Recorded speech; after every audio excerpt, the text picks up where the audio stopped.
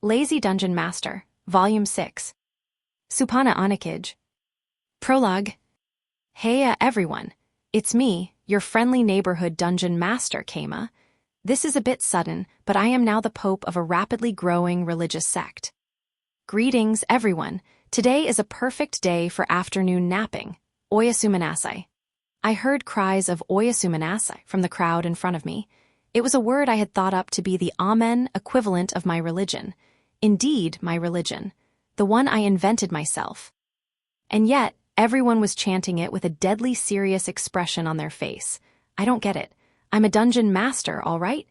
Dungeon masters are supposed to manage their dungeon from the shadows, staying out of sight and out of mind. Why am I a pope now? Thinking about it, a full year had passed since I was first summoned to this world. I had arrived with a godlike being rejecting my quest to pass my time sleeping and declining to give me a cheat skill. Rokyuko, at that time known as just Dungeon Core number 695, had summoned me through rolling some kind of gacha to fight back the bandits that had taken up residence in her dungeon. I got rid of them, beat Rokyuko's elder sister Haku in a dungeon battle, had a friendly scuffle with a neighboring dungeon, fought against a hero, and drove away the high priestess. Not too long ago, I won in a team dungeon battle and received a reward from the father of the dungeon course. I'm getting pretty tired of counting the days that have passed since I got here. I don't really miss my old world that much, and I've already resigned to living here until I die, so... Oh, right, I'm just avoiding reality here. I looked around the church that I was inside.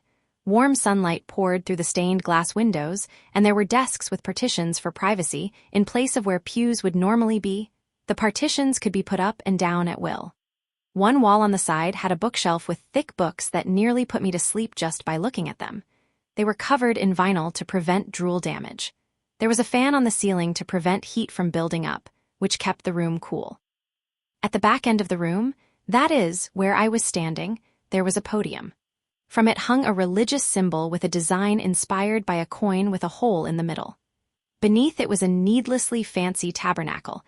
Within was the divine comforter, which I would temporarily borrow from Rokyuko just for this. This was the main chapel of the church I built. The 60 desks I had prepared were all taken by followers. There were so many people here that some were sitting on the floor and standing by the walls to participate. Since today was a day off, the equivalent of a Sunday, we were holding Mass 3 times, morning snooze, noon nap, and evening sleep. But that was only on days off. Normally, we held Mass once every 2 days. Apparently, in a world without games and computers filling up everyone's time, life was so boring that Mass at church was considered a top-tier way to spend time. Stupid pious followers with too much spare time. Okay, morning snooze will now begin. This week I will recount the bedtime story of the racing rabbits. I opened up our Bible and randomly picked a parable that espoused the importance and nobility of sleeping. Naturally, I had written this Bible myself.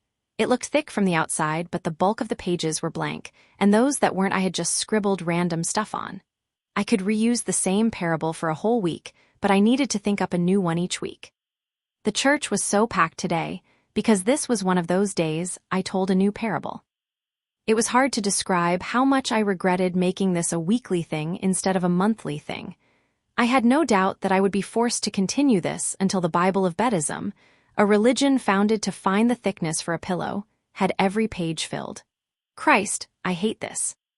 Incidentally, last week's parable was that of a turtle bullied by children retreating into its shell to sleep to bore its attackers into leaving.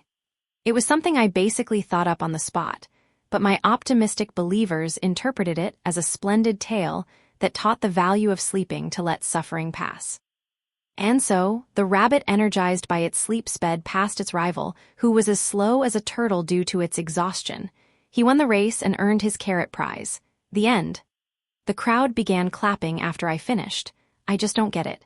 These are supposed to be bedtime stories. Why is everyone getting so pumped up about them? Just go to sleep. Now then, let us begin our prayer. Mass ended with a prayer once the bedtime story was over. I shut the Bible and faced my followers before starting the holy chant. 1 sheep over the fence. 1 sheep over the fence, chanted the crowd. 2 sheep over the fence. 2 sheep over the fence, chanted the crowd. My believers counted with me.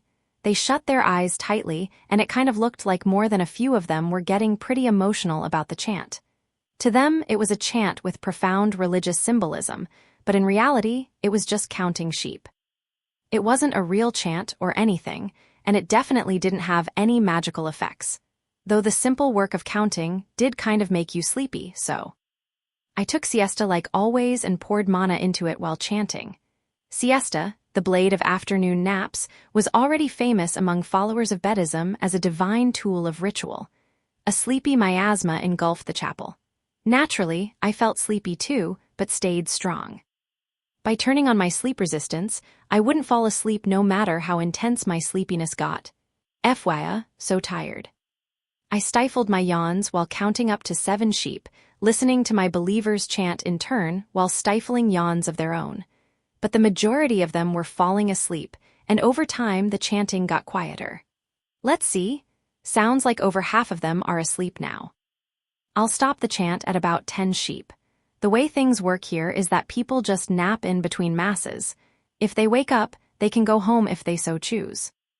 10 sheep over the fence. I waited a bit, but all I heard in reply was loud snoring. I had said, I'll stop the chant at about 10 sheep earlier, but really, that was just for effect. I knew that nobody was ever awake after counting to 10. Siesta's just that powerful. I'm pretty tired myself. Normally, I'd fall asleep first as I'm the one holding it, but yeah, I sheathed siesta. That stopped the flow of sleep miasma, but that didn't mean my existing sleepiness went away. May you all be blessed with divine rest. Oyasuminasai. I looked at my peacefully sleeping followers out of the corner of my eye as I left the main hall and went to my personal room, which had nothing but a futon within it. I then threw off my Pope outfit and collapsed into bed. Another day, another successful mass. I think I'm gonna sleep until noon mass. I turned off my sleep resistance and let my intense sleepiness consume my waking mind. Every day was busy as a Pope. My workload was dramatically larger than what it used to be when I was just a town chief, although I was still sleeping more or less the same amount each day. Which wasn't good, since I still had my town chief duties to take care of. Why are there so many believers? What is compelling them to worship this nonsense? I can tell there are some people not from our town mixed in the crowd, too. One of the people sitting in the front row was definitely a noble traveling incognito. They were so clean and well-groomed that their disguise didn't matter at all. I sighed. How did things come to this? I just wanted to legalize my constant napping. Chapter 1. Day 28 of Year 2. With our third dungeon battle ending in a safe victory, we all returned home to our own dungeon, the Cave of Greed. Rokyuko seemed the most hesitant to leave, but it had to happen at some point. And as expected, it felt great to be home. I had visited daily while preparing for the dungeon battle, but still, my focus had been elsewhere. It was time to check up on the situation. I summoned Ray, who had been watching over the dungeon while I was gone. Okay, bring me up to speed. Understood, Master. I was curious about a lot of things, but the dungeon came first. As usual, D-rank adventurers and below were using the upper floors as practice, while C-ranks were going in deeper to hunt iron golems or pushing themselves in search of a magic blade, golem blade. Rin had destroyed the puzzle area, but it was still quite the task to descend the spiral staircase beyond and reach the storeroom area. Wait, there are more traps in the spiral staircase now. I see some spears ready to launch out of the walls here and there. Oh, an unexpectedly large number of adventurers were making it to the storeroom area, so I strengthened the staircase. Nice, good call. We don't want too many people leaving with golem blades from there. Apparently, Ray had increased the number of traps herself. That was some solid thinking. It would go a long way in holding adventurers back. How many got into the storeroom area? 8 parties. Out of those, 1 was eliminated on the way back up the staircase, 4 left after observing the experimental golems, and 3 left with magic blades. We lost 6 blades in total, 3 made of stone and 3 of iron. No party has advanced beyond the storeroom area. Everyone in one of the parties died, huh? Rest in peace and thanks for all the DP. But let's see here. We're sending out golem blades at a rate of 6 per month, huh? That's not bad. I'll have to remember to replace them later. Since nobody's made it to the Colosseum or Fenny's floor, I'll skip hearing her report on those. Okay, Time to lower the priority a little. How's the inn? I double-checked after getting back, but the illusion skill Ray had strengthened herself with cost most of the 50,000 DP I had given her. That and the traps had probably used all of it. How had they managed without a new monster to help? There have been no developments of note in your absence. Of course, a month's time isn't enough for our customer base to change that much. So, how'd you manage without hiring help? Oh, but we did. We hired a part-time worker. Ray responded with a broad, confident smile. They hired a part-time worker. Like, you hired someone who wasn't a servant to our dungeon. Yes, is there a problem with that? There's nothing but problems. Not necessarily, I'm just surprised. The part-timer isn't a slave or anything, are they? No, they are a normal adventurer. I received permission from Lady Rokuko before hiring them, to be clear. Seriously, I gotta have a long talk with Rokuko about this. Okay, well, did you have any problems working with someone not from our dungeon?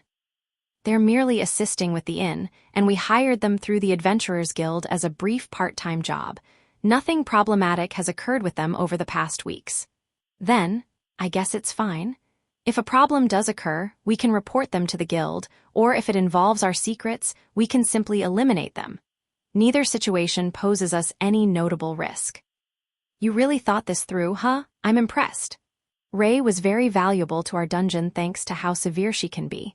I was trying my best to be harsh as was necessary, but I couldn't help but go easy on people sometimes. For example, I gave Ray 50,000 DP to summon help, but in the end, she just used it to strengthen herself. Though it would have been much harder for us to win that dungeon battle if she hadn't. I adjusted my sitting posture. Next. How are Kinu and Narine? Kinu's cooking repertoire has grown somewhat. Narine is absorbed in her magic circle research as always. She's still exceedingly excited about that magic tool you brought her. Kinu had been using her DP and money wages to buy recipes, while Narine lived each day to the fullest both when researching and when chatting with Kantara about magic circles. Ray herself seemed to be fairly pleased handling the work I had given her. I like how devoted she is. All right, thanks for your report. That's all for now. Yes, sir. Please excuse me, master. I had asked Ray everything I wanted to know from her, so I went to see Rokuko. To ask about the part-timer, that is. Hey, Rokuko, we got something to talk about. What could it be, I wonder? Do you want to use the Divine Comforter? Well, yes, but actually no. It's about the part-timer. Wait, the one we hired like 1 billion years ago? It was old news to Rokuko, but I was hearing about the part-timer for the first time today. We just hired one normally through the Adventurers Guild. Ray suggested it. She's pretty smart. But our dungeon's filled to the brim with secrets that'll get us or them killed if they found out, I said. Rokuko tilted her head cutely. Well, you don't normally talk to part-timers about important things, and there's nothing suspicious in the inn itself. Right. You're forgetting the golems. The only ones in the inn are the normal, standard-type clay golems. We're making it look like they have an actual mana source rather than taking it from the dungeon air, so there's nothing suspicious about them. What about the food? Kinu's cooking it all now. We barely buy food with DP now, and although we do buy the ingredients like that, it's all in storage rooms and storage, so nobody will notice. The onsen. The part-timer's just working as a receptionist and waitress. Cleaning's done through purification if Kinu doesn't handle it, and we're passing off the hot water as being produced by a magic tool specializing in that kind of thing. Same for the register at the reception desk. Wah, Rokuko's actually talking me down here. I can't think of a single argument. At this point, I don't have any problem with the part-timer. I'm even starting to think it might be a genius way to let me focus on the dungeon. By the way, the pay's lower than average, but we offer a hefty bonus if they don't make mistakes. We need to pay the guild a little for insurance, but even when combined with the handling fee, the money's nothing compared to how much we're earning. So, still have a problem. Nope, not at all, Rokuko. She's really grown lately, huh? Seriously. Though I gotta ask, did you interview them or something? Ray, Ikika, and I all did. We actually wanted you to join, but you were asleep. Oh yeah, I remember Rokuko coming back here for something while we were preparing for the dungeon battle. She tried to talk to me about it, but yeah, I was asleep. Can you blame me? I was busy making a whole new dungeon. Anyway, you should know who they are, Keima. It's Gazu's partner, Rop. Oh, Rop? Yeah, I do know her. Gazu was basically your standard adventurer living here in Goron Town, and Rop was his partner. Gazu was a dwarf, but Rop was a human. Word on the street was that Rop was even more of a drinker than your average dwarf. The pay really isn't that much for a C-rank adventurer, but she's doing her job well.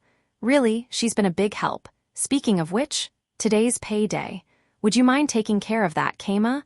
We could pay through the guild, but she's definitely in the bar right now, so. Rokyuko handed me a bag presumably filled with Rop's pay. Sure, all right, see ya. I took it and headed to the bar where we assumed Rop was.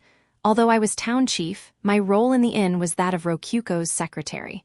That was something I forgot all the time lately. I went to the bar located beside the Adventurers Guild branch office and saw Gazu and Rop inside, drinking like normal. It's pretty early in the day, too. They sure like their beer. Hey, Rop, I've brought your pay for working at the end of the week. Oh, hey, a town chief. Been a while since I've seen ya. They finally beat you awake or something. Yeah, something like that. Here, count the coins if you want. I handed over the bag and Rop held out a quest slip. I just had to sign that I had paid her. Once I finished that, Rop put the bag into her breast pocket without even looking inside. You're not gonna check them. Course not, I trust ya. Plus, I mainly just took this job for the free food, so you've basically already paid me. Gettin' paid on top of free food makes this one of the best quests I ever did do. Gotta thank God for it, yeah. Huh, alright then. The words thank God reminded me of the dungeon core's father. Thanking him, huh? Something's definitely off about that. Suddenly, Gazu interjected. Hey, Keima, that god talk reminds me, what we gonna do for the Ivory Goddess Festival? This town ain't got a church, but we're still gonna do it, right? Ivory Goddess Festival, what's that? I asked, causing Gazu to tilt his head in confusion.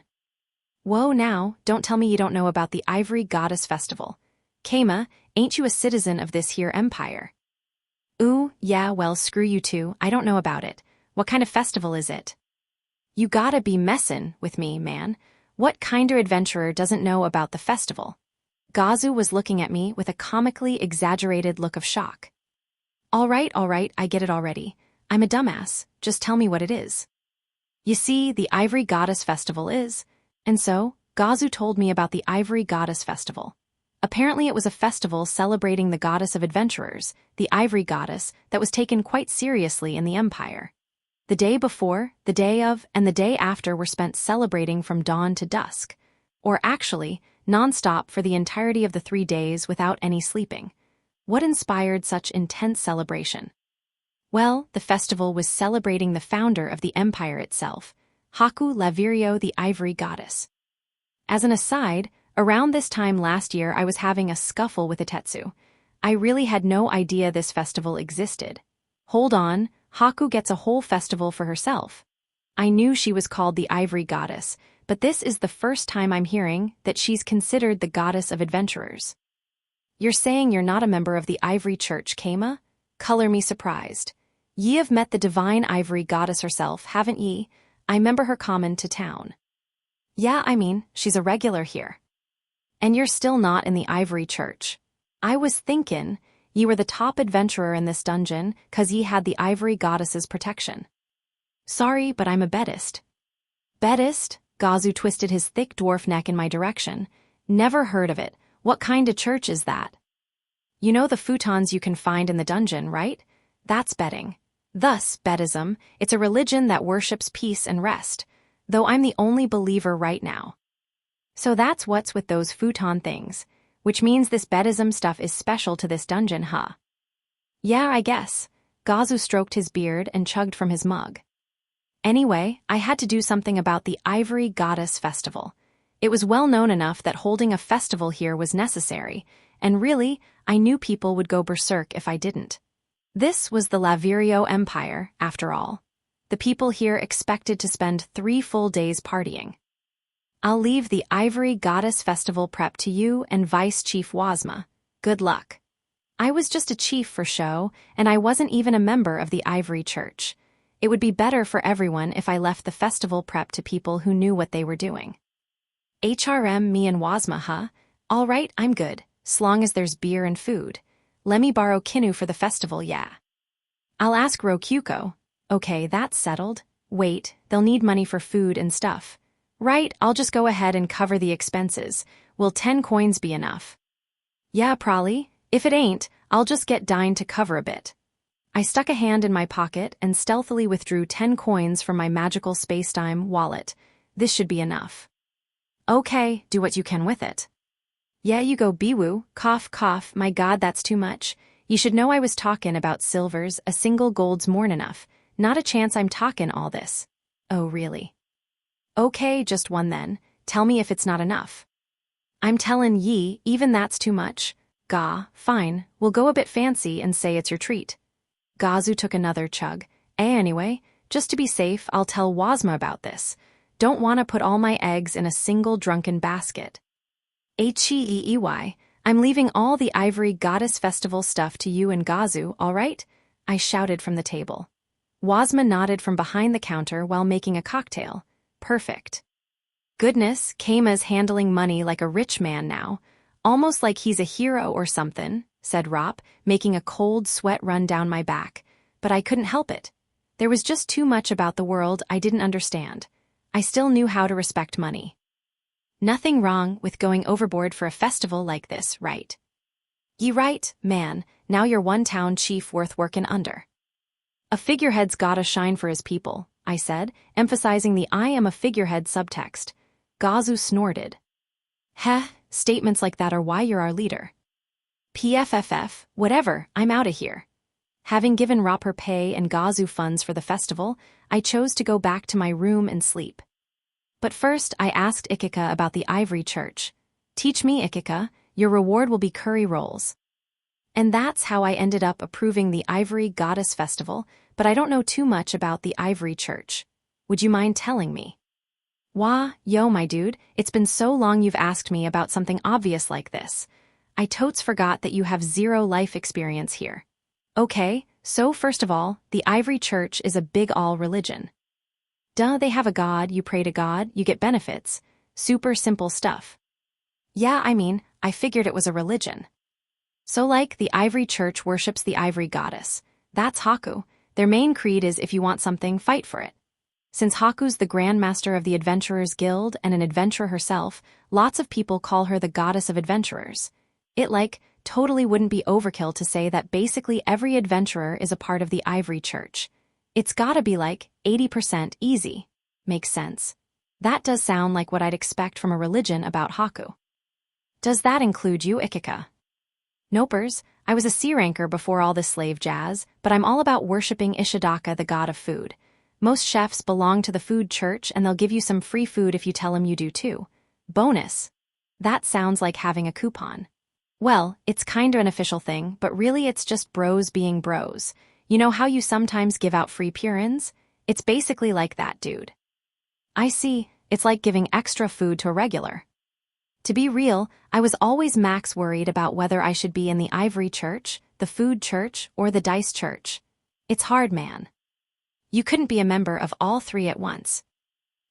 Worshipping lesser gods of the same church is one thing, but you always gotta pick just one god to worship as a main gig kinda thing. Though, people say Ishidaka works for Haku, so there's this Ivory Food Church faction that's all buddy-buddy with the Ivory Church. Especially since the Ivory Church is doing so well. Makes sense, by the way. Isn't it a little weird to worship a real, living person? Dude, all gods are real people. Well, Ishidaka died a long time ago, but they left behind all sorts of recipes and disciples, so yeah, there's plenty of reason to worship them. Oh, I see. Gods are real in this world. It's not do you believe in God? Here, it's there are gods all over the place. Which do you want to worship and benefit from? And those benefits were as useful as they were immediate. It wasn't just metaphorical benefits earned through decades of meditation. I could see why religion was so common in this world. It made sense to worship a god that offered actual, valuable rewards, like a trip code user on a certain image board dumping quality art. But wait. That, dice church you mentioned, does it have any benefits? People good at gambling are usually members of the dice church. Isn't that just pretending bad gamblers don't exist?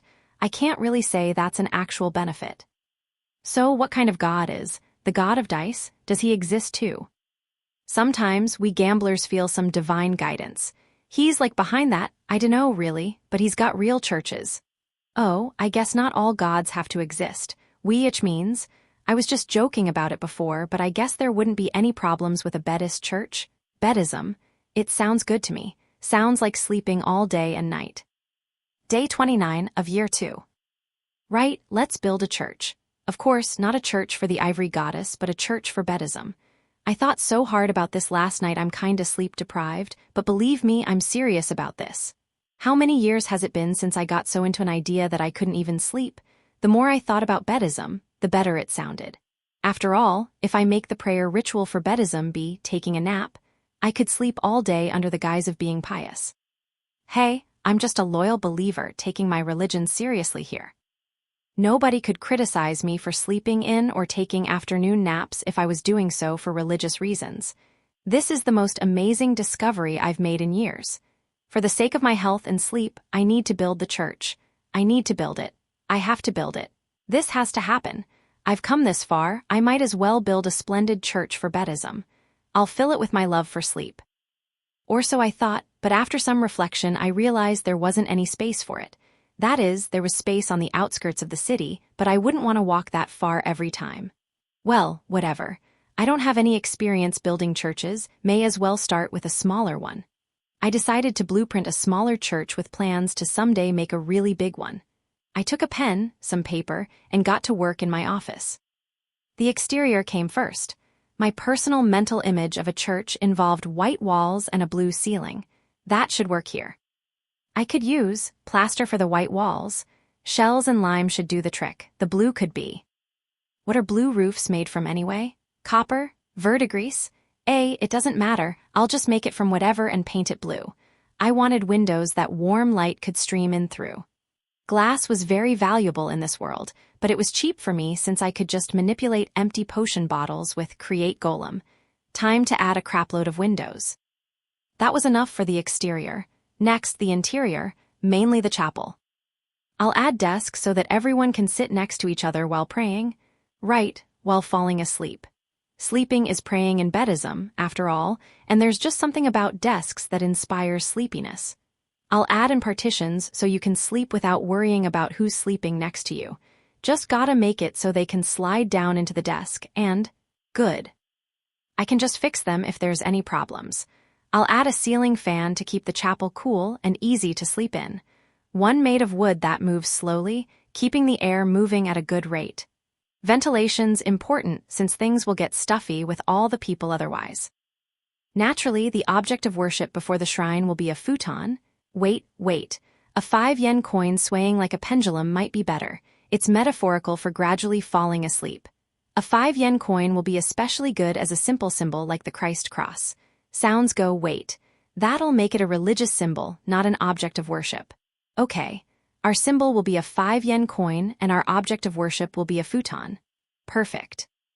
But a literal 5-yen coin would be a bit suspicious, so I'll go with a normal coin with a circular opening in the middle. I'll stick a string through it and use it like a pendant. Okay. Our holy symbol will be a pendulum with a 5-yen coin, or rather, a coin with a hole in the center. The pendulum swaying might make it seem like a fancy clock, but whatever. It happens. As for the futon, I wouldn't mind using my own here, but if I were to prioritize divinity, then I should borrow the divine comforter from Rokuko. Next up is a pulpit for the preacher to stand behind. Long speeches can bore people to sleep, so yeah. Speaking of boring people to sleep, I'll have some bookcases filled with thick books. The only book I know of in this world is Intro to Dungeonology, but I'm sure the Dine Company will be able to get me some random books. They have the cash. Yeah, it's looking like a pretty good chapel to me. I gave my blueprint another look over. Yep, now this is a church. Just need to add a chalkboard by the holy coin or whatever and it's perfect. It can be used for, Sunday school, something like that. As for other rooms in the church, oh, I know. Maybe I should add a repentance room for confessing sins. I'll keep this one simple. And I'll add some small bedrooms for believers to sleep inside. Right as I finished a rough draft of my design, someone knocked on my door. Do you have a second, Keima? Someone's asking if they can borrow Kinu for the festival. Oh, Rokyuko, come on in. So I think we can give her a special festival shift. We can have her cook food and put it into storage ahead of time so wait, what's that? Rokyuko was looking at my church blueprint. Oh, I was thinking about making a church. This is the blueprint for it. Neat. Are people going to worship Haku there or something? That's what this festival is for, right? She's the goddess of the ivory church or whatever. Nah, this is for the Buddhist church. Buddhist? Rokyuko tilted her head in confusion. Oh yeah, I haven't mentioned this to her. I've never heard about that. Is it a religion from your old world? Nope, I made it up myself. Or rather, I'm gonna be making it now. No surprise you don't know about it. Well, yeah, duh, but can you just up and make religions like that? Haku's treated like a goddess in the ivory church, so I figure there's nothing wrong with me making my own. Are you sure about that? Yep, totally sure. It's just a new religion. Since when has starting a new religion caused any problems? What's it going to be about? It's gonna be a peaceful religion that focuses on relaxation, peace of mind, and pleasurable sleep. We pray by sleeping, which is a simple thing you do every day anyway, right? It is, but it's not so simple to sleep 16 hours every day. No worries, my church will only ask for normal sleeping hours with some naps thrown in. Though, if you ask me, 16 hours a day is pretty reasonable. Anyway, I'll just go ahead and write down sleep equals prayer so I don't forget. By the way, it'll be possible to practice Buddhism as a sub-religion. A sub-religion? What's that? According to Ikika, in this world it was standard for one person to worship only one god, which meant that as it stood those who were already a member of one church would have to leave it to join the Buddhist church, which naturally would sow the seeds of war, a clear violation of Buddhist doctrine. So basically, people will still worship the Church of Light and the Ivory Church as their main religion. The Buddhist church will accept that and still allow people to practice Buddhism. It's that simple. In video games terms, it'd be like a sub-job. A warrior learning monk's skills on the side, an Ivory Church worshipper practicing Buddhism on the side. Of course, anyone would practice Buddhism as their primary religion as well.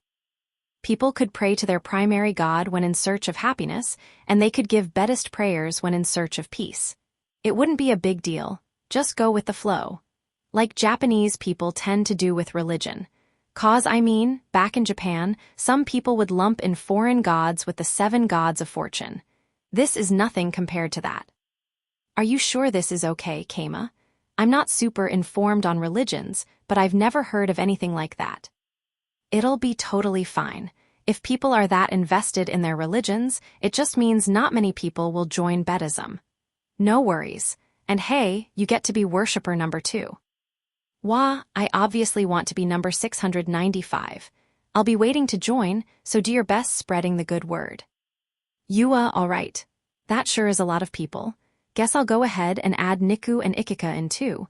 Better leave spot 89 up for Haku in case she wants it. Hey, Keima, shouldn't you make up like some kind of mythology for this or something? Good point. I'll just half-ass some stuff. Stories that preach the importance of sleep mainly. I'll go ahead and treat mosquitoes as demons since they suck. I'll preach the existence of an unseen evil threatening the peaceful sleep of innocence with itchiness and buzzing. King of devils, mosquito. His one weakness? The holy blade bug spray. Oh, I just invented a holy blade. I should make siesta a divine blade that saves lives through inspiring sleep in those near it. Man, I should be writing this stuff down. By the way, am I gonna be treated as a witch or heretic for not needing sleep? Nah, what matters is that you can sleep. To take things further, anyone who just takes breaks to rest is qualified to practice Buddhism, even if they can't literally fall asleep. That's pretty loose. Futons are gentle beings that embrace all those who choose to lay upon them. They are beyond good and evil, the embodiment of truly equal love. Our Holy Mother is a futon, but mosquitoes, you can eat shit. At least stay on the ground. Yeah, that sounds like it'll fit right into the Bible. I should be writing all this down. Let's see what else I can make up. A lack of sleep is horrible for the skin. I should be able to appeal to women by bringing that up. One cannot fight without rest. For the sake of future battles, use the now to rest. Warriors need to take breaks too. Do not panic, calm down and sleep. Not as catchy, but I might grab some monks with it. Sleep well, lest your body fail you when it matters most. Good, laborers will appreciate that. Thou art a fool for whom thinking is a waste of sleep. Wait, that's just insulting people. Sleep is all and all is sleep. Perfect. Keima, are you sleep deprived? Is your head okay? Don't sweat it, this is all great stuff. Okay, now I just gotta make the actual church and start gathering believers. Once the religion grows, I'll be able to nap whenever I want. Whenever I want. I mean, I'm already doing that now, but still, I won't get disrespect for it anymore. Soon, nobody will insult me for napping in the middle of the day. In fact, they will praise me for my piety. Biwahahahaha. Oh yeah, maybe I should offer a gift of a dried bean-filled pillow, inedible, to new believers in hopes of drawing adventurers in. Ikiko would love that, definitely. I mean, it's technically edible if you really try, but, be sure to eat it before 6 months are up. Don't wanna eat bugs in it or something, though purification might make them last longer. Day 30 of year 2. Alright, perfect. It was early morning. I had accidentally stayed up all night and could feel the sleep deprivation hitting, but I had finished building the church. To answer your question, yes, I was the masked man Narakin, a mysterious sorcerer who specialized in construction. I've got pretty used to using construction magic create golem and nothing else to make stuff. If I have the materials, I can make something this big and grand in a single night. The bookshelves were still empty, but I could fill them in later. Within the chapel were 60 desks, 5 rows of 6 on either side of the central path. Someday these seats would be filled with believers drooling as they snoozed. The stained glass windows from which warm light streamed through depicted white futons. I was pretty proud of those windows, to be honest. Faces were beyond me, but I managed the futons well. I mean, to be fair, it was sorta extremely hard to tell what they were, but I was confident that some percentage of people would understand. What else could they be? Incidentally, I built the church some distance away from the inn, toward the tunnel. It was pretty close to where people were living. With a location that good, there was no doubt that both villagers and traveling merchants would end up dropping by for worship. Speaking of which, I'm pretty sure someone told me that our population's been shooting up as villager adventurers bring their families over here to live and word of this place spreads. The vice chief had me sign some kind of plan to expand the residential district of the town. I went ahead and signed it since it looked fine at a glance. Bedism might have a pretty bright future ahead of it, ahahaha. FYI, morning Keima, you already built the church, but it's so early in the morning. Did you stay up all night? Sup, Rokyuko, didn't I tell you to call me Narakin when I'm wearing this mask? Well, whatever, take a look at this. It's the first church for Bedism. Pretty impressive, right? Hahaha. Very nice, but it's time for bed. You can use my lap as a pillow. Ow, what? Don't pull on me. Good idea, though. I can work lap pillows into the Bible for sure. Let's do it, Rokyuko. Rokyuko took my hand and pulled me into the library. She asked if there was anywhere to rest, so I told her about the individual rooms with futons in them. We entered one of those together. I then took off my mask and healed my tired head on her lap pillow. When I woke up, I regretted my actions a little and also questioned why Rokyuko was actively patting my head hours later. On top of the futon. Yeah, Haku's gonna kill me. It's not even a question anymore, just a matter of time. Feeling better, Keima? I was worried about you the moment you said you were going to make a church. Were you already sleep-deprived back then? No, I don't think so. That means I put you to sleep right before things got bad this time. Nice going, me. Being sleep-deprived isn't really that big of a deal. I think. Anyway, I sat up. It hurt to leave Rokyuko's lap pillow, but I couldn't stay within its soft embrace forever. Well, thanks Rokyuko, I'm all better now. You're welcome, so what now? You've already built the church and everything. Good question. I think it's time to start spreading the word of Bedism. Got any ideas? Like, anyone worshipping Bedism gets a discount on the tunnel fees. If you do that, people will figure out there's a connection between the Buddhist church and the tunnel dungeon. Are you sure you're not still sleep-deprived? Rokyuko patted her lap. Welp, she's right. Seriously, Rokyuko, you're way smarter than you used to be. At this rate you'll basically be a wise sage in a year's time. I'm not even kidding. Okay, maybe that is a bit of an exaggeration. It's as silly as saying, if it keeps getting hotter, by December it'll be over 100 degrees Celsius. Sage, don't compliment me like that, you're gonna embarrass me, said Rokyuko while smacking the bed, looking pretty pleased with herself. Okay, how about any Buddhist who sleeps in the inn gets a free purin? That sounds pretty good. Really, people might go crazy over it. Oh right, by the way, is there any ritual new followers have to go through to join the church? Ah, nah, that sounds like a pain. All you have to say is I believe in Buddhism, and that'll be good enough. We can sell our holy symbol, a coin with a hole in the middle, to those who want one. That's pretty lax. I don't want to bother doing anything fancy. I'd rather just use that time to sleep.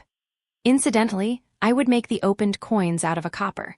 Those would cost 5 coppers to buy, silver ones a single silver, and gold ones a single gold. Basically, I was trying to make them accessible to encourage those who wanted peaceful sleep to buy them. Also, strings and chains were sold separately. My ideal was for them to be used as keychains and straps too, not just necklaces. That's a plain-looking coin. I couldn't think of any design for it. Maybe I should carve in things that believers will want to see in their dreams. You sure that'll be okay? I'm making the rules here, so sure, anything goes. If you've got any requests, now's the time to ask. It's not really a big deal, but there is one thing. Yeah, what's that? Who's going to manage the church? Surely not you, since you'll just sleep through everything, right? Crap, I completely forgot. Building the church isn't enough. This is like a store without a guy behind the counter. We need nuns and priests, sisters and brothers. Definitely a cardinal or bishop thrown in there. Heya, looks like you didn't even think about that. Well, it's not like this can't be solved by summoning monsters. That's right. I just need to summon monsters that'll pass themselves off as humans. But I don't know about entrusting a new hire with work this important. One line of logic was that it made sense to hire new people for a new job, but if they messed up bad enough, the town might find out our secrets. We wanted a monster used to dealing with people. This is a simple problem to solve. Summon a new monster to work in the inn and leave the church to one of our top administrator monsters. So, who are we gonna summon for the inn? We've got 3 choices, a vampire, a silky, and an apprentice witch. We had originally summoned Rei, Kinu, and Narine as samples to see which types of monsters were the most skilled and intelligent. Judging by their work ethic and whatnot, this job was best left to. It's gotta be a silky. A silky, definitely. Rokyuko and I agreed completely. Well, if this were about researching magic or working in the dungeon, things would be different, but when it came to work in the inn, a silky would be perfect.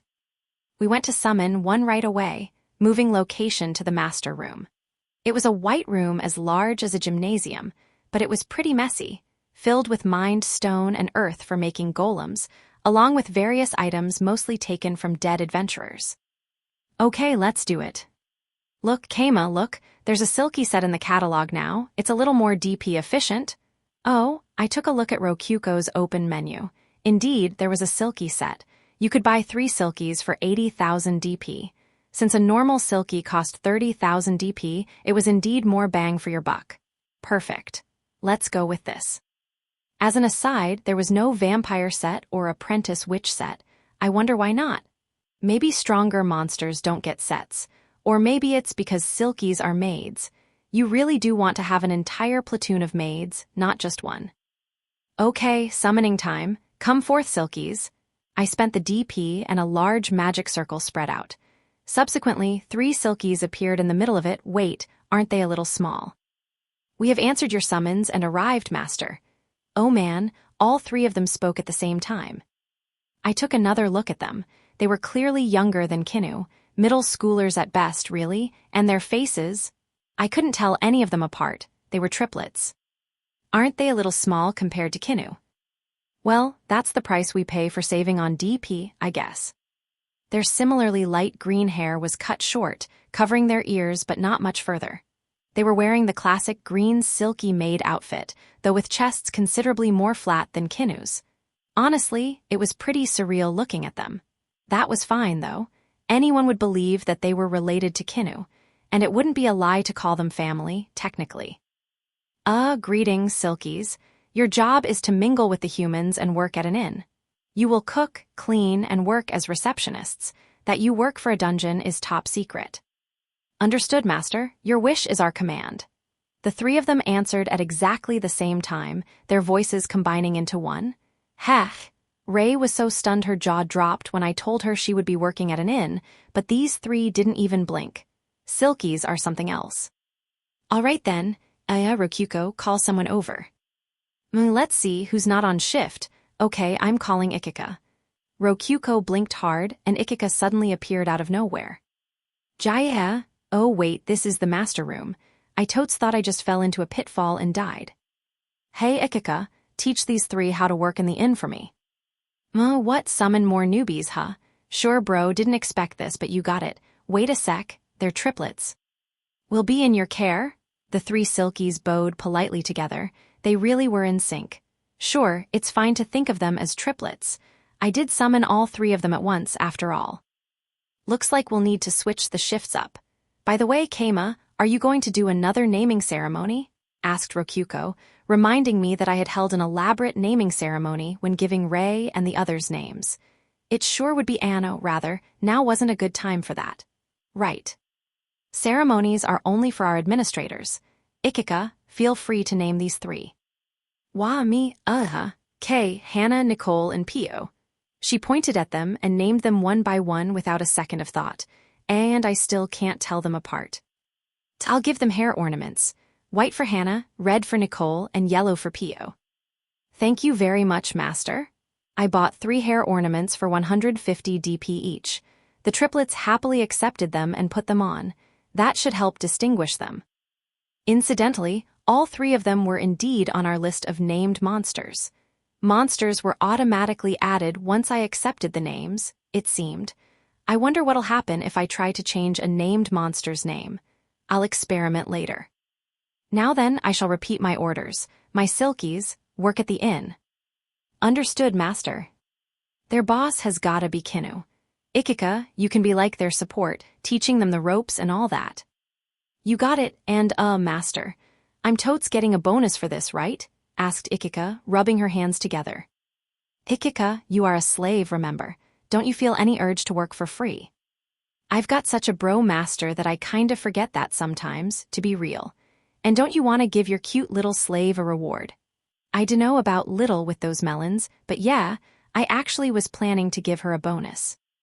1 curry roll a day, for a total of 7 a week. Good ones from the bakery series. Sure, ask Kinu for them, I'll give her the DP. Ikika was a slave and not an actual member of the dungeon, so she couldn't use DP directly. She could only use the menu temporarily for controlling golems when Rokuko or I made ours visible, which meant that if she wanted something from the DP catalog, she had to ask someone else. At the current moment, only I, Rokuko, and the administrators Ray, Kinu, and Narine could use DP. H-E-C-K-Y-A-H. You know what's up, Master. I love you, ravish me. Yeah, whatever. I gave Ikiko a pat on the head and sent her to the Silkies. Wow, boss, your face sure is red. Shut it, Hannah, we're getting straight to work. Rokuko, do your thing, girl. I'll send you all to the break room. A bright light enveloped Ikika and the others from the bottom up. Then, they vanished. Rokuko had placed them into the employee break room. Oh yeah, that reminds me. I gotta expand the employee dorm. Looks like it's already time for the construction sorcerer Narakin to return. Day 31 of Year 2. With the employee dorm expanded, I got to work on my religion again. Gathered at the church with me was Rokuko, Ray, and Niku. I had chosen them for their assistance in case something unexpected happened. I would have liked to have Ikika there with me too, but she was busy training the newbies. Rokuko was just there because she insisted on being with me, saying, I'm lending you my divine comforter, so we're in this together. She was my ultimate weak point, so I really would have liked her to stay inside somewhere safe, but I didn't want to shoot her down and kill her enthusiasm. So, what are we doing here? I got some books from Damin, so now we just gotta make up a Bible and spread the good word. I'm not really planning on this church getting too big, so feel free to be pretty lazy about it. Just do whatever. Wow, talk about being lame. You work this hard to make a church, why not put a little more effort into it? The church that had appeared from nowhere was already the talk of the town, not to mention the employee dorm that had expanded overnight. However, I really had no intention of gathering a huge number of followers. Reason being, the church existed solely to give me an airtight excuse for sleeping in and taking naps. If too many people joined the church, I'd be too busy to sleep. The Bible's pretty much entirely blank, as you can see. I can make copies of it using Create Golem, so I'll just pass it off as a magic tool that writes itself over time. At the moment, it was just a super thick notebook. I had made it myself using leather, gold coins, and paper bought with DP. It was especially heavy, with the idea being that you could use it as a pillow when you were tired. So, Keima, what should we be doing? Are we nuns? Pretty much, but I have a special job just for Ray. What, for me, master? Ray tilted her head. I grinned and plopped my hands on her shoulders. Ray, basically you're the high priestess. The high priestess. Such a role wasn't vital to a church, but it was better to have one than not. The high priestess became the symbol and representative of a religion. Ray's dignified appearance was a key point for me choosing her. And to be real, if Alka could manage as the Church of Light's high priestess, then there was no reason that Ray couldn't be a fantastic high priestess. To a certain degree. Just enough to get a few followers here and there, please. Don't sweat it, Ray. You're a divine high priestess that can perform miracles at will, massages that don't hurt. That'll spread the word of Buddhism really well. Are those really miracles? I do them all the time at the inn.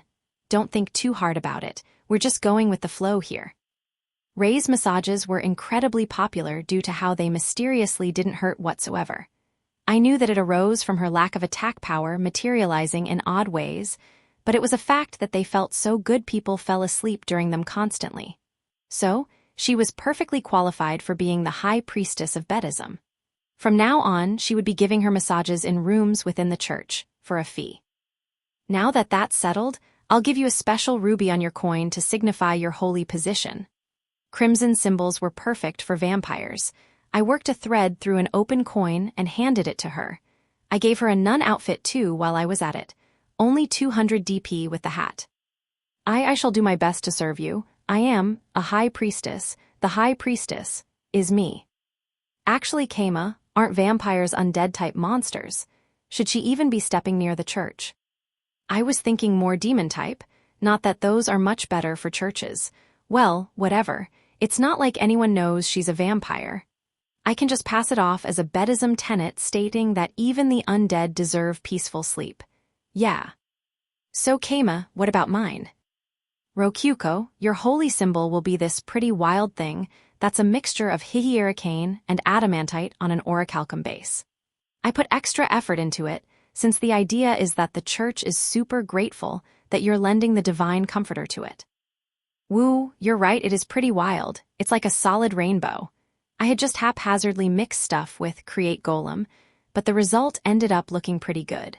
The base was a reddish platinum color, but it was kind of iridescent. It changed colors kind of like a soap bubble. The fact the colors changed regardless of the angle you were looking at it from probably had something to do with mana. It was probably cheaper to make it that way than to use pure orichalcum. I couldn't think of anything to do with it, so I just went ahead and made it into an opened coin. The weird colors gave me the impression it wouldn't be great for armor.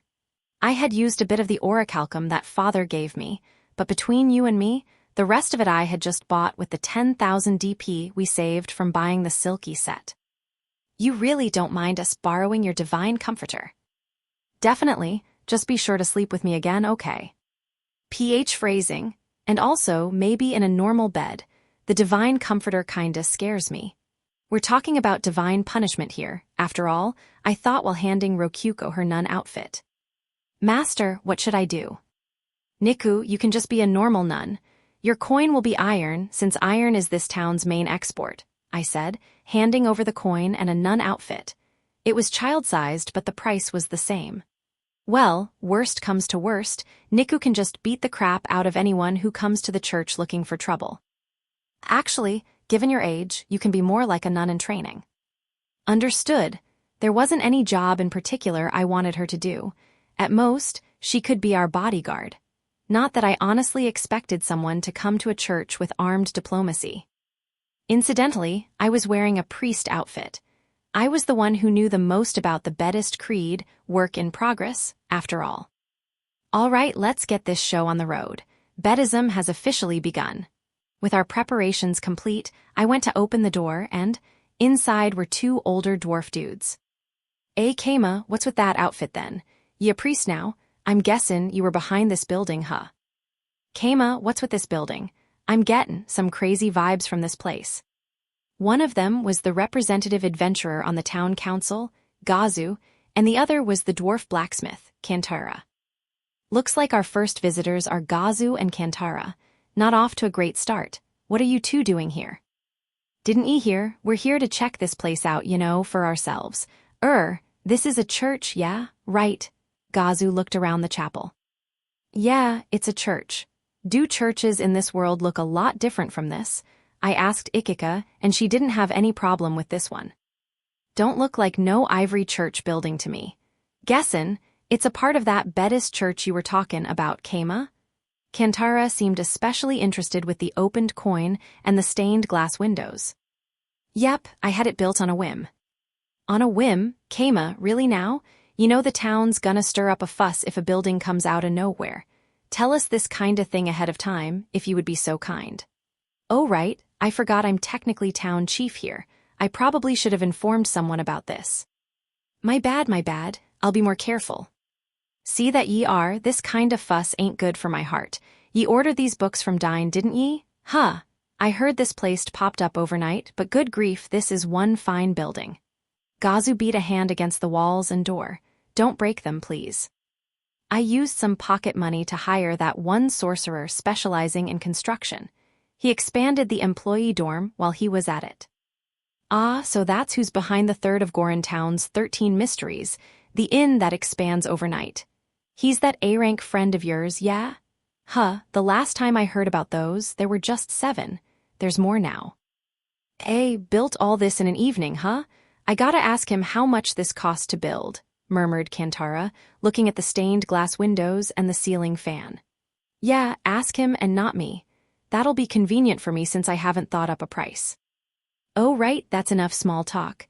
Time for some proselytizing. Since you came all this way, wanna join the church? I've got some holy symbols. Nah, I'm in the Ivory Church. You really think I'd convert just like that? This is some serious stuff, man. And I be worshipping the god of smithing, so. Don't worry about it, you can worship Buddhism as a sub-religion. Sub-religion? Both the dwarves blinked in confusion. Guess I had to start my explanation there. Thus, I gave them a rundown on sub-religions and how they were basically nothing but good. If they joined Buddhism, they would just have to give simple prayers and rest well, with the only serious rule being, do your utmost to not disturb another's sleep. Of course, I didn't forget to mention the free Purin. Also, you didn't need a holy symbol to become a believer. As a sub-religion, it was perfectly fine to carry around your primary church's symbol. All you had to do was keep love for sleep in your heart. I get it. So you're saying I can join Buddhism while still worshiping the ivory goddess. I won't force you to join if you don't want to. A core tenet of Buddhism is to sleep rather than forcing other people to do things they don't want to.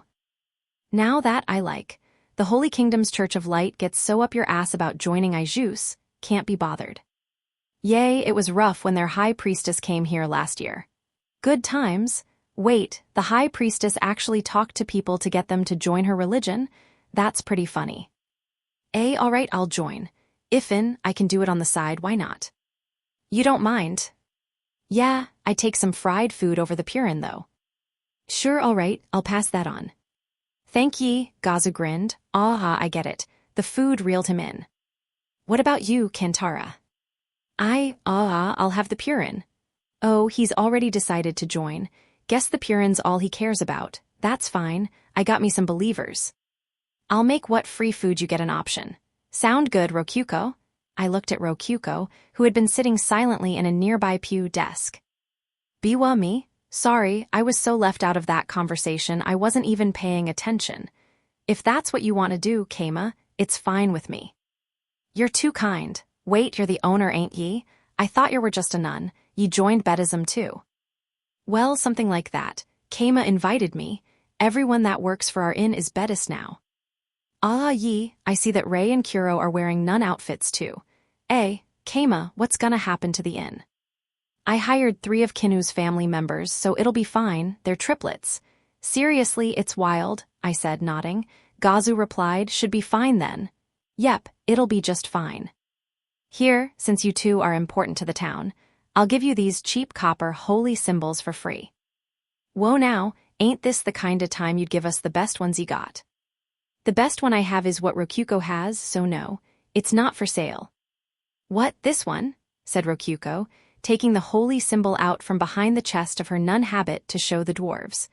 Kantara's eyes shot open upon seeing it gleam like a rainbow. Excuse me for a second, this medal is. Isn't it pretty? Keima gave it to me. I got it in the dungeon. I followed up to hide my true involvement. That wasn't a lie either, since I made it using metal earned from a dungeon battle and metal bought through dungeon functions. Keima, you're saying you found this already in the shape of Buddhist's holy symbol. More or less, yeah. He was probably trying to ask if I had modified it myself. Since I had just mixed the stuff and let it harden into the shape of the holy symbol, I hadn't really modified it. Still safe. Immediately, Kantara knelt before the symbol in prayer. O Lord, O Tatara, God of smithing, I thank you for blessing me with this meeting. I thank you for guiding me to Buddhism. Addendum. He prayed from the bottom of his heart with utter sincerity. Keima, please baptize me, as soon as possible. What a fantastic day it is. Yua Gazu, what happened to Kantara? Keima, I'm not a blacksmith, so I don't know the details, but this holy symbol is something else. Something unbelievable. It's a new type of metal, one that takes after orichalcum, said Gazu, making Kantara shoot up and spin around. Wrong, Gazu, this ain't a new type of metal. It's an alloy, a combination of metals using orichalcum. In all of dwarf history, no blacksmith has ever managed to make an alloy out of the perfect metal orichalcum. It's the mystery that's eluded our race for all of time. Ahaha, can you believe it? The metal beyond orichalcum is before our eyes. We have witnessed the birth of a new era of metallurgy. Seriously, that's friggin' serious stuff, ye gods. Well, I didn't really follow all that, but basically, the holy symbol I gave to Rokyuko was friggin' serious stuff to dwarves. I'm not going to give it to you. I want it so bad I can feel every part of my body turning into tentacles, but right now my head's just full of thankful prayers for this miracle. Keima, you found this in the dungeon, yeah? Could you tell us which floor? If we gotta be baptized first, sure, we'll do anything. I'll leave the ivory church if I gotta. Calm down, you two. Seriously, calm down, okay? I made the dwarves take deep breaths. Say all better. Rokyuko, we've gotta seal that holy symbol, and my dwarf friends, would you keep this a secret? I'll just give Rokyuko a ruby symbol like Rei's. She can stick to showing that one to people. I'll keep quiet if you let me touch it. Can we see it a bit more too? Please, Rokyuko, we're begging you, let us see and touch it. Okay, now they're just sounding like perverts. Anyway, I agreed to let them borrow it for 10 minutes. They had their fill of it and finally calmed down, letting out long, satisfied sighs. So, what do we gotta do to be baptized? I'm guessing you can do that yourself since all the girlies joined? Asked Gazu, his breathing still a little rough. This is a guy who generally can't care less about anything but beer, too. I can't believe he's getting this crazy about something. I better hide this orichalcum alloy stuff. Yeah. All right, repeat after me. I am a Buddhist. I am a Buddhist. Gazu and Kantara both replied at the same time, so forcefully they were practically shouting. Okay, you're now Buddhists, disciples of the sleeping creed. Sleep well, my friends. Oyasumanasai. Ain't that a lil too simple? Seems fine to me. What else would you need? Kinda don't feel like we've joined the church, you know? You sure there's nothing else? Kantara also looked stunned. What do other churches do? They chant some holy words and throw holy water around. Some often wash your feet. Ye ain't got nothing like that. All right. This didn't feel enough to them. I figured that simple was best, but it seemed that believers wanted some kind of fancy performance to really feel like they had joined the church. In which case, I should probably think up a ritual based on the Buddhist Bible. Then let us pray. Rokyuko Rei Niku, take a seat and participate by repeating my holy chant back at me. Now seems like a good time to use siesta. Siesta, the blade of afternoon naps, was a magic blade that Yuzu and Muzu had given to me not too long ago. This is a holy blade that blesses us with sleep. When filled with mana, it induces sleep in those around it. Got it, we need to resist the sleep and focus on prayin'. The opposite, you don't need to resist sleep. The point, in fact, is to sleep. That's what Buddhism is all about. Makes sense, nodded Gazu. I stood before the front row of desks, where the 5 of them were sitting. Now then, I will chant a prayer from the Buddhist Bible. Please close your eyes and repeat after me. Wan Shep Ova Za Fens. Wan Shep Ova Za Fens. Tu Shep Ova Za Fens. Tu Shep Ova Za Fens. I started counting sheep, slurring my words, and the 5 of them repeated after me word for word. I wonder if they're just straight up hearing the Japanese sounds I'm making. Did I just find a flaw in the automatic translator? Hey Keima, what's this prayer about? Think of it like a spell for having peaceful sleep. You see, Shep means creature that brings about sleep, and generally they take the form of sheep. The first word counts how many there are, and then Ova Z Fens indicates their righteous journey from the land of waking to the land of sleep. Generally, you keep counting until you fall asleep, but this time we'll end after counting to 10. Feel free to chant with words easier for you to say, as long as it means the same thing. You can even just count normally. I quickly thought up a mostly nonsense answer to Gazu's question. I've got to remember to write about these Shep in the Bible, which is still 99% white pages. Sheep, those things be real fluffy. I see. Guessin', the chant continues like 3 Shep over the fence, 4 Shep over the fence, then. It was about time to use siesta. I thoroughly poured mana into it and, FYI, so sleepy, it's already doing its work. Keima, I'm gettin' kinda tired. Go ahead and sleep, I'm tired too, FYI, 5 Shep over za fens. 5 Shep over the fence, 6 Shep over the fence. NZZ. ZZZZZ. I continued counting the Shep not sheep. Rokyuko and Rei had already fallen asleep, using their arms as pillows on the desks. Perfect, very, very good, Oyasumanasai. I congratulated the 2 of them. Keima, what's Oyasumanasai supposed to mean? That's the second time ye have said it. Wait, what? The automatic translator wasn't catching that. I guess because I was saying it in a really dramatic, preachy tone. Oyasumanasai is a bedtime farewell and a word of prayer. It means rest well, basically. I get it. Since it means 2 things at once, you can use it both when praying and when going to bed. Sounds like prayin' each day won't be too hard then. Welp, I'm at my limit. Oyasumanasai. Oyasumanasai, NZZZ. Oh, Kantara and Niku fell asleep too. I wanna sleep too, but I gotta stay up during the ritual.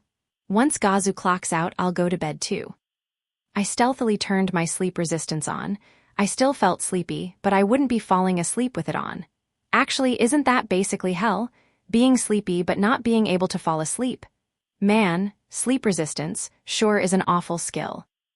9 Shep over NGH. Oyasumanasai. Sweet, Gazu fell asleep. Seems like not even a skilled adventurer can last 10 seconds in front of siesta. Anyway, I'm gonna sleep. I took a random seat and turned off my sleep resistance. All I had to do then was let the irresistible sleepiness take me over. Warm light streamed into the Buddhist church. It was a comfortable place to sleep, which made sense given I had built it from the ground up to be that way. Okay, good night, ZZZ. Hash a normal adventurer's perspective. On a particular day, a conversation like this occurred between adventurers drinking beer in the Goron town bar. Hey, Aries, did you hear? That weird building thing's a church of Buddhism. The talk of the town was the church that had appeared overnight. A member of the council, Gazu, and his friend Kantara had gone to investigate yesterday. Their findings involved words he had never heard before. Bedism, I've never heard about that. Have you, Roa? Nope, it's news to me, but word on the street is, Keima's a member of the church. Apparently even Gazu joined. That made Aries blink in confusion. He remembered that Gazu was a member of the Ivory Church, as most Empire citizens and adventurers were. Wait, so he left the Ivory Church? Nah, seems like he's in both that and Bedism now. The hell, pretty sure most people just worship one god. He was completely thrown off. It was common sense that worshipping a second god would result in less favor from your first god, and thus most people only joined a single church. Why would Gazu join a second one? He said something about it being a sub-religion. No problem practicing it on the side. Apparently all he has to do is not bother other people's sleep and say oyasuminas as a goodbye or something, and even that's not a required thing. That sounds pretty easy. If Gazu joined, I think I might too. The Ivory Church didn't require fervent prayer or anything, but if Gazu was joining the church on the side, Aries thought it might be smart for him to do the same. With restrictions as loose as saying a certain word every now and again, it was basically like picking up a copper off the ground. Anyway, about that church. The town chief found the Bible of Bedism in the dungeon and had his construction mage friend build it overnight, using his own pocket money, too. Bibles in a dungeon. Maybe Keima's the top dungeon explorer here because he's a member of Bedism. Sounds likely. He said that as a joke, but thinking about it, that would explain a lot of things. Joining the church might actually be a good idea in more ways than one. Hey, Roa, all this talk of the town chief got me thinking, where's all this town's funding coming from? I heard Keima's paying for this year's Ivory Goddess Festival. The town's not gonna go under in debt or anything, yeah. Now that you mention it, we're not being taxed or anything. I guess we're just kinda staying here on our own. Well, we are adventurers. The Adventurers Guild was taxing transactions it processed, but that money was all going to the guild. None of it should be going to the town's funding. Where was the town chief getting all the funds to keep the town going? Was it all his pocket money too? Yeah, I'm thinking we should join Keima's church. My family's worshipped the agriculture god for generations, but I don't mind switching boats here. Same here. Plus, I hear joining the church gets you free fried food or a purin each time you eat at the inn. Immediately, Roa heard the sound of almost every adventurer in the bar abruptly standing up. That was to be expected. A single purin or a single plate of fried food cost 15 coppers individually. They were that expensive, and yet free every day. I'm gonna go join the church. Me too.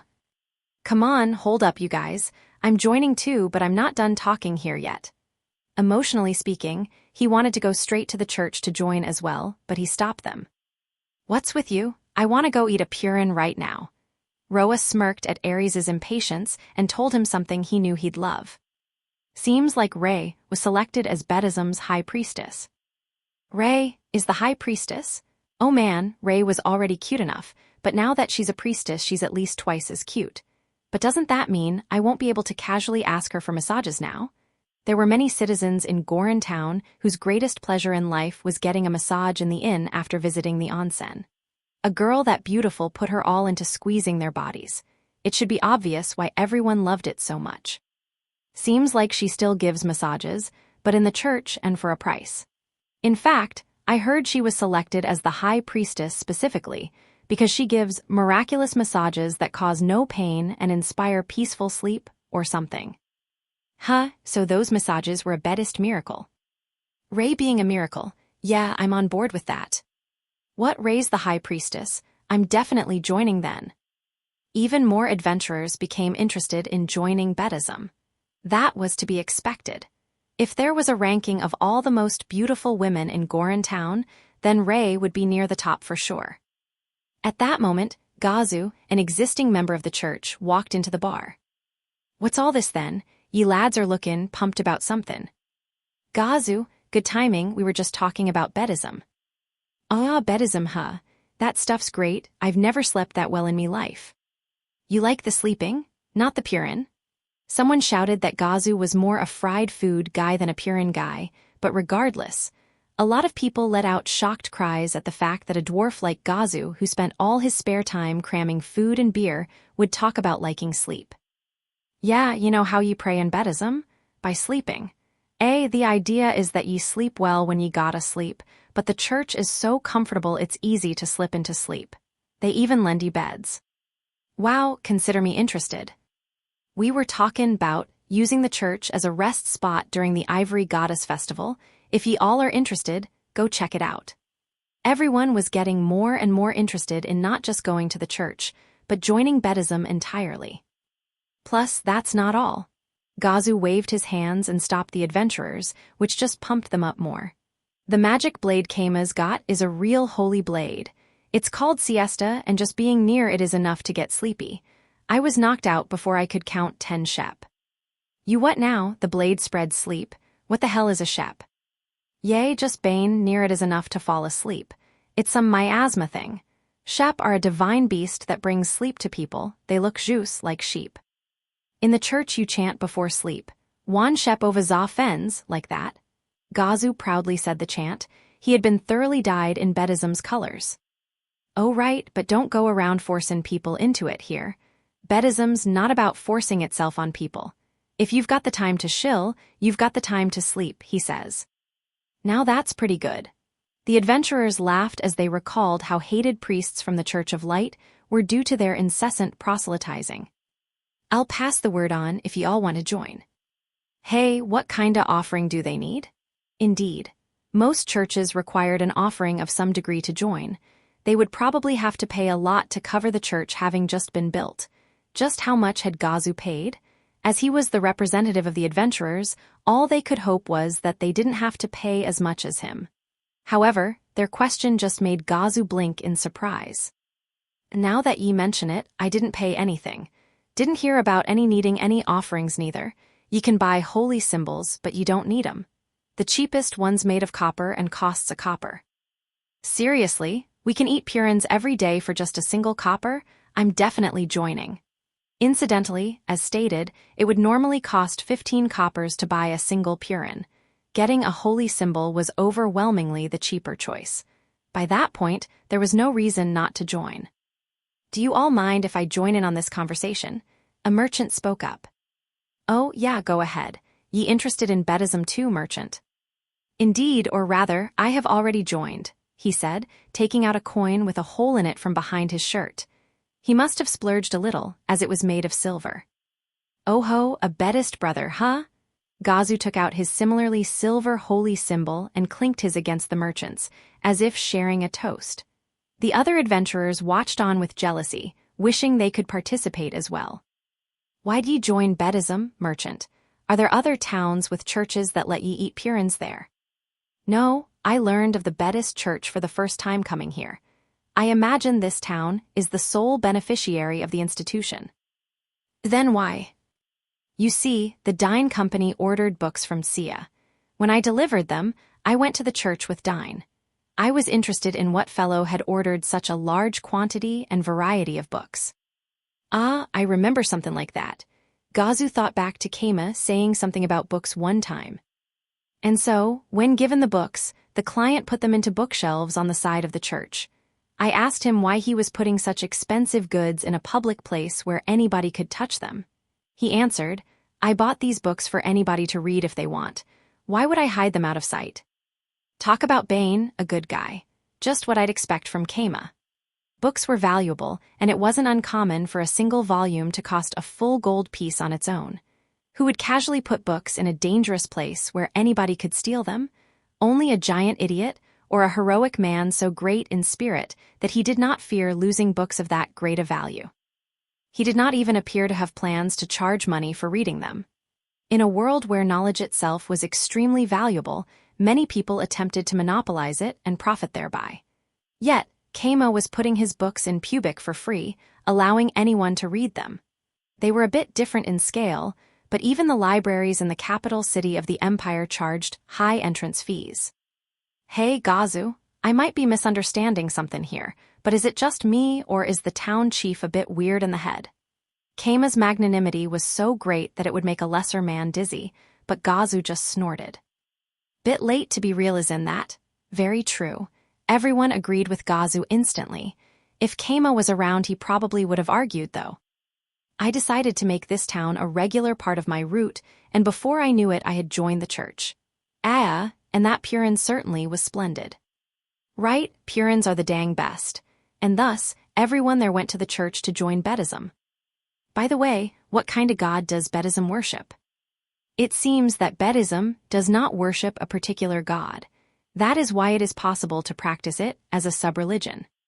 Does that make Keima the Pope? Buddhism does sound like something Keima'd be all over. All right, the town chief is the Pope. Let's get some worshipping going on. And so, the new religion Buddhism gained momentum with Keima as its Pope. Ultimately, every citizen of Gorin town joined Buddhism, and Keima panicked while baptizing all of them. Subsequently, Wataru visited for the Ivory Goddess Festival to get drunk and ended up joining Buddhism as well. But nothing went wrong, and everyone in town enjoyed purins and fried food. Even passing merchants could join the celebration if they showed a holy Buddhist symbol. Side chapter: The Ivory Goddess Festival, Wataru the Hero, and Buddhism. Today was the Ivory Goddess Festival. Or to be more specific, it was the first day of the 3-day-long festival that was anathema to peaceful sleep. Personally, I could have lived without holding the festival, but my townsfolk were excited enough for it that it wasn't in my power to stop it. On top of that, I had to manage the church since I was keeping it open as a rest spot. What a pain. Such a pain that I didn't even bother saying the full, what a pain in the butt. Hey, Keima, excited for the festival? In the midst of all that, the hero of Det Wataru came over looking unreasonably excited. I bet this jerk came over specifically 'cause he knew we'd be busy. I heard in the inn that you would be over here. I'm surprised to see a new building here. Nice church. Yep, I ordered it from Narikin, the master of construction magic. Looks pretty nice, huh? You're still going to pretend that Narikin exists? The heck does this guy think he's saying? Narikin is the mysterious masked magician. How could he? Wait, I introduced Narikin as Rokuko's partner to him or something. Whatever. Anyway, why'd you come all the way to this backwater town? I'm guessing the capital city is really lit up right now. Well, despite appearance, don't forget that I'm an S-rank adventurer and a hero. The Ivory Goddess Festival is for adventurers, and the capital city just goes way too crazy over S-ranks like me. I wouldn't get the chance to enjoy the festival, so I ran away and came here. There's some adventurer called Suzuki over there. I'll leave it to him. Now there's a name I haven't heard in a long time. I forgot all about him. Dragon Suzuki, was it? I'm pretty sure I have him buried alive in a dungeon wall somewhere. Oh, right, Haku brought back a fake doppelganger. That Suzuki guy is a real shut-in, though. I'm pretty sure Haku said he'd never go out in public or something. Oh, really? You sure know a lot about him. Wataru scratched his cheek. It didn't look like he cared much. To be honest, neither did I. The thing is, I wanted to spend my festival with the person I like, so... Here I am, said Wataru shyly. I get it, you have a crush on me, huh? Sorry, I'm into girls. So am I. You're not a bad guy, Keima, but I don't swing that way. Don't even think about touching Rokuko. Unless you want Haku to personally murder you, that is. No, seriously, I was only acting back then. It was complicated. What? That just leaves Kuro. So it's true that heroes love slave girls, and beastkin just turn heroes into beasts themselves. Where did you even hear that? No, that's all wrong. Yeah, I know. I'm pretty sure Narine's working at the receptionist counter, right about now. Yeah, and I came over here so I wouldn't get in the way of her work. She'll be off tomorrow, and I'm planning to spend the day with her. So here I am, passing today talking to you. I'm kinda busy managing the church right now. You don't mind getting in the way of my work. Well, I'm just glad Haku didn't come. Naturally, this entire festival would go off the deep end if Haku visited. This is a celebration in her honor, after all. She really wanted to come, but managed to restrain herself, said Wataru, grinning. Man, I bet she's gonna kick the crap out of him for coming here on his own without her. He'll deserve it too. Oh right, Keima, I heard that you're the Pope of Buddhism and that this church is a Buddhist church. What kind of religion is that? Its core tenet is to hold peace, harmony, and rest above all else. Wanna join? Sorry, I'm an actual Buddhist, so... I'm not planning on joining any of the religions here. Oh yeah, he's a Japanese person. I was technically a Buddhist too, or at least the kind that would normally call myself an atheist despite my ancestors being buried by local shrines. I won't force you to join, since we don't do that in Buddhism. But it's a sub-religion, so you can practice it while keeping Buddhism as your main religion. That sounds kinda like the job system of an MMORPG. Also, Narine is a very passionate believer in Buddhism. I remember her saying that if she started dating someone, they'd have to be a Buddhist. So it can be just my sub-religion, right? Welcome to the church, friend. By the way, he bought an expensive golden holy symbol. It didn't detract anything from his debt, of course. Wait, what? A hero joined the church? Holy cow, Buddhism's crazy. Man, both the town chief and a hero are Buddhists. That's amazing. Those inside the church kicked up quite the stir after a hero joined. Man, I messed up. How am I gonna get any sleep now? Great, now this place is loud as crap. Let's go outside. Oh, okay. I went outside with Wataru. However, that was another mistake in a long string of mistakes. Oh look, it's Wataru the hero. Wait, that's a pretty cool necklace. It's the holy symbol of the Buddhist church. He, Evrioni, an S-rank adventurer, just joined the Buddhist church.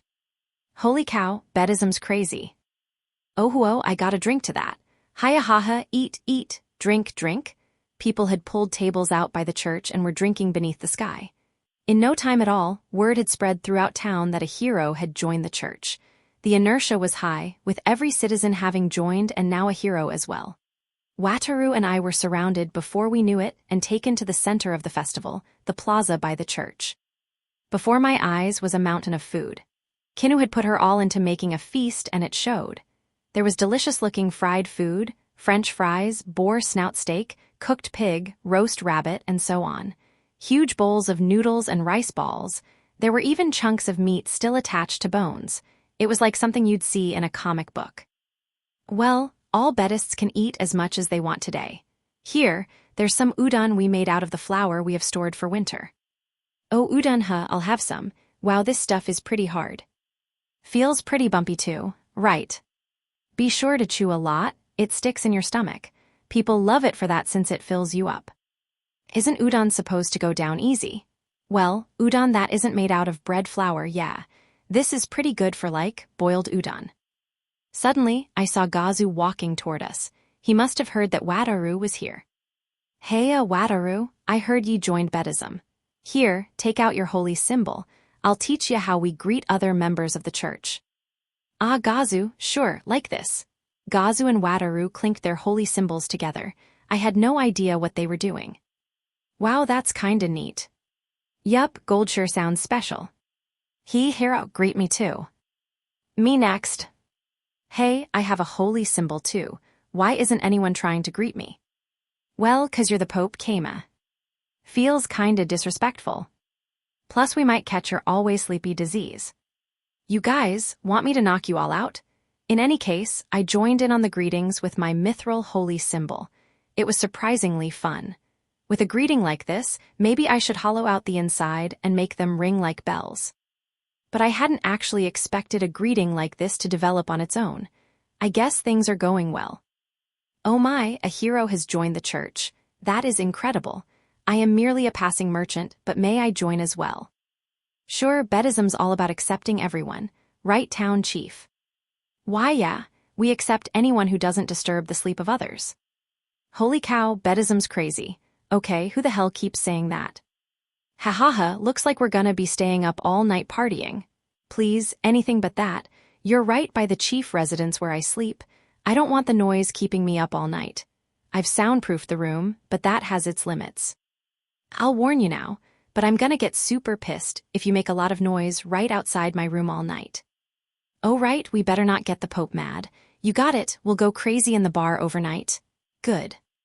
Man Kama, you're acting just like a great Pope. Wanna get smacked, Wataru? That said, I had no idea how to escape this crowd of people. I fell into thought about how to get away when suddenly Wataru spoke up. You know, I know the perfect way to escape crowds like this. Yeah, let's hear it.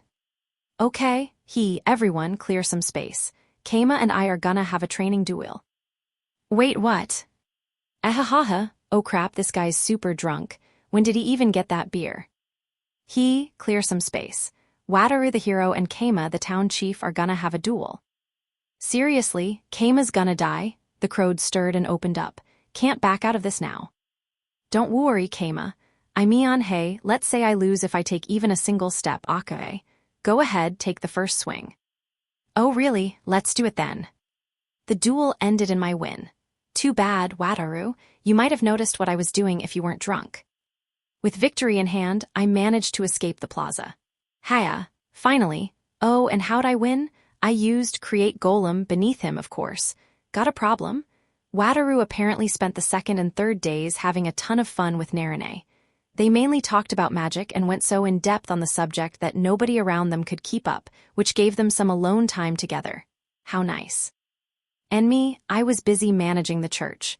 I ended up avoiding work yesterday and Rokyuko punished me for it. But that was fine, it was quieter in the church than the rest of town. Oh right, Keima, the whole town is talking about how the Bedist Pope beat a hero in a duel. Isn't that great? Come on, Wataru, give me a break. Hahaha, I may have been drunk, but you definitely beat me. And the truth is, I dueled a ton of other people after that under the same conditions, but nobody beat me except you. Kuro was a pretty tough fight, though. How? Why didn't anyone beat him? You're the only one who trampled over the festive mood and pulled a dirty trick. Just what I'd expect from you, Keima. Hey, I was the first one you dueled, there was no festive mood yet. Chapter 2. Day 40 of Year 2. Okay, so my plan was to take some nice naps once the Ivory Festival ended, but at some point I became a real-deal pope. I don't get it. Like, yeah, I founded the religion. So what? Does this world consider all founders of religions to be popes? I told them I just found the Bible in the dungeon, didn't I? How did this happen? I just wanted to justify my napping. What, there was a birth? Someone gave birth in the town for the first time? Congratulations. Wait, what? You want me to baptize them in the Bedist church? Sure, let me just sprinkle some water on them. You want a protective charm too? Sheesh, you sure want a lot of things. Here, have a holy symbol. Don't worry about paying, this is the town's first child. Consider it a gift from me, the town chief, have an iron one. I get the feeling a baby sucking on copper would be pretty bad, but iron is good for the blood. I think that's how it works. Yeah, get healthy, kid. From that day onwards, it became a tradition for the church to gift newborn children an iron holy symbol, but that's another story. You want me to name the kid too? It's a boy? All right, let's go with Netero. This name comes from a story told in the Bedist Bible, that of San and Netero. No, not Netero, I sigh. Whatever, go with Netero. Basically, all sorts of things happened. The number of children in the town increased, and every day was busy for the Pope of Bedism. The Silky triplets had gotten used to working in the inn, and it was operating more smoothly than ever.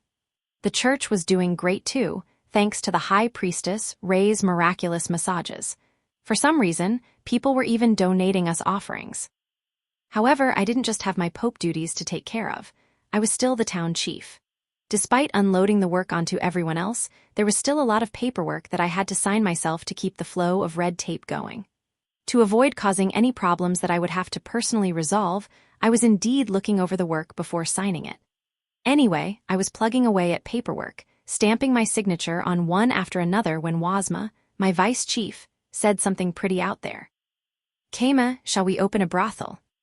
Come again, a brothel. In other words, a place where customers pay to have sex with professional prostitutes. That wouldn't be a good place for children to be around. Please, think of the children. Shall we open a brothel? Nah, I heard you. By brothel you mean, that kind of brothel, right? The kind of place where adults do adult things. Yes, that kind of brothel. Do you want to die, Wasma? Don't forget who's propping up this town. Or rather, who's propping up the inn's owner. We had some cushions separating the town from the one propping it up, but someone could still figure it out with a little investigation. And Wasma was actually one of Haku's subordinates already, so yeah. No matter how stealthy Haku's manipulation could be at times, she sung Wasma's praises as a skilled administrator. No way he didn't know what was up here. Haku doted on Rokyuko endlessly, and it should have been clear as day that she wouldn't want a brothel anywhere near her. Although the Ivory Festival was a day of great relief to all, there are many men who became restless after the recent birth of a child. There are few women in this town, and if I may be blunt, with every passing day more men become sexually dissatisfied. A brothel will be necessary to control that. At this rate, worst-case scenario, your employees will be attacked. Well, it's true that this is basically a town for adventurers, and most adventurers are guys. Most of the cute girls in the whole town worked for our inn, and now there are 3 more of them. I kind of want to tell them to just go to Tsia. Is that too much to ask? This is in heart a mining town. It is more rare for these to lack a brothel than to have one. Mining towns want brothels, huh? I guess 'cause digging holes makes you want to dig into other holes. What perverts? Well, the mine here is a dungeon, so nobody actually digs holes. The truth is that brothels are institutions that lessen crime and increase stability. He put some documents on my desk. He went out of his way to make these for me. Man, he's pretty passionate about this. It may be my imagination, but his eyes look fairly bloodshot. Too bad, the answer's still no. Go to Tsia, we have roads. I stamped Wazma's brothel plan with my rejection stamp. That is unfortunate. To tell the truth, I was thinking of establishing a foot massage course specifically for you, town chief. NGH, ga NGH, ua, and no, the answer is still no, bring it up with Haku. I stamped it again for emphasis, that was close. Unfortunate, Wazma let out a sigh. Yeah, he definitely wanted one for himself. All I have to say to that is go to Tsia, my man. The roads are paved and it'll only take a few hours by carriage.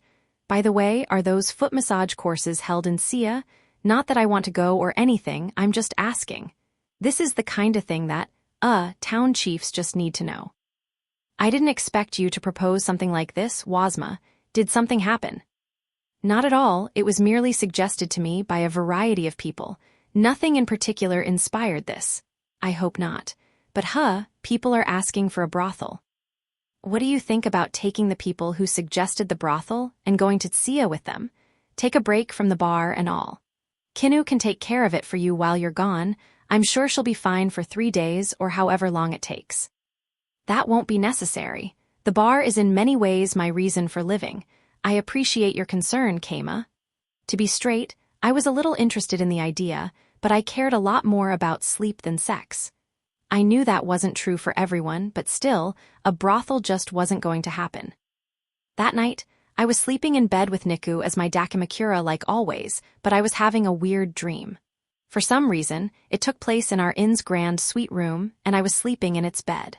Well, far from me to complain about what I do in dreams, but why is there a pink-haired lowly in bed next to me? I don't recognize her, and she's not even wearing clothes. Her skin's smooth and white as eggshells. Anyway, my main concern here is why am I having a dream like this? I'm not a lolican. Hey, a town chief. Who are you? Ahaha, who indeed? I could be Enio. I kicked the lowly out of my bed. Why would you do that? I'm such a cute girl, too. Dang, sure seems cold out there. That sucks. Anyway, good night. Hold on. What's going on here? Was I just not acting shy and vulnerable enough? Hold on, please, let me try again. I rolled in bed, turning my back to the naked pink-haired lowly asking for a second try, and shut my eyes. ZZZ. Don't just fall asleep. Let's have some fun together, okay? Weren't you going to try again and act shy or something? Quit wasting my time. Out. Sorry, I'll do that now. The world went dark as if a universal light switch had been flipped. When light returned, the pink-haired lowly was in bed next to me again.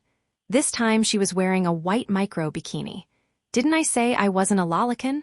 Oh, wait, I never said that out loud. This is what you like, alright?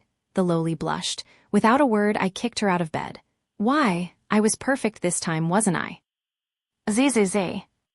Pretending to be asleep won't fool me. Come on, you love lowlies and one of them is spreading her feet right in front of you. Do whatever you want with me, Akae. Go right ahiad. I wanted to keep ignoring her, but man, it was really hard to sleep with her yapping in my ear. It's all right, I can do anything I want, yeah. Yes, and this is all happening in a dream, so you can do this and that and all sorts of things.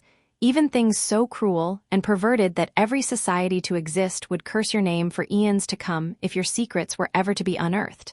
I am but a receptacle for your endless lust. The lowly flashed a peace sign with her tongue stuck out a little. Got it, let's see. First, a rope and ball gag. From thin air I conjured rope, a ball gag, and an eye mask for the heck of it. Where did you get all that from?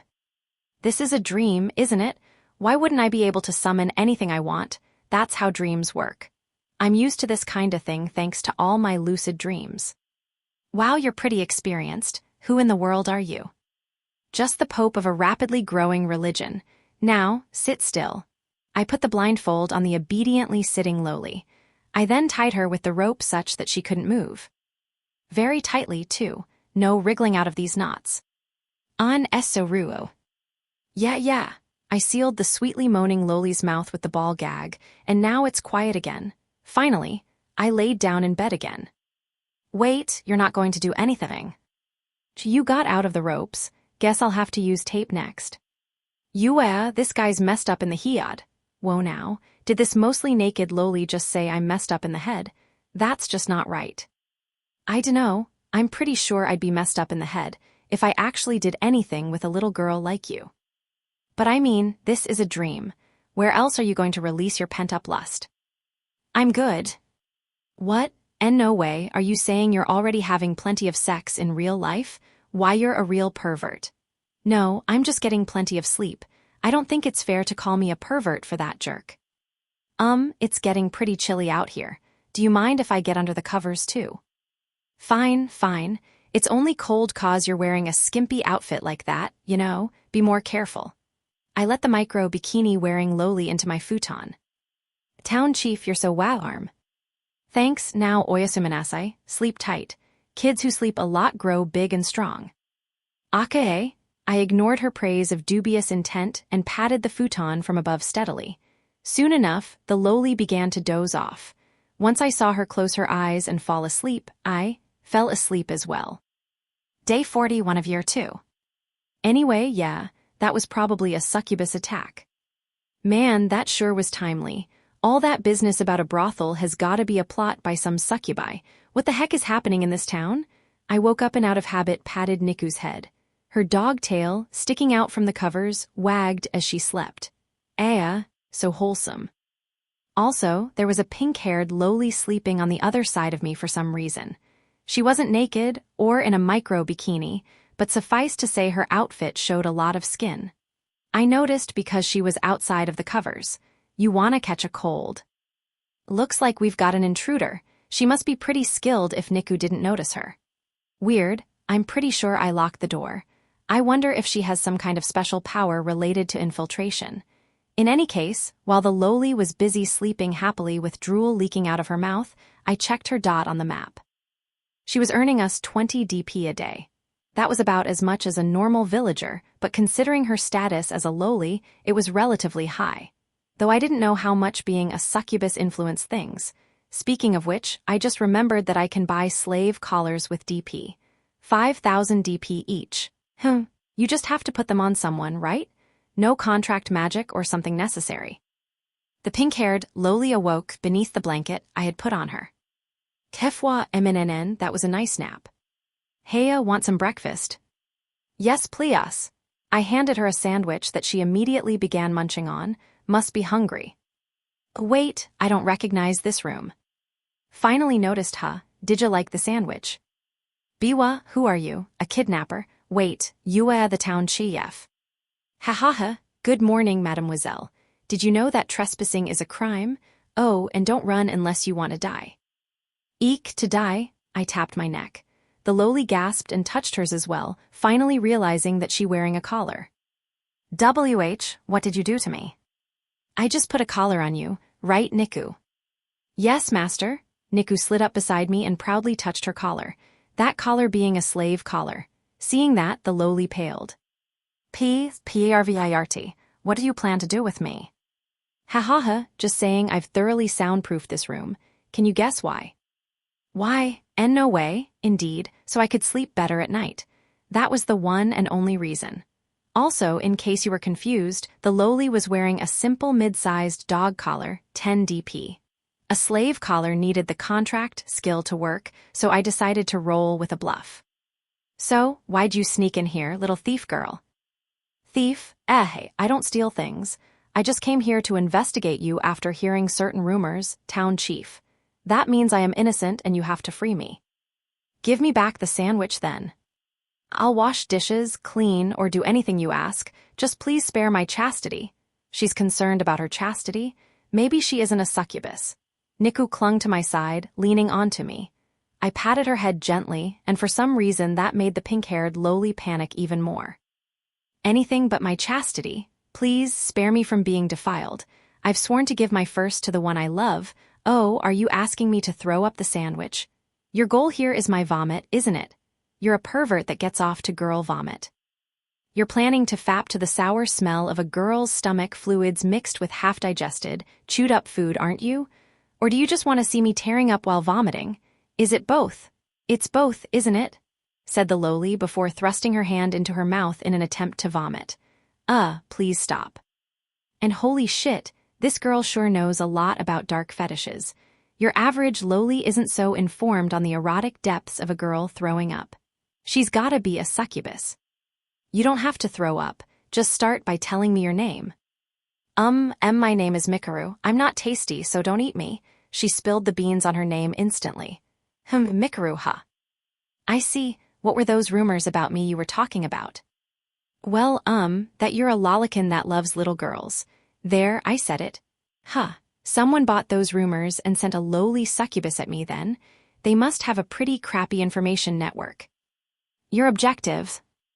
Well, they told me to get blackmail on you. Why? My big sister wants to, I don't know. She just told me to get blackmail. I'm begging you, please let me go. I'll cry really hard if you don't. That big sister is probably the mastermind here. I walked up to the pink-haired lowly, that is, to Mikaru. She bounced in fear and trembled, but all I did was smoothly take off her collar. Biwa. I'll let you go for now. Mikaru looked between me and the collar, conflicted. She touched her neck to make sure it had no collar. It seems you've already completely fallen for my charm. I'm amazing. Yup, I'm so head over heels that if you don't leave right now, I'll probably lose control of myself and go wild. Eek, thank you for the sandwich, but I must be gooeying. Mikaru threw open the window and hurriedly escaped. Oh, she tripped. That's embarrassing. Master. What's up, Niku? Do you like that kind of girl? Nah, she seems kinda incompetent, so letting her go shouldn't be a problem. I marked her on the map, too, so I can find her instantly as long as she's in dungeon territory. Oh, she's already gone outside of town. Well, I'll notice as soon as she comes back. Master, I believe you are too lenient with little girls, including myself. I can't deny that, but some people say children are a treasure, and anyway, she had a cute expression when she was sleeping. Her expression? Niku squeezed and rubbed her squishy cheeks while murmuring sleeping expression to herself. When I rubbed her head and told her she looked cute when she was asleep too, she wagged her tail. Suddenly, someone knocked on our door. Keima, I just saw a little girl wearing barely anything climb out of your window. It was Rokyuko. Explaining would be a pain, but I didn't see any way around it. At this rate, she would pin me down as a pervert that kidnaps little girls. Was that Mikaru's true goal? Nah. I went ahead and gave Rokyuko the details on the girl. I see, so to summarize, you tied up a little girl and put a collar on her. Yeah, that sounds pretty bad. It looked like she understood the situation, but for some reason, she was kicking me in her lowly form. It hurt. At least do this in teen form. Anyway, if that's what's going on, can't we just summon a succubus of our own? Right, fight fire with fire. We have enough DP to summon a succubus right now, so let's do it. Time for the catalog. I opened the DP catalog from the menu and searched for a succubus. Wait, what? 30,000 DP? That's a lot cheaper than I remember it. Well, whatever. Let's summon one. If all else fails, she can work in the inn too, so yeah. I think we can expect a lot of good things from a succubus. We might want to make her wear a butler outfit like Chloe. And so, we moved to the master room to summon a succubus. I spent 30,000 DP and a magic circle spread out in front of us. Once it got to be about a full meter wide, a woman did not appear. Did something mess up? I closely investigated where the magic circle had been and found a ring lying on the ground. It was large and had a purple gemstone cut like an emerald fitted onto it. Oh, is this gemstone a magic stone? What's with this ring? I'm pretty sure it wasn't here a second ago. Oh wait, Kama, that's probably the succubus. What? Succubus, this is a friggin' ring. It does have a magic stone though. What's going on? I picked up the ring and... Master, hi, a cute voice echoed in my head. Ooh, I can hear her. Is this the succubus? I didn't hear anything. Oh, excuse me. Hello, I used telepathy at first there, sorry. This time, the voice came from the ring. Is this like a ring-shaped speaker? This is definitely the succubus. Look, Kama, right here. Rokuko showed me the catalog. There I saw succubus 30,000 DP. Warning, does not have a real body. I had completely missed that second part. How was that even possible? It was written in bright red text, too. Well, cancel the plan to make her an in-employee, I guess. That sucks. I was hoping to get a good daily dose of succubus feed each morning. Okay, Kama, I'll see you in my room later. Don't expect me to go easy. That's fair, said the ring. What? I don't get it, why? Anyway, why doesn't she have a body? How is she supposed to do anything if she's just a ring? I don't understand this at all. So what can you do? Since you don't have a body, I mean. I don't have a body, so my main powers are possession and invading dreams, though even a normal succubus can invade dreams. Which meant that possession was all she had that normal succubi lacked. Possession, so, once you possess someone, are you stuck there forever? No, I can free them at any time. The possession will end for certain once the ring, am removed from their finger. I can take over their body if I try hard, but if they resist me, I'll only remain in control for about 10 seconds on average. Neat, could you theoretically possess me? Yes, sorry, your mana and dream power are so overwhelming, I won't be able to possess you without your full cooperation. What the heck is dream power? Also, I can hear Rokuko murmuring about how turning me into a succubus was a genius idea she hadn't thought of. The fool. A male succubus is actually called an incubus. Actually, you can possess men without any problems. Correct, but if I possess a male, they turn into a femboy. You know, I think I just heard a word I haven't heard in a long time. Sorry, could you say that again? Men possessed by me turn into femboys. That is, they turn into a cute boy dressed in girl's clothing. I didn't mishear her. I'm surprised this world has the concept of femboys too. In particular, you have such strong mana and dream power that if I were to possess you, there is no doubt that you would become a stunning, world-class beauty. You would be attacked by rabid men if you were to walk the street, and even hiring guards would be fruitless as they would attack you too. You would be among the mightiest succubi to ever live. You would be invincible. What about that would make me invincible? Anyway, she could invade dreams without possessing anyone, so I decided to put off this whole experimental possession thing. Also, she remained a ring within her dreams, but apparently she could shapeshift at will. All right, Rokuko, here you go. I already have a ring, the one you gave me. No, I mean, let her possess you so we can see what happens. Lady Rokuko has, yet more splendid amounts of mana, dream power, and even lust. Jehe? Yeah, I'm pretty sure I just saw the ring flash sensually somehow. That's a succubus ring for you. It's basically a cursed item. Maybe letting it possess Rokuko isn't the best idea. Especially since I don't want anything happening to my dungeon core. Okay, cancel that. Let's experiment with someone else. HMPH, well okay. But she would end up wearing a super slutty succubus outfit if I were to possess her. Master, don't you want to see Lady Rokuko wearing a slutty, sexy outfit? I'm good. I see you are on such close terms that you have already seen every corner of her body. Excuse my rudeness. I got the urge to smack the ring, but somehow held it in. Anyway, who would be best to put the ring on? Rokyuko and I decided to just summon the higher-ups in our dungeon group by group. Sheesh. Rokyuko, stop blushing so hard. First, we summoned the 3 monster girls. How about these 3? The silver-haired vampire has the highest affinity with me, but she is inflicted with a curse I have no power over. The other 2 are roughly equivalent.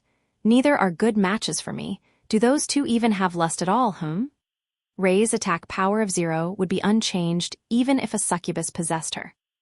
And apparently the presence of lust was a factor in her compatibility with them. Let's see. Kinu, the house fairy Silky devoted to doing chores, and Narine, the apprentice witch obsessed with her research. Yeah, neither of them seem too horny. Master, I know that vampires and succubi are both creatures of the night, both assume the bodies of humans and both attack humans. However, vampires and succubi are firmly different races. Ray, having been told she had the highest compatibility with the succubus, looked a little close to crying. There was a lot about that she wasn't too happy about. It probably felt like a wolf being called a dog. I know that. I was just having her check your succubus compatibility. In any case, shall I try possessing someone? I would like to experiment with what I can do myself. Well, you heard her. Any volunteers? Yees me plias, can you let her possess me? Oh, surprising. Narine was the first to volunteer. Well, thinking about them as a group, maybe it isn't that surprising. I went ahead and gave the ring to Narine. She slid it onto the middle finger of her right hand. Possession, with a whoosh, wind enveloped Narine. And in the next moment, her lab outfit morphed into a small, white swimsuit that only a pervert would wear. It might have been my imagination, but it looked like her chest got bigger too. But my eyes were drawn to her legs. Woo, it changes my clothes. Maybe we could utilize this to make magic that changes clothes in an instant? Narine touched her body experimentally. Her touching was needlessly soft and sexy, her hands stroking her own body as if outlining its shape. My chest is bigger too. This might be good for body modification magic. Ahaha, this is better than I thought. It feels like my mana is being boosted too. I knew it, her chest did get bigger. This is really interesting. I guess we'll use Narine as the succubus conduit. Sorry, can I end the possession now? I feel super drunk. Cancel. Possession can make her feel drunk. Seriously, before I could say yes or no, the succubus ended her possession. Narine's outfit returned to normal. She was once again a fully clothed, bookish-looking cute girl. Hugh, I did my best. How was it? What? Is there a time limit or something? Narine's brain processes things at such a scary high rate that, well, how do I put this? I'm pretty sure she has no lust at all, except a lust for knowledge. So Narine's the type that looks calm but is thinking super fast, Kinu's head is so full of recipes and cleaning, and so on that I really don't know if she's horny at all. And with that, we gave up on possessing the 3 monster girls. Too bad about Narine's legs, but hey, there's always next time. Next up was Ikika and Niku. We summoned them after the 3 monster girls left. FWOOH, what the friggin' heck, master, there's a real goodie here. The succubus let out a cry of glee and I could feel the ring shaking. Ooh, is it Ikika? This dog-eared slave girl is a natural succubus. Jehiha, hey, little girl. W want to stick your finger into my hole? Come on, just the tip. The ring wiggled off my hand itself and rolled towards Niku. I had no idea. Why in the world is Niku a natural for being possessed by a succubus? Is it because of her name? Also, don't say my hole like that. It's not wrong, since you're a ring, but still. And also, wow, that was some deft movement for a ring with no extremities whatsoever. What dude is this, a succubus? Sorry, my man, but she's not gonna work with me. I'm more about eating than doing that other thing, if you catch my drift. You have a nice body, however. I want to squeeze it. 2 parts specifically. Would you let me possess you so I can squeeze them? Well, all humans have some degree of lust, be it large or small, so we can make this work. Those other 3 girls were monsters, so their relative lack of sexual desire made sense. Isn't Narine a monster descended from humans? I think I remember apprentice witches, or rather witches being humans who put magic stones into themselves, or something like that. They have such a lust for knowledge and discovery that they became monsters. Heck, and they truly are monsters. I learned that not through hearsay, but through my body. Interesting, so they're not just monsters in name only. And shut it, you don't have a body. All that said, it didn't feel right to let a succubus possess Niku. I went to get the ring from Niku and... Very well. That's it right there, that's the stuff, and possession. A burst of light enveloped Niku. Why would she do that? And holy crap, Narine didn't flash with light like that. Once the light dimmed, there was Niku, lying on the floor, wearing a black string outfit and aged to perfection, old enough to suit my tastes exactly. Her bare feet were exposed, and her knees were bent such that their soles were pointed in my direction. Her toes wiggled invitingly. My heart thumped so hard I could barely breathe. What beautiful, oh so beautiful feet. NGGGH. Here she is, succubus puppy. What she said. Niku gave an awkward smile. Her conflicted look inspired a strong urge to protect in me. I want to hug her and lick her all over. Ooh, hold on, Niku. Aren't you basically just Keima? Wah, dude, let me stop you right there, Rokyuko. No way does she look at all like Master for real. I mean, she's totes radiating a sexy aura that's making even a max hetero girl like me get a little wet, but she's still a little girl just like always. Rokyuko and Ikika gave their thoughts. Wait, there's some contradiction going on here. It feels like we're all seeing three different things here. I mean, I haven't looked at anything but her feet, but still. Hey, what's going on here? I'm sorry, I believe this is the charm, passive skill at work. Ikika is likely seeing the most accurate representation of Niku's true self, answered the succubus. In short, Rokyuko and I aren't seeing the real Niku. Judging by your reaction, you are quite charmed by her. No way, I'm being charmed? That's impossible.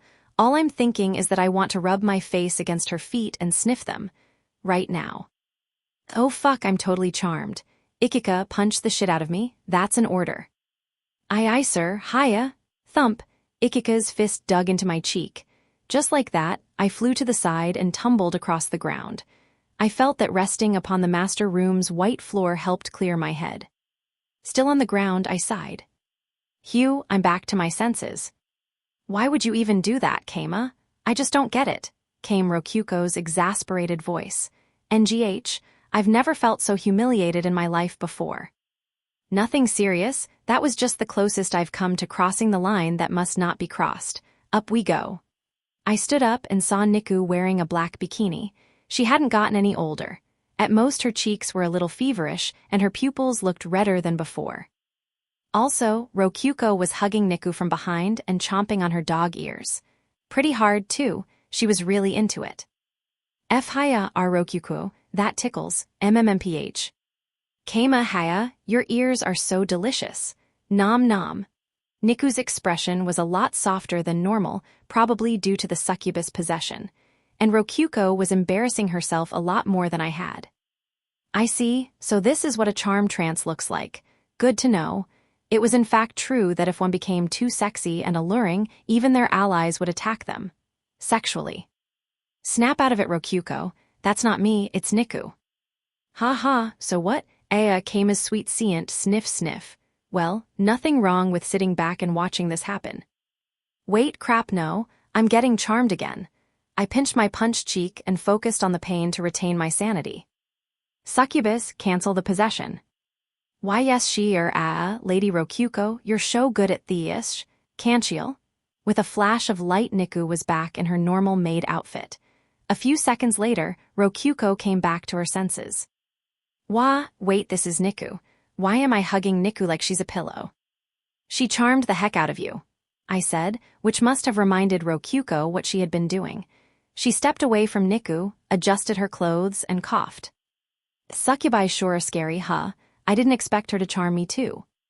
Yeah, their powers work on women too. That's pretty intense. Though actually, it didn't do much to Ikika. Maybe Rokyuko just swings both ways. Now I really don't know what to think. I mean, in the first place, if dungeon cores are just things that father makes himself, gender shouldn't even matter to them. There's a big chance gender is just for show. If they can change their age in a snap, maybe they can change their gender too. Rokyuko, turn into a guy for a second. I didn't know you swung that way, Keima. Hey, don't get the wrong idea. I'm just interested in your gender for tactical reasons. It's not what you're thinking. Really? Rokyuko gave me a suspicious look. Yes, really. Never once have I thought it's not gay if it's a femboy as long as they're cute. I'm a normal guy with normal tastes that's into girls, plain and simple. I just have a little foot fetish is all. I would need a magic drug to change my gender. I'm pretty sure a magic drug that works on humans will work on me too, so. Oh, sex change drugs exist in this world, huh? That's fantasy for you. If you're more into guys, I can ask Haku for some so we can make this work. No thanks, I love the way you are now, Rokyuko. Love, I'll stay like this then, and, by the way, Keima, what's wrong with your cheek? Don't worry about it, healing. I cast restoration magic on the bruise left by Ikika's brutal hook. The pain faded in moments. You okay, master? I hit you kinda hard, if we're being real. Yeah, and I appreciate that. Gotta say, I'm impressed that charm didn't work on you. Yo, to be straight, I was charmed enough that thinking about how you spend each night in bed with Niku was enough to make me hit you with some real-deal anger, my dude. My succubus puppy is pretty strong, isn't she? Said the succubus through the ring. Gracious, I was only in her for a little, but I sure succubused a lot there. Charming people is the bread and butter of a succubus, and I loved it. Master, Niku is the girl for me. I want to be good friends with her, so much so that I want to join bodies with her. Yeah, that's not happening. No, succubus puppy is too powerful, we can't control her. She'd be our Helen of Troy, by which I mean, if we're not careful she'll start a war. She would make a good trump card, but we couldn't use her on a daily basis. At last, our dungeon finally has an ultimate weapon. That's a little disappointing. I thought I would be useful this way. The fact that my heart thumped a little at the sight of Niku's tail, drooping, probably had to do with her succubus scent still drifting in the air. Anyway, so just what should we do with this succubus ring? I should probably make it a named monster.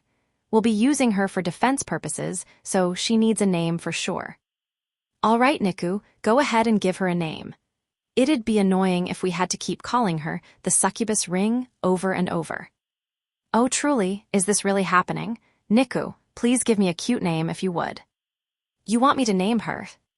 Ikika named the Silkies, so yeah, have your turn. Yeah, I'll save naming monsters myself for when it's significant enough to hold a naming ceremony. And what about Kasaki? Sounds cute to me. Like Kasaki as in ring succubus? That's not very inspired. I can't say I'm impressed, Niku. Rokyuko, you named your phoenix Fenny, you can't talk. And I know you named the jewel turtle Julie because it's on the list of named monsters. As an aside, the ko part of Kasaki came from the fantasy world's word for ring. Yep, I don't understand this fantasy language at all. So, Keima, if we're not giving Niku the ring even though she has the most compatibility with it, what are we going to do with Kasaki? Are you going to carry it around? That's fine with me. I'm fine with you being a succubus. No thanks, I don't want to turn into a succubus. Let's say that I let Kasaki possess me and turn me into a femboy succubus. I give myself exactly 3 seconds before Rokyuko's all over me, probably sucking on my ears. She didn't even hold back when it was Niku being possessed. Yeah, I couldn't blame Haku for killing me if that happened.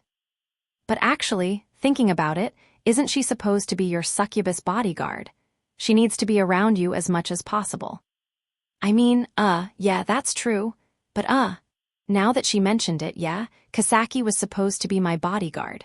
We were dealing with succubi here, and they generally go after dudes, which meant I was the only person in our group they would probably go after. And it wasn't like Niku was working as my Dakimakura at all times. It took a lot of long, hard thinking, but in the end, I decided to carry Kasaki around myself. I made sure to emphasize that she needed to be around to protect me from invading succubi, and that under no circumstances was I going to let her possess me. Maybe I should morph this ring into a Bedist holy symbol. No, you'll die. Crap. Day 48 of year 2. A week passed since then, but no other succubus attacked. We had gone out of our way to summon Kasaki as a bodyguard, but the opportunity for her to earn her keep never arose. Not that I wanted to be attacked by a succubus again. Anyway, with that said, I was just lazing around our Bedist church without doing much. There was no mass today. And you know, I had ended up as pope somehow, but my initial plan was just to serve as a simple priest, showing up at most to offer a prayer at festivals or something. I didn't know why people started calling me the Pope when I was just the founder of the religion and nothing more. They weren't wrong, but they kinda were too. Which reminded me, why had I become a pope famous for bringing about the miracle of sleep? I told them that was just siesta's powers, not mine. Speaking of which, the bookshelves had gotten pretty full. I should probably coat them with plastic to protect them from drool. Once again, it's time for Create Golem to shine. I can just reuse the plastic from curry rolls and stuff. Hamburgers are wrapped in paper, so they're out. It's gonna be a lot of work to coat every page in every book with plastic, but books are so expensive it'll be worth it. They're here for believers to read while falling asleep, after all. Suddenly, I woke up and realized that I had fallen asleep. The sun was already setting. Truly, our chapel was perfect for taking afternoon naps. I fell asleep without noticing it and had a great nap. All right, time to head home and sleep some more, I thought, before noticing someone else sleeping soundly in the church. They must have come inside and started napping alongside me. That wasn't too uncommon. Sometimes I even woke up to 2 or 3 people. Well, I hate to wake them up, but I guess I should. Excuse me, but it's closing time.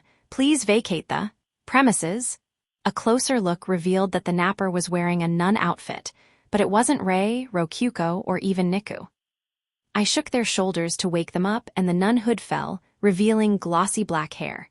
For a moment I questioned whether it was a hero, but when they opened their eyes, I saw red pupils, something no Japanese person would have. It's already so late. MMPH, I haven't slept that well in a long time. The nun rubbed her eyes and soon we made eye contact. Good morning and hello, people call me Sister Leona. Yes, I'm 17 years old. For some reason, she tacked her age onto the end of her self-introduction. Nice to meet you. Is this a raid from another church? No, that would be ridiculous. I'm a sister of the Buddhist church, smiled Leona. What? She's trying to call herself a Buddhist nun. I heard that a new church for Buddhism had been built, so I came as fast as I could. Right? Gonna have to doubt that. The only Buddhist nuns out there were those I appointed myself, Rei, Rokyuko, and Niku. Anyone else would have to be a rogue nun acting without official sanction. This was the only church practicing Buddhism in the world, after all, and I was the only one who could appoint nuns. Leona smiled and continued. However, I am not a sister of the Buddhist church that you know. What? There's a Buddhist church I don't know about. Did somebody make a futon church? Maybe a sleeping bag church? To avoid confusion, I will refer to it as the Old Buddhist Church. You are the Pope of the New Buddhist Church, and I am a sister of the Old Buddhist Church. Okay, we on the same page. Yep, she was claiming her church was the original, but that was fine. I should hear her out. The truth is, the Old Buddhist Church permeated throughout all of humanity and became so ingrained in society that it just ceased to be. All modern churches are branches of Old Buddhism, and the fact is Buddhism is the one true church. Oh, excuse me. Putting that aside for now. The Old Buddhist Church worshipped the now-forgotten Creator God and sought peace, harmony, and rest above all else. The Bible you found in the dungeon is no doubt an artifact of Old Buddhism. Wow. All gods have their origin in the Creator God. Thus, it was acceptable to worship any god of one's choosing, and the other gods did not interfere with this. Can you summarize a little? To put it simply, Buddhism was a religion that worships the Creator God. It became so commonplace in human life that it faded away, until it was recently revived by none other than you yourself. I see. Yeah, she's lying to me. I made that Buddhist Bible myself after all. I settled on the fact that Leona was just prattling about nonsense, but she kept on going anyway. As a sister of the Old Buddhist Church, I, Leona Godswalker, accept this church. The new Buddhist church is the true Buddhist church. Buddhism has been reborn here and now. Ooh, Creator God, Almighty Oat, I thank you for this miracle. Oyasumanasai, declared Leona, her hands clasped in front of her chest in prayer. All right, what's her goal here? Is she trying to seize control of Buddhism? I have no idea why anyone would want to do that, but maybe she just thinks now is the best opportunity to do so since the church is in its infancy. Are you really a Buddhist nun? Indeed I am. You can see my holy symbol here. She held out an iron coin with a hole, the one most commonly sold in Goron thanks to our iron golems. Either she made it herself or bought it off someone else. Maybe I should have imprinted serial numbers on them, though there is the possibility she just bought one normally. Speaking of which, the Bible had a passage regarding this holy symbol. Oh, you're familiar. Indeed, I believe the Bible described it as thus. This holy symbol with its circular nature represents smooth harmony. The gentle curves encourage peaceful sleep and dreams rest within the hole. Consider me surprised. I had written that exact passage yesterday. However, I had not yet publicized it, and not even Rokyuko had seen it. Why did she know about it? How do you know that? You confuse me. Is there anything odd about a nun knowing the contents of her Bible? Heh, I suppose that's right. Was it possible that there truly did exist a Buddhist church in the past, and by sheer coincidence, I wrote a passage that coincided word for word with one from its Bible? No, I would lose my mind if this world had other Bibles as full of made-up nonsense as mine. Leona was definitely pulling something here. I directed my mind to Kasaki, my succubus ring, and sent my thoughts to her. Hey, Kasaki. Have there been any succubi sniffing around here lately? Yesterday and today, specifically. Nope, not one. I don't know about any non-succubi, though. It's possible a ghost could evade my detection, but well, you would be able to notice one of those yourself, right? She transmitted her thoughts from the ring. Yep. Even an invisible ghost would show up as an intruder on our dungeon's map. I kept the Bible inside my storage at all times, except when writing in it, using it as a pillow, or giving mass. When writing in it, I showed Kasaki my map so she could keep watch. There was no chance anyone could spy on it. And yet, Leona somehow knew what was written in it. I didn't know how, but she did. That was as good a reason as any to put my guard up around her. Now then, Keima, I would like to stay here for the foreseeable future. Would you be so kind as to lend me a room in the church? I wanted to turn her down. I really did. But there was no reason for a Buddhist church to turn away a self-proclaimed Buddhist nun. In fact, I had even gotten carried away when building the church and included rooms for nuns, pilgrims, and so on. I hadn't intended for anyone to ever use them, but well, here we are. You wouldn't refuse me, would you? The Buddhist church preaches acceptance and compassion, remember. Of course not, follow me. Which meant that, despite her being incredibly, overwhelmingly, horrifyingly suspicious, I elected to let Leona stay in the church. At the very least, I'd rather her stay here than in the inn by the chief residence. I returned to the chief residence to tell Rokyuko about Leona. Rokyuko, someone suspicious is here. Seems so. You're talking about that nun, right, Leona? She had apparently been watching us through the dungeon's monitor feature. That would save me some explaining time. What do you think we should do? Figuring that out is your job, isn't it? Well, if you ask me. It's too early to say. Maybe just wait and see for now. Agreed. We had way too little information. Time for some reconnaissance, then. Guess I'll start by checking her daily DP income to get an idea of how strong she is. I decided to look at Leona through the map function. Let's see. As a base value, a normal human adult gives 20 DP. Ikika, the former C-rank ranger, gives 65 DP. Actually, it's been 75 DP lately. Gazu, the C-rank adventurer representative, is 120 DP, and Niku is 160 DP. Wow, Niku sure has gotten stronger. She started off at 0 DP, and in just a year she's gotten this much stronger. I'm getting scared of my own Dakimakura. Moving on to what might be considered the special category. Alka the High Priestess was about 250 DP, Suzuki the Hero was about 600 DP, and the Black Wolf Slime Thing Rin was 950 DP. Lately, Wataru's been earning us 1500 DP. He was casually powering up too. Okay, now how much was Leona? 0 DP, huh? Well, that's how much Niku was way back when. Hooray, Leona's just a weak small fry. No, that's not it. I know other cases of people earning 0 DP. Keima, that's how much Haku and Chloe earned us too, right? Indeed. Dungeon cores and monsters also earned only 0 DP. Rokyuko and I were both earning 0 DP too, as were Rei and the other dungeon monsters we had. Don't tell me that Leona's a dungeon master too. Is she a core, or maybe a dungeon monster. I've never seen her at the dungeon core gathering, though I don't have everyone's face memorized, and there's some cores in human form I don't know. Which meant she could be a spy sent from another dungeon somewhere. It's possible she has something to do with that succubus from earlier. But that succubus had DP income, right? They seem unrelated to me. The succubus could be helping out of her own volition, just like Niku helps us. I see, I didn't consider that possibility. That's pretty annoying. Yeah, I don't know what to do here. Forcing her out blindly might make her antagonistic, which sounds like a pain. Hopefully there's some peaceful way to get her to leave. Anyway, let's just keep an eye on her for now. Rei's our high priestess and won't be able to avoid contact with her, but you and Niku should avoid her whenever possible.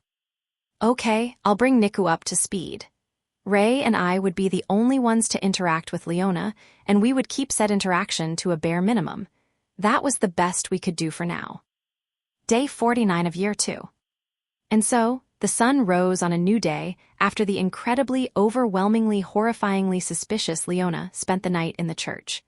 When I went to offer her a sandwich for breakfast, she smiled at me. Keima, would it be acceptable for me to preach today's mass? What? Is she being serious? Wow, she might actually be trying to take over the church. In which case, I'm obviously going to shut her do. Wait. Why not let her take over the church? That would be fine with me. More than fine, really, as long as she preserved napping as the main form of prayer, which was the reason I established the church in the first place.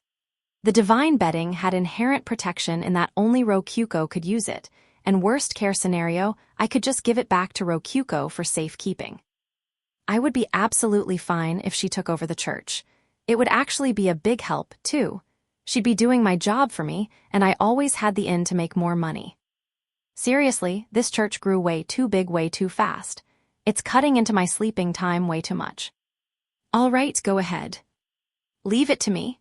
Leona winked a red eye at me with a mischievous smile on her face, then started preparing for morning mass. Mass that day was a little different than normal. Reason being, it normally began with me, the Pope, greeting the believers, but today a black-haired, red-eyed woman in a nun outfit was standing behind the podium. Leona. As an aside, I was participating as a normal citizen, sitting in the furthest back row.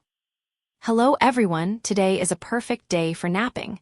Oyasuminasai, said the nun, greeting the believers who did not recognize her. A stir ran through the chapel. Who's that? Where's Keima? Is he still asleep? Hey, he's over here in the back row. He's skipping work. The stir grew louder. Clap, the nun clapped her hands and drew everyone's attention to her. I am Leona and it's nice to meet you all.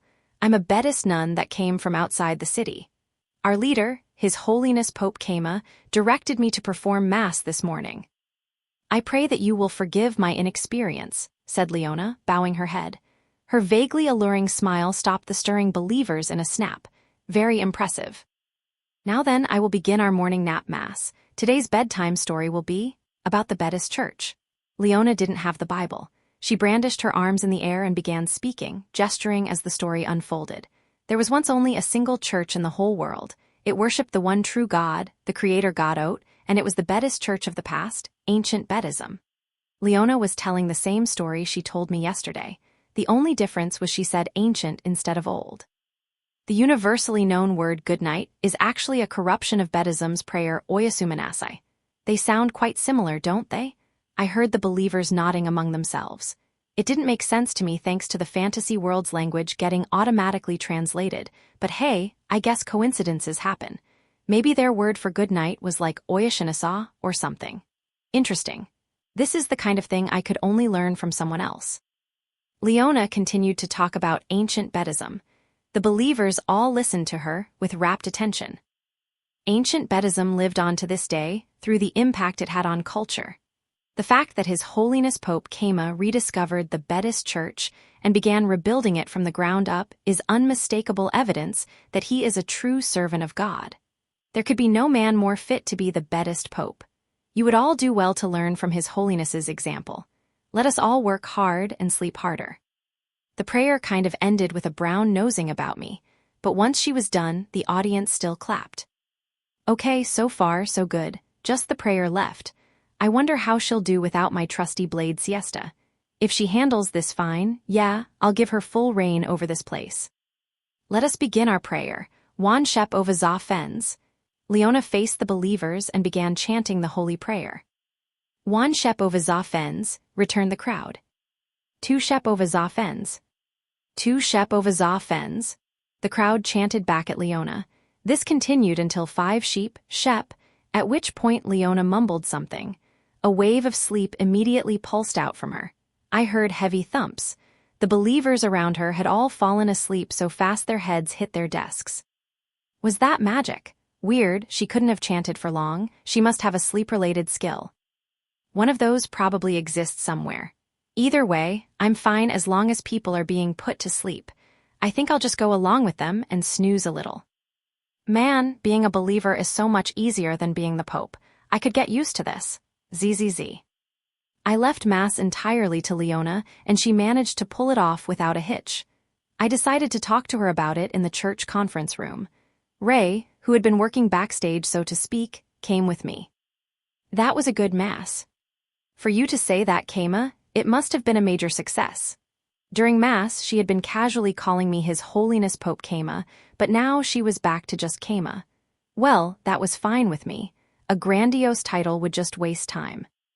I checked the catalog after Mass and found Sleep, a low-rank darkness spell. With a spell like that, it wouldn't be too hard to put the believers to sleep without siesta's help. Which meant that, in other words, I didn't have to preach Mass myself. Ray, Niku, Rokyuko, or basically anyone could do it for me. Discovering that made this whole thing worth it. Let's just say I learned a lot from it. In that case, you will allow me to continue reciting in the church. Yeah, sure, we have the space. It helped that I had no reason to refuse her. However, Leona didn't stop there. Incidentally, I am also willing to perform massages as a sister of Buddhism. Oh, you can give massages too. Not ones comparable to the high priestesses, unfortunately, but I have some confidence in them. Shall I assist the church there as well? No way, she can take care of Mass and give massages. She can do everything. Wait just a moment. I have something to say about that, interrupted Ray, the high priestess of Buddhism. I believe it will be necessary to check her massages to make sure they are fit for our customers. Anyone can claim to have skills they lack. Ahaha, certainly. Does that mean you volunteer to experience one of my massages, High Priestess? Leona flicked her wrists, but Ray stood strong. It does, do your worst. Ray headed to the massage parlor. Leona followed after her, and then said something out of the blue. I'll warn you now, I love women too. Wait, why would you say that now? Ray stopped in her tracks. Her face was scrunched up. You won't be able to judge my massage if you fall asleep midway, right? And if you fall asleep knowing my tastes. Well, I don't think you can complain about what I do. What? You don't have to go that far. If I fall asleep during the massage, that's just proof you're fit for the job. Ray looked to me for help. I avoided eye contact. Then there won't be any problems at all. Now, High Priestess, I'll massage you until you fall asleep, nice and cozy. 10 minutes, we stop after 10 minutes. That will be long enough for me to judge your massage and avoid falling asleep. No, Ray, don't say it like that. You're dooming yourself. I thought while watching Leona practically drag Ray to the massage parlor. 10 minutes later, Ray had fallen completely asleep. Bravo. Oh, don't worry, I was standing guard. She didn't do anything weird. It was just a normal massage. I didn't see her use sleep or any other magic skill. Yet here lies Ray, so deeply asleep that she's drooling. She must have been pretty tired. Naturally, that meant Leona would be contributing massages in the future as well. I would probably have to pay her a wage then. How much should it be? The same as Ray's? Regardless, both her massage and her preaching were perfect. I had no idea who she was, but Leona was exactly what our church needed. Maybe I should let her handle managing Buddhism in its entirety. Ha ha ha. Day 53 of Year 2. Now then, since Leona ended up being a very competent individual who could bring a lot to the church, I thought it would be best to introduce her to everyone. Up until now only Ray, famous as the high priestess of Buddhism as she was, and I had been interacting with her on the business side of things. But if she was going to be living with us as a nun for a long time, it would be important for her to meet with the other nuns, Rokyuko, and Niku as well.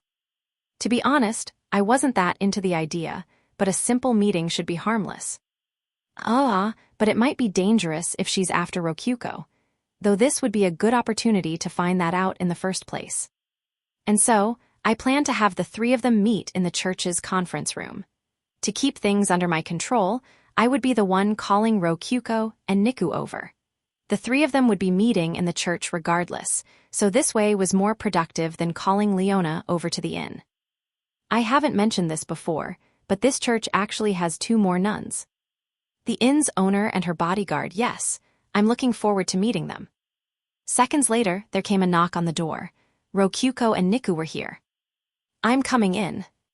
Excuse me, Rokyuko was the same as always, but Niku, who came in with her, was obviously acting weird. She's nervous. Is Leona radiating a powerful aura that I can't pick up on? Maybe she's pretty dangerous after all. I've heard about you. My name is Rokyuko Labyrinthart, and I own the nearby inn. I'm Leona, nice to meet you. The two of them smiled at each other. Then, Leona walked over to Niku. It was hard to tell due to her dark skin, but she clearly looked unwell. You're Toy, aren't you? NGH, Niku trembled with a jerk. Toy, what's she talking about? I wonder what in the world you're doing here, Toy. But regardless, long time no see.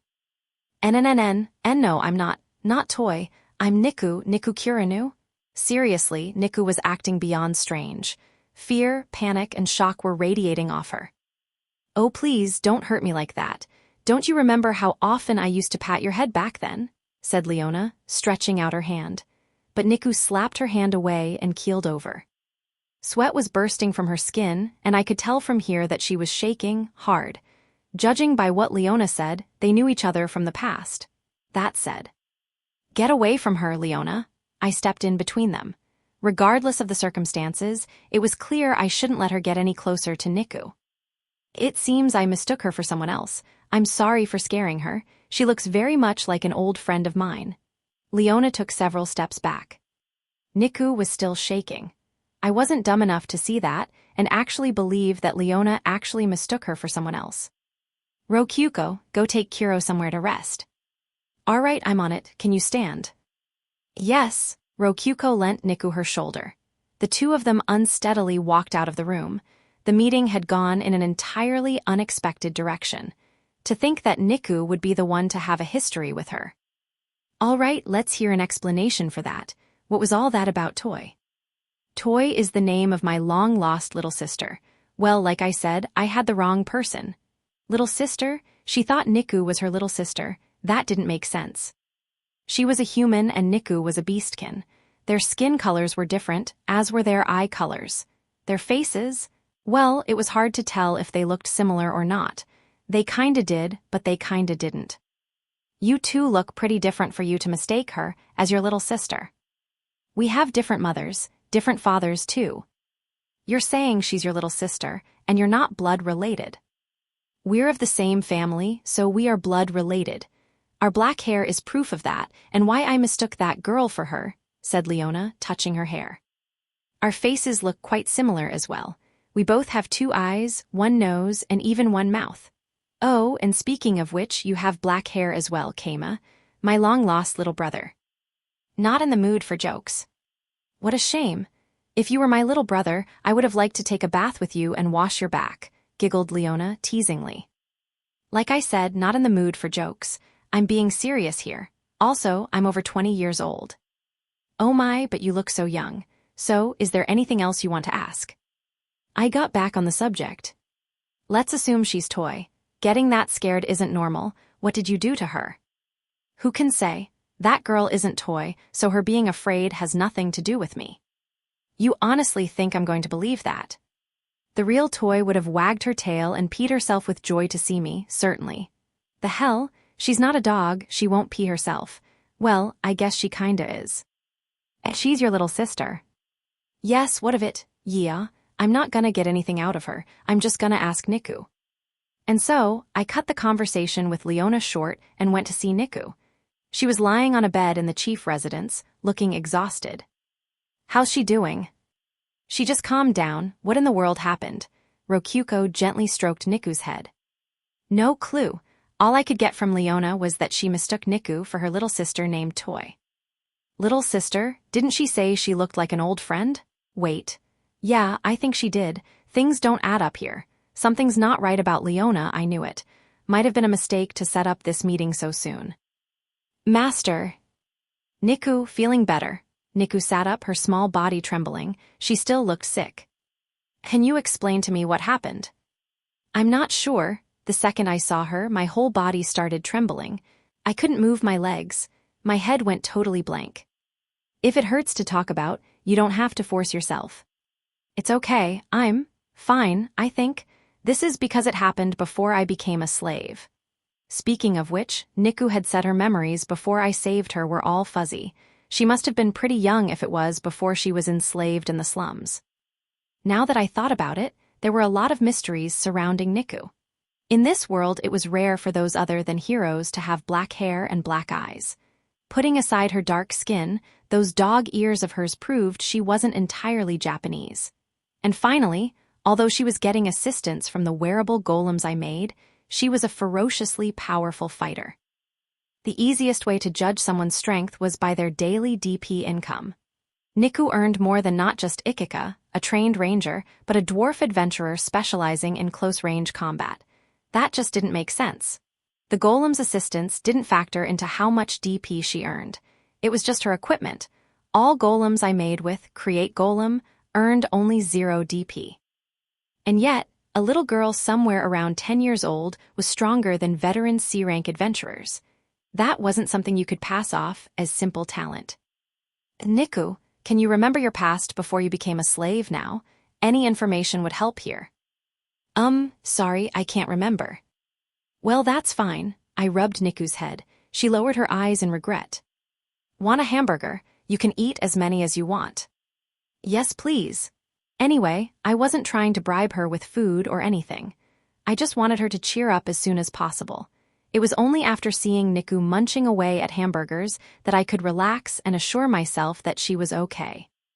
Rokyuko and I left Niku to rest and went to my room to discuss things. Niku had fallen asleep, and I was tired enough to want to sleep myself, but Rokyuko butted in before I could. Niku can't be a nun as long as Leona's around. I'll have Ikika take her place. That sounds like a good idea. She should have just about finished training the Silkies by now. Kinu can take care of the rest. You should stay away from the church too, Rokyuko. Rei and Ikika can take care of things. The church could operate with only 3 nuns, the same number I appointed initially. If we included Leona in that number, Rokyuko didn't need to go herself. I hate to admit it, but the church will do fine as long as Leona's around. Really, I kinda wished that Leona was just a normal human. Did you ever figure out why she only earns 0 DP? Nope, not at all. I had considered the possibility that she was a human-shaped monster like our own monster girls, but couldn't confirm anything. Maybe I should try asking Itetsu, the dungeon core of our neighboring Dungeon the Flame Caverns. He was old and knew a lot about a lot of things.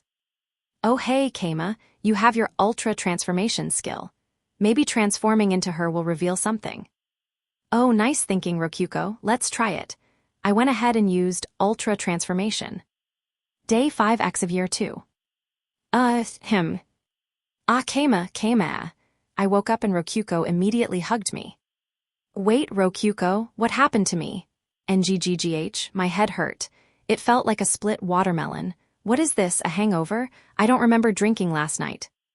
Don't you remember, Keima? You exploded somehow, then you slept a whole day. Exploded, slept a whole day. Hold up, what are you talking about? What actually happened? There's a recording. Hold on a second, I'll show you. Still clinging to me, Rokyuko navigated through the menu. A clear window appeared in front of me. Oh hey, Keima, you have your ultra transformation skill. Maybe transforming into her will reveal something. Oh, great idea, Rokyuko. Let's try it. The me on the screen used ultra transformation, shown from Rokyuko's perspective. My body shined briefly with light, and Leona's silhouette became visible. The next moment my body exploded in all directions, with only my clothes being left behind. The room was coated in the shower of blood, and the video being painted pure red showed that the blood got in Rokyuko's eyes too. Ma wa I what? No way, Keima? Rokyuko, in a panicked state, looked at my scattered body parts. It was pretty grotesque. My ruptured heart was lying on the floor still beating. This needs some mosaics. Yug, I might have nightmares about this. What just happened? No way is he dead? The second after she said that, the remains of my body vanished in bursts of light and gathered all in one place.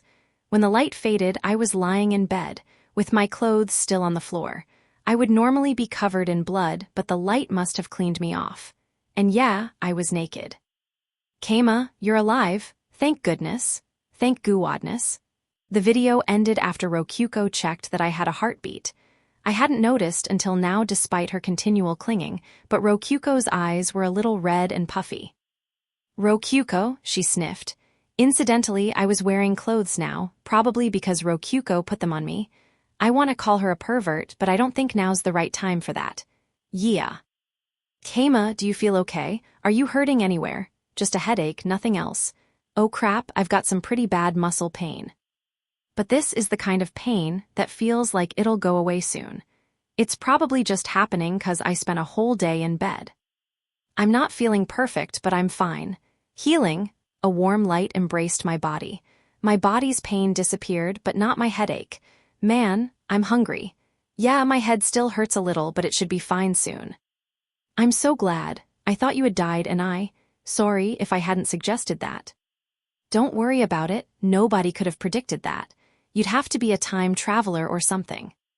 But still, sorry. Rokyuko squeezed me tightly. It hurt a little, but I still patted her head. After a bit, she calmed down. Hey, Keima, do you remember anything? Let's see. I tried transforming into that nun Leona and, right, I suddenly felt an intense chill, then felt heat rapidly building up in my body. I probably died after that. Then I was brought back, thanks to Ultra Transformation. I could tell that somehow. Jesus, if my Ultra Transformation wasn't level 3, I would have died for good then and there. All I know is that I died because I transformed into Leona. Why would a simple transformation do that? I don't get it. I didn't want to think about my death, but I could feel some malice in it. Maybe she inflicted a curse on me. I don't get it either. Could be some kind of defense system. A defense against Ultra Transformation. Isn't that a little too specific? Not just that, but anything that identifies her, so to speak. We should probably stop trying to look at her DP income. It's just 0 anyway. Oh, that might be because of the defense system. Maybe, Rokyuko nodded, still clinging to me. Rokyuko, it's kinda hard to move, could you let go of me already? By the way, Rokyuko, mind if I ask something? And what's that? Rokyuko replied, having finally let go of me after I gave her a melon roll. That video was from your perspective, right? Are you recording everything all the time? Indeed, in order to record footage like that, you had to activate the recording function in the menu ahead of time. The dungeon didn't just automatically record everything we saw. As an aside, you could edit and delete saved footage. Not everything. I only start recording when I'm with you. Why are you doing that? That kinda makes it sound like Rokyuko is a stalker. All that video footage would take up a lot of space. I wonder how much space the menu even has in the first place. We might be nearing its limit already. You won't laugh. Nope, you can tell me. If she was recording it for a weird reason, I could tell her to delete it all. Well, you're eventually going to die before me, right? You can tell just by looking at Haku that we dungeon cores live a lot longer than humans. I'm preparing for when that happens. Holy crap, that's a lot more heavy than I expected. Geez, Rokyuko's thinking that far ahead? I see, she's not a stalker. She's like a parent recording an album of her growing child. Should I stop? Nah, it's fine, feel free. Rokyuko burst into a bright smile. How could I turn her down? So, I can record a lot more. You don't record too much, okay? Crap. I can't blame her. Her lifespan is a lot longer than mine. Unless I become immortal somehow, I'm either going to die with Rokyuko or die and leave her to live alone. By the way, I wonder if dungeon cores can have children with humans. What do you think, Keima? Anyway, I wonder what's going on with Leona and the others. I blatantly changed the subject. Niku went back to the inn. Leona discussed selling holy water with Ikika. It's water mixed with a herb that encourages peaceful sleep. Holy water exists in this world too, huh? I wonder if it does damage to undead monsters like zombies. Ray drank some with herbal tea, so probably not. Oh right, Ray was a vampire, which were classified as undead. I forgot that all the time. Day 56 of Year 2. In the end, we never figured out why Leona earned us DP a day. And thus I decided to ask the gullible salamander, Itetsu, for his advice. As neighbors, when one of us was in trouble, both of us were in trouble. Though as it stood, it was mainly just me asking him for advice and help all the time. I asked to meet him in our shared secret meeting room, and he agreed casually. I then showed him Leona on the menu, talked about how she was earning 0 DP, and asked if he had any idea. While I was at it, I mentioned that he and I were both 0 DP a day. What's so fucking weird about that? You're only getting 0 DP too, yeah. Sure, but she's a human. Yeah, and what the fuck are you? You're human too, ain't ya? That's different, I'm a dungeon master. Guess that means she's a dungeon master too, huh? A human dungeon master, or possibly a dungeon master hiding themselves in human form. That was possible, but not what I wanted to ask. Have you ever seen something other than dungeon masters or dungeon cores earning 0 DP? I was thinking you might know something about that, since you're so much older than us. Sorry, but I'm just now learning you can even see daily DP income like this. Between you and me, most of my DP comes from the fucking Sia Mountains. We don't give too much of a shit about intruder DP, though we can tell how strong they are. For real, I hadn't expected that Itetsu would know less about dungeons than I did. All I can say is, she's probably got something to do with dungeons. Probably not a dungeon core though. I've never seen someone like her at the core gathering, and, wait. Itetsu, remembering something, put a claw on his chin and scratched. Nah, forget it. Come on, you gotta tell me now. It's nothing, just something Core 5 was telling me. You know anything about Core 4? I saw Core 5 and Core 6 recently, but not Core 4. The hell are you doing? Right. Core 695, wait, Rokuko now, she had a little fight there. Seems like she got a last name. You musta won then, huh? I wonder what unrelated dungeon cores knew about our triple threat dungeon battle. I was a little curious. Yeah, we won. Hey, figures, wouldn't expect anything less from the team that beat me. The fucking brats Core 5 had to deal with our one thing, but beating Core 6's Core 666 is something else. Heck, good job, yeah. Itetsu's lizard face broke into a happy grin. The idiot trio we fought were like little kids to him, it seemed. By the way, I suggested her last name. You did, let's check it out with my name, alright? Itetsu Labyrinthart. Pretty cool, huh? His flaming lizard tail slapped the ground in amusement. Sorry, I should have thought up a better name. It kinda feels like Lovelyheart when he says it like that, and I hate it. More importantly, what was all that about Core 4? Right, I heard Core 4 has black hair in her human form. Core 5 was pissed about it 'cause it's like she's a hero. The thing is, though. Yeah. She only ever went to the gathering once. Before I was born, too, so we're talking more than 500 years ago. Rumors say she's already dead. Itetsu was so old he forgot how many centuries he's been alive. I guess one's sense of time would go wonky if you were an immortal salamander living with a dragon. In any case, if she hadn't gone to the gathering in that long of a time, it wouldn't be odd at all for her to have died. But cores are immortal. It was possible. Know anything else about Core 4? Yeah, consider this a gift, aight? Her last name's the same as the one you thought up, Itetsu cackled. I'm glad you're enjoying this. Seems that people called her Chaos. Chaos, why's that? Who the fuck knows? Same reason Core 5's called the Dragon King and Core 6's called the Demon Emperor, I'd say. Cores with just one number all have second names. Haku had 2 digits, but she was called Traitor by some. Did that count as a second name, or was it just an insult? Anyway, I dunno. I've never seen her before. All right. I gestured Itetsu over. He leaned over the table so I could whisper into his ear, the side of his head. We were the only ones in the room, so we didn't really have to do that, but hey, I appreciated him playing along. I want to experiment a little with this DP income stuff. Mind helping? Sure, I'm getting interested in it myself. just share the loot, all right. Of course, thanks, neighbor. If you're lying here, what's that thing you do, bite on 1,000 needles? The punishment for breaking promises passed down by soldiers of God. That's swallowing 1,000 needles.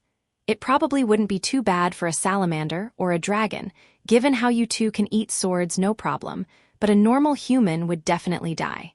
In other words, it signifies that the person will keep their promise or die. Seriously, humans are hardcore. Yeah, but there's a loophole here. In Japanese, 1,000 needles is the name for pufferfish, so you can.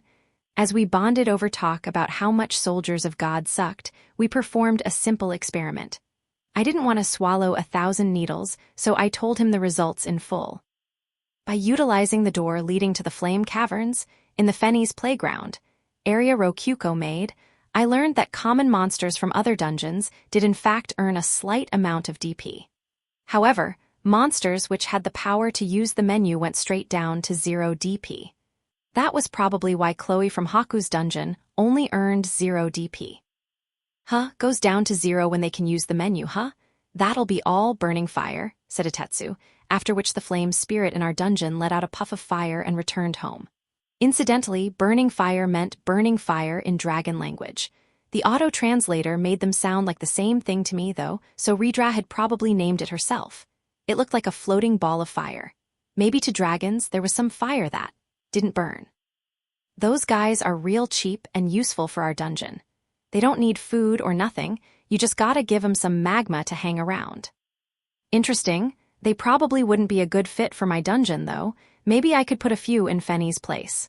I checked my catalog and saw Flame Spirit, 400,000 DP. That's expensive. Yeah, only costs 200,000 DP for us. Probably just 'cause I'm a salamander, or whatever. Oh yeah, that could be it. Or maybe it's because your dungeon's most of a volcano. Either way, Itetsu was the dungeon core, and the dungeon master was a dragon. Their dungeon being in a volcano just strengthened their fire specialization. It was perfectly natural that flame spirits would be cheaper for them. Wanna trade normal monsters so we can make extra DP? That ain't gonna work. Those normal flame spirits only give 20 DP, yeah? It'd take years to be worth it. That's true, and I can't even think of which monsters I would send over. Hey, do you want about 100 goblins? Hell no, Itetsu roared with laughter. Well, at least now I know what makes someone worth 0 DP. Monsters sent to other dungeons stick out a lot. Those that can use the menu end up at 0 DP, and those that can't barely give any DP at all. That said, not even Itetsu knew about the daily DP income. It wouldn't be weird for someone to send a dungeon monster not knowing how obvious it would be. Which meant that indeed Leona could have been sent here from another dungeon. I'll keep an eye on her and see if she tries contacting anyone on the outside. Day 62 of Year 2. Half a month had passed since Leona arrived. She had become a natural part of our church. She took her job as a nun seriously, and the Buddhist faith was growing stronger with each day, spreading onto many of the merchants passing through town. Sure, she was insisting on Buddhism being a proper church with a long history, but that was fine. It had nothing to do with me. Leona led mass and gave massages alongside Ray, but apparently she was so incredibly better at massages than Ray that she was becoming more popular. As of yet, she had not contacted anyone from the outside. Most of those whom she gave massages to were normal merchants and travelers. Though there were endless methods by which she could be secretly communicating with people. Long-distance telepathy or something of the sort would fly completely under my radar. Nothing I could do about that. But honestly, I was scared of how much of a perfect nun she was. Ray was even learning the ins and outs of giving good massages from Leona. Wait, when did they get so close? Being a little friendly to avoid suspicion was one thing, but Leona posed a lot of danger to our dungeon. Ray better not be leaking any secrets. The days passed uneventfully until an unexpected visitor arrived. Keima, I don't know the details, but it looks like Kinu has captured that succubus from before. The pink loli you bullied with the collar. Oh yeah, I forgot about her. Our uninvited visitor had returned. But wait, what does she mean Kinu captured her? She's been poking around here and there, but I've been ignoring her since she never came close to the chief residence or the inn. Leona's been keeping me too busy to worry about anything else. How'd she end up, capturing her? I thought you'd ask that, so I called her over here. Rokyuko called for Kinu, and she came into the room with a bow. Guess I'll ask for the details. Mikaru's perspective. Mikaru, the pink-haired loli that invaded the town, had a job. That job was to get blackmail on the town chief.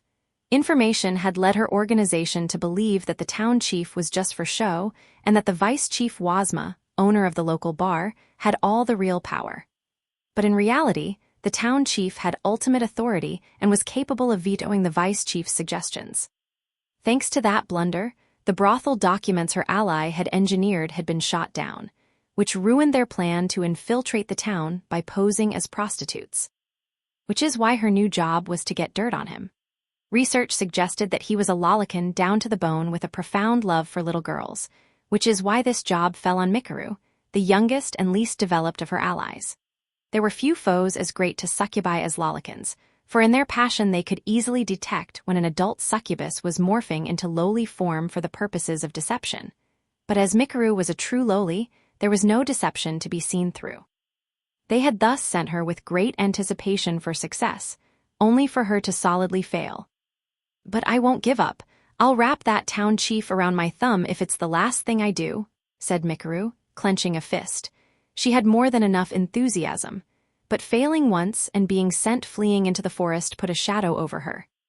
With a growl, her stomach grumbled. She had run out of food. There was a limit to how much food she could scavenge from the forest.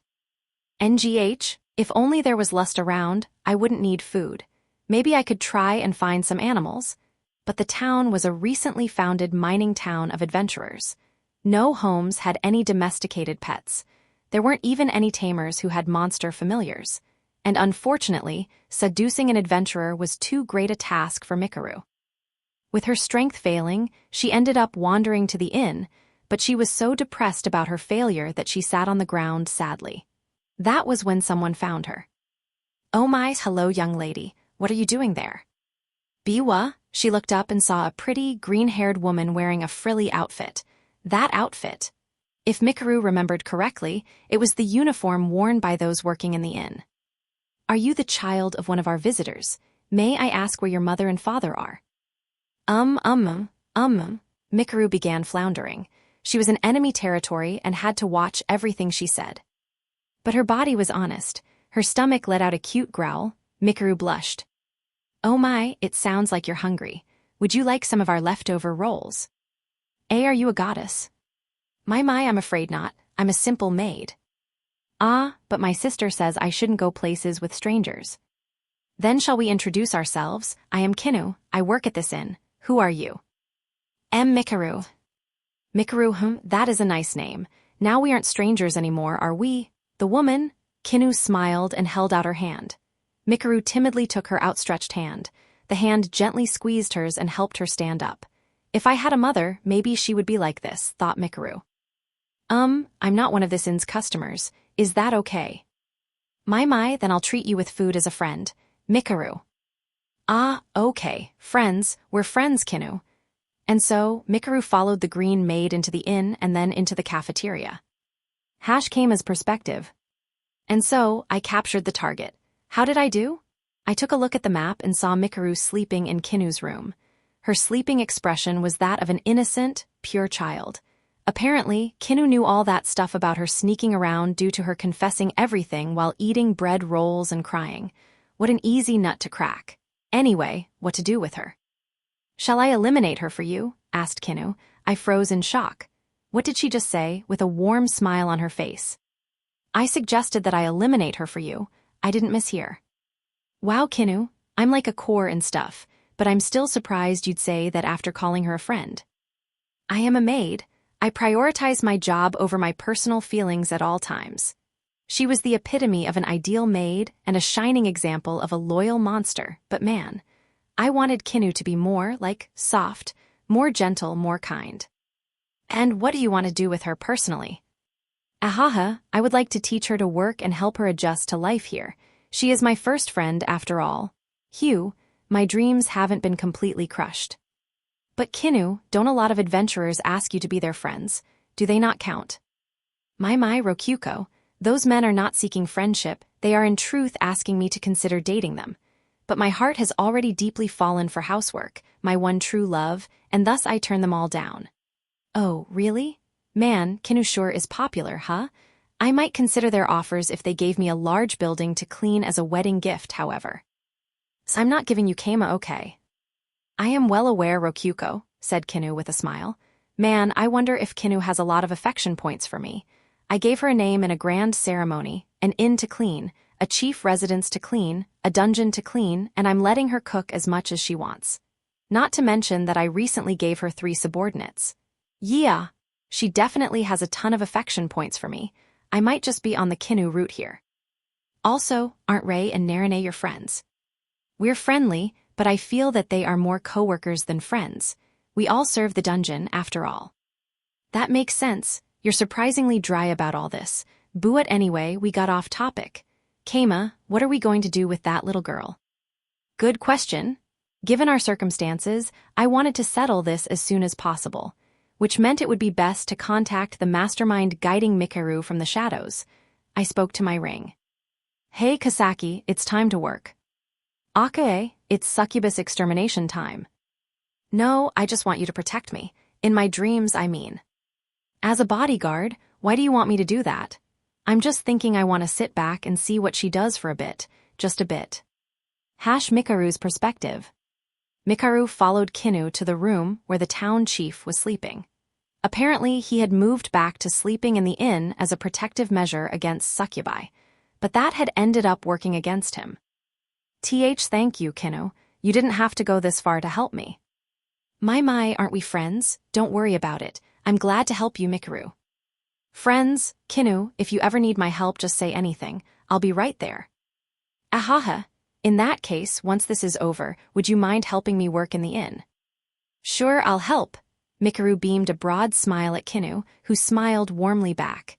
She put a hand on the door, but it didn't open. It seems to be locked. Whatever shall we do? They were in trouble, but Mikaru was unfazed.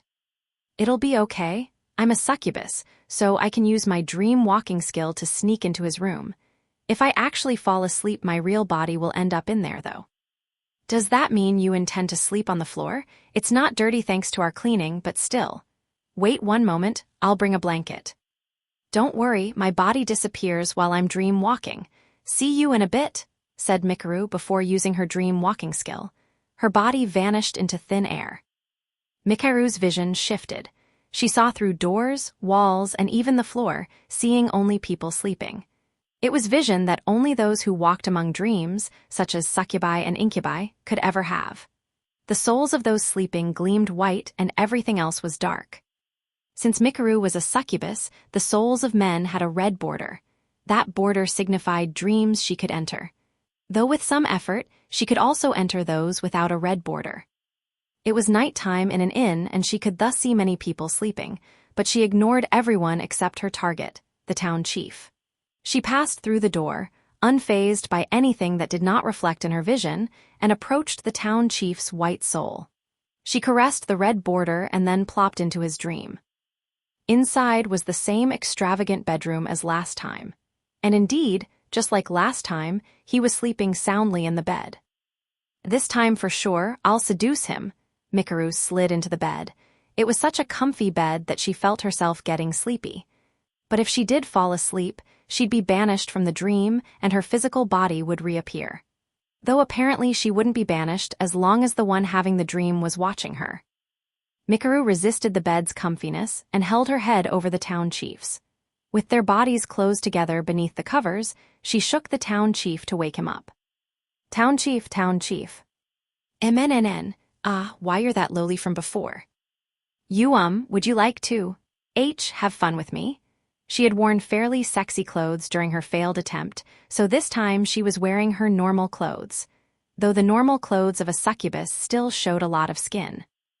Hell yeah, love me some lowly hayaha. Kaya, T-Town Chief? The town chief pushed down Mikaru, looking aroused. She first renewed her respect for traditional succubus clothing, since it alone was apparently enough to seduce a man, but then found herself afraid of the town chief's bloodshot eyes. You, please be gentle. I'll be fine since this isn't a dream, but just to be safe, please. Hey, leave it to me. I'm a gentleman lolican. Kaya, and not there. Kaya haya.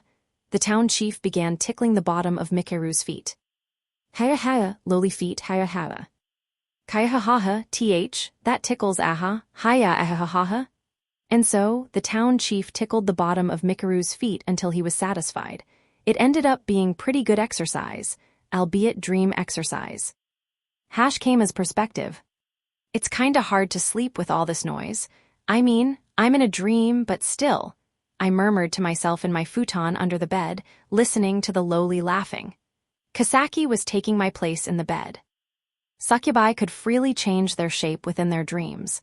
I had Kasaki pretend to be me in a charmed state so we could later investigate our target.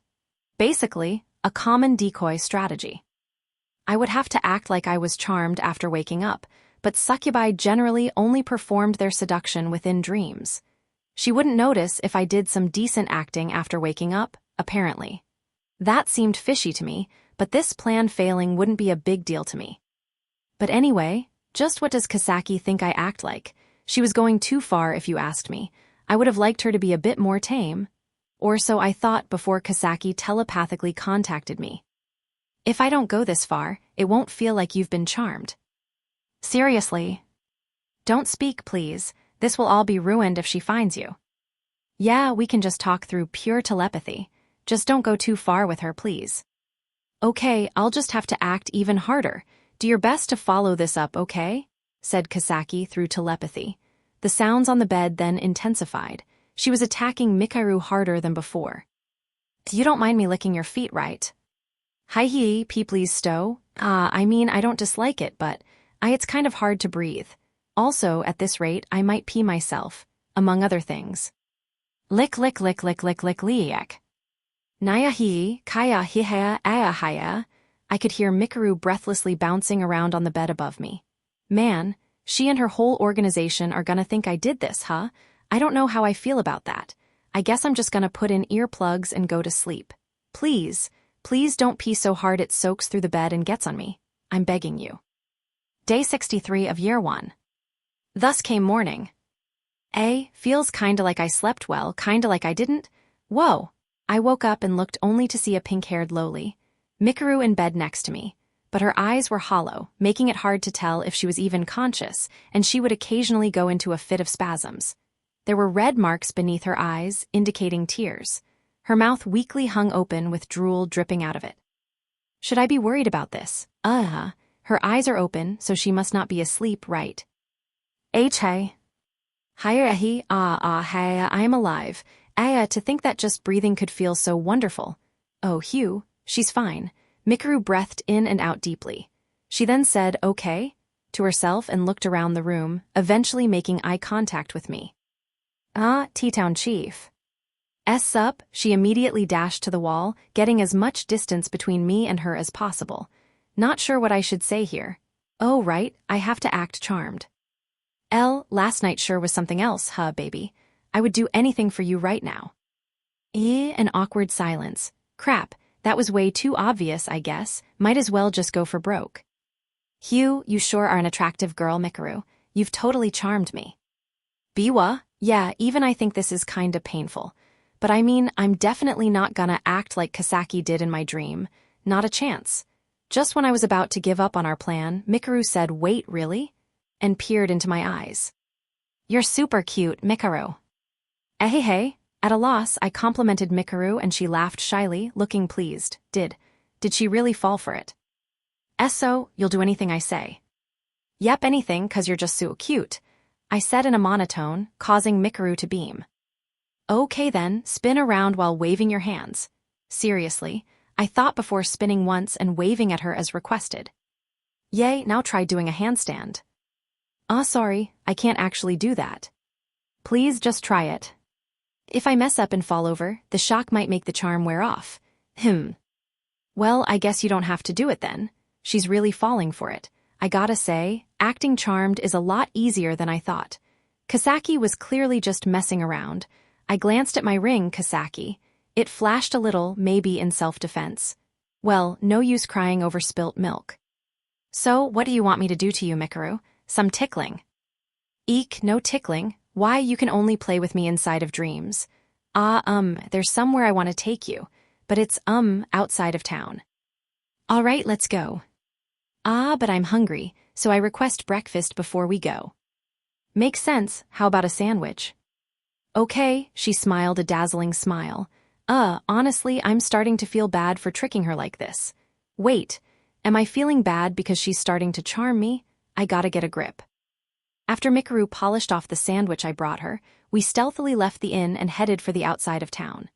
That meant leaving dungeon territory, but I had my wearable golem on, and in truth, I was actually using Ultra Transformation to transform into myself. 72 hours had easily passed since I exploded by transforming into Leona, so I once again had an extra life I could rely on. There was a fair margin of safety here.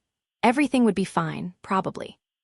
The one problem with the transformation strategy was that my sleep resistance skill was weakened and I couldn't use mid-rank spells. But with my ring Succubus Kasaki, I would still be able to defend myself even if put to sleep and attacked in my dreams. Worst case scenario, I let her possess me and turn into a succubus, but I didn't want to think about that. The forest opened up into a clearing. Mikaru had come this far without getting lost for a moment, but now she was standing in place and looking around. She hadn't gotten lost, though. It appeared like she was looking around for someone she had planned to meet here. She put her fingers in her mouth and blew them hard, resulting in a PBBHTTTH-esque sound. But when my sister did this, it made a loud noise. Were you trying to whistle with your fingers? Please don't worry about it. Yeah. I'll just be glad I got to see another cute side of you, Mikaru. Maybe you should just shout for her. Good idea, sister. It's Mikaru, I did it. Mikaru shouted pretty loudly. It kinda hurt my ears. After a moment, some nearby bushes rustled. An adult woman with a fairly curvy body and hair as pink as Mikaru's walked out. Those are some nice legs. Her feet aren't bad either. Gulp. Sister, I did it. SHH, you're being loud. But regardless, you did well, Mikaru. I'm so glad you're alive. Everyone was worried about you. It's been so long, we thought you had been killed. Sorry, I just thought I shouldn't go back until I succeeded. Yes, I know. You worked hard and I appreciate it. We're all so proud to have a little sister like you. The woman, wearing a skimpy outfit that made it clear she was a succubus, stroked Mikaru's head. Mikaru clung to her happily and rubbed her cheek against the woman's exposed stomach like a puppy. Guess this is that older sister Mikaru kept mentioning, which means she must be a succubus too. Not that her outfit leaves any room for doubt. So this is the town chief. I had heard rumors about him, but I see he truly is young. The succubus licked her lips. Nice to meet you. Might I ask your name? Before that, Mikaru, are you sure that he is charmed? Yes. Interesting. Then could you order him to prostrate before me and lick my feet? Of course, Town Kai. As you wish, my queen. Please allow me to lick your feet. If possible, remove your shoes so I may service them directly. I practically slammed my face onto the ground in front of her. My hands were tied here, I had to act charmed. Acting is so hard. I can't believe I have to grovel like this. It sure sucks, Zuyer sucks. I see, he would actively obey a humiliating order from a woman who isn't even his type. There is no doubt that he's charmed right now. Right, my stunning performance tricked even the elder succubus, so how about the feet? Never mind. You wanted to know my name, right? It's Swilla. As you know, I am the older sister of your master. Master? She's talking about Mikaru. So, what would you have me do, my queen? Initially, we were planning to make you agree to the brothel construction plans, but the situation has changed. But either way, this is fine. Mikaru, could you bring him here again tonight? Certainly, sister. Will the charm last that long? It should be fine if you order him to act normal until night, then come here. Good luck, Mikaru. I'll do my best, town chief. Please come here again tonight. For now, return to town and act normal. That was a pretty vague order all things considered, but whatever. I nodded. Okay, No way I could turn down a request from the one and only cutest girl in the world, Mikaru. Later, I'll be back tonight. Probably around midnight so nobody sees me. Okay, back to base. I'll expand our dungeon territory to cover this bit of the forest before I come back. Time passed and the sun set. It was pitch black outside. After getting Rokyuko and the others ready in the master room such that they could provide backup in the event of something unexpected, I returned to the forest and the clearing within. Suilla and Mikaru were waiting for me there. Congratulations, Mikaru, it worked. Yes, sniff, and now I'm finally a proper succubus. Sorry, I'm really sorry, but I'm not charmed at all. Now then, there's no time to waste. Would you two be kind and follow me? Asked Suilla before walking off with us behind her. Man, I can basically see her entire bare ass, no pants at all. She took us back to town, to be specific, to the church. Yeah, I was expecting this. Side chapter, Dungeon Core Children. Ever since Leona started working in the church, I kept Rokyuko far away from it as a defensive measure. As a result, Rokyuko got bored enough that she began visiting the Flame Caverns, with her phoenix named Feni in tow. She and Ridra, in her human form, were drinking tea together when Rokyuko casually dropped a question. Hey, do you have any kids, Ridra? Kids? Yeah, I got one. She's a super cute girl that looks just like me. Ridra grinned broadly enough to show all her sharp teeth. Wow, really? Is she somewhere in your dungeon? Nah, she left home like 200 years ago. I sure hope she's doing okay. But hey, it'd take a lot to kill a flame dragon. A flame dragon? That's a higher-ranked dragon than you, Ridra. That's 'cause she's my kid. I'm still stronger, though, Ridra cackled with pride. She was a red dragon, one that specialized in the fire element. If you took that specialization a step further, you would have a flame dragon. It would be fair to call them the physical embodiment of the fire element itself. So, is that Core 112's kid? GR Rokyuko, are you thinkin' I would cheat on him? Fire roared from Ridra's mouth. No, I was just wondering if dungeon cores could have children, because I'm a dungeon core too, remember. Oh, I see what you're saying. Of course it's Itetsu's kid. Ridra calmed down in a second. Rokyuko took a sip of her tea. Incidentally, Ridra's human transformation was perhaps intentionally incomplete, leaving her tail and horns in place such that she still looked like a dragon. The fire breathing was part of that. Hugh, it's kind of hot. Be careful I'm not strong like you are, Ridra. Haha, sorry, I jumped on you too fast. Still, you know, you and Itetsu sure are different for both being dungeon cores. That's just how dungeon cores are. Human-type dungeon cores and salamander-type dungeon cores were as different as a normal human and a normal salamander. They were entirely different species, with only their nature as dungeon cores connecting them. Wait, have you always called Core 112 Itetsu? Keima says it's hard for humans to understand dragon language, so I'm using it instead for now. Ridra once said Itetsu's name in dragon language, but it always ended up like Gyaru Kagu. That would definitely be hard for humans to say, thought Rokyuko. Still though, you want to know more about my kid? All right, I'll talk to you about her all night. She's my baby, proof of my love for Itetsu. I wouldn't mind that, but there's something else I want to ask about first. Moe, what's that? Well, Rokyuko took a deep breath, then sat up straight. Ridra, seeing that, sat up straight as well. How do you make children? BPPPH? You're asking me that? Rokyuko's question made Ridra sputter with surprise. That's the kind of thing you should ask your parents. Why ask me? I don't have a mom. Dungeon cores only knew of their father, so it was fair to say that they didn't have a mother. I have an older sister, but Keima said I should never ask her this under any circumstances, so I'd really appreciate it if you told me, Ridra. Sorry for bringing up bad memories. No worries, it's the same way for all dungeon cores, so, would you tell me? Ah, right, Itetsu doesn't have a mom either. Wait, does that mean you're Itetsu's little sister? I guess you could say that, but really, would you tell me?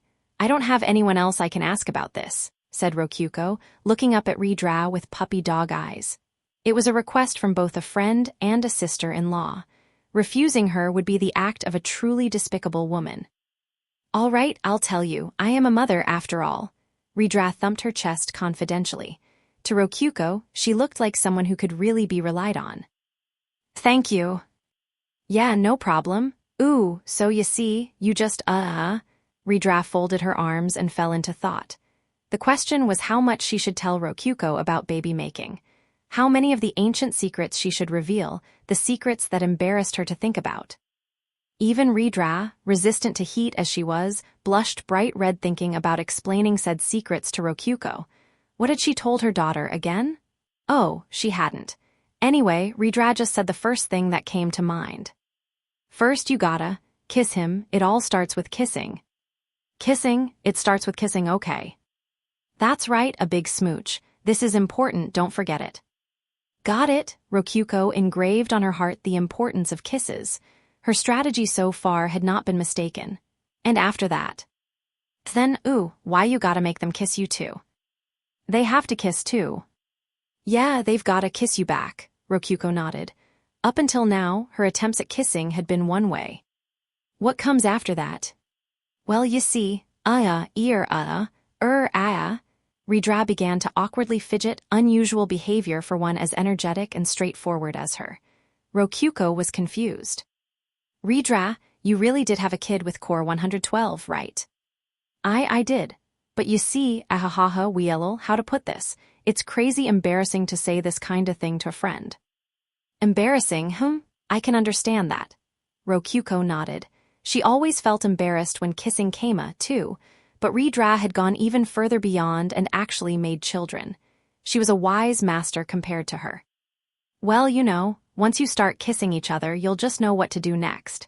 Instincts, just trust your instincts. Your body knows what to do. Instincts, my body will know what to do. Redra's statements were pretty out there, but Rokyuko believed them all in full. That's right, instincts, feel it in your bones, don't think too hard, and by the time you're thinking about making kids, you'll already have one. Basically, kissing makes babies. Kissing makes babies. That's right, kissing makes babies. Kissing makes babies. Rokyuko repeated Redra's words like a chant. For some reason, they high-fived each other. Now I can have kids with Keima. Feelings are everything, get close with him. Got it. Take good care of your kids. Yes, ma'am. Don't turn in bed and crack your eggs. What, did you crack your egg? Just a few tiny cracks is fine. Just cover them with magma so it'll harden. Magma is probably only good for the eggs of a red dragon, so I shouldn't follow this advice, thought Rokyuko as she scribbled on her internal notepad. Heya, the fuck you two talking about, huh? Itetsu came to check in on them since they had been making such a fuss. Upon seeing her four-legged husband walking in their direction, Redra beamed a full smile. Itetsu, I was just telling Rokyuko how to make kids. Alright, nice. Just, don't go too far, alright? He was relieved that they hadn't been fighting, but now he had to question whether he should tell Keima about this. In front of him, Rokyuko and Redra faced each other and shouted okay, with enthusiasm. Later, Rokyuko, good luck. It's gonna happen.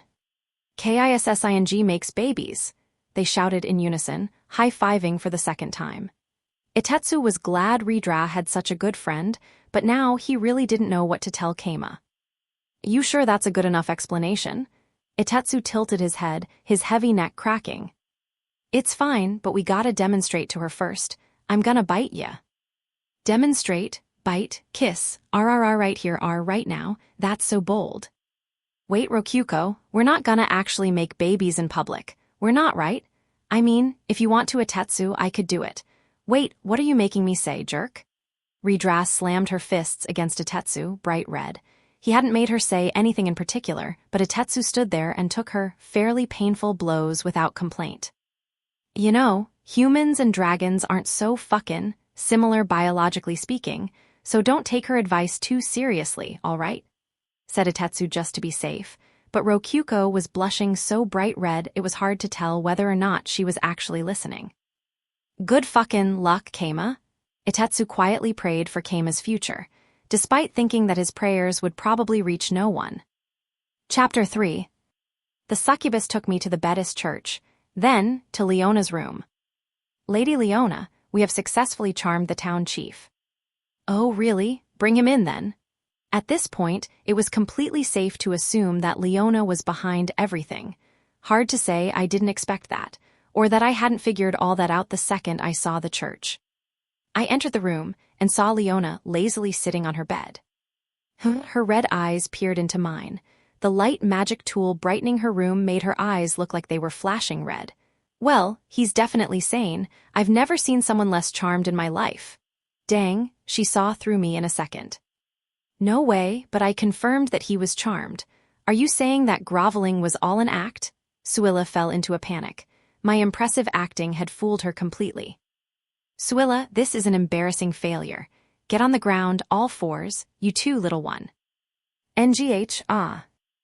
Sister, Leona snapped her fingers. Immediately, Suilla and Mikaru fell to the floor on all fours, as if pushed by an invisible force. Leona sat on Suilla's back as if it were her natural right to do so. Then, she spoke to me like nothing had happened.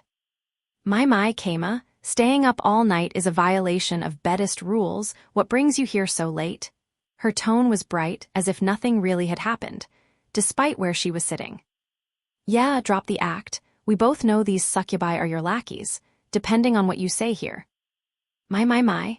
Buddhism worships sleep above all else. It follows, then, that it should coexist with the demons of dreams, succubi. After all, a succubus is not much different from a normal person beyond their power to enter dreams and eat sexual energy. Or are you saying these living creatures look like mere chairs to you? They shouldn't be a problem then, either. Fwa, Leona spoke while stroking Suilla's ass. She then continued, with the succubus's moans as background music. Feel free to sit on that other chair beside you. It may be small, but I'm sure it will be comfortable, said Leona while pointing at Mikaru. I glared at her, still standing. It seems that these poor succubi are homeless. Shall we give them shelter in this church? You're such a kind man, Sir Pope, that I have no doubt you will agree to watch over them. After all, you did the same for your vampire high priest and silky cooks, no? I believe that was an apprentice witch at the counter as well, I felt a chill run down my spine.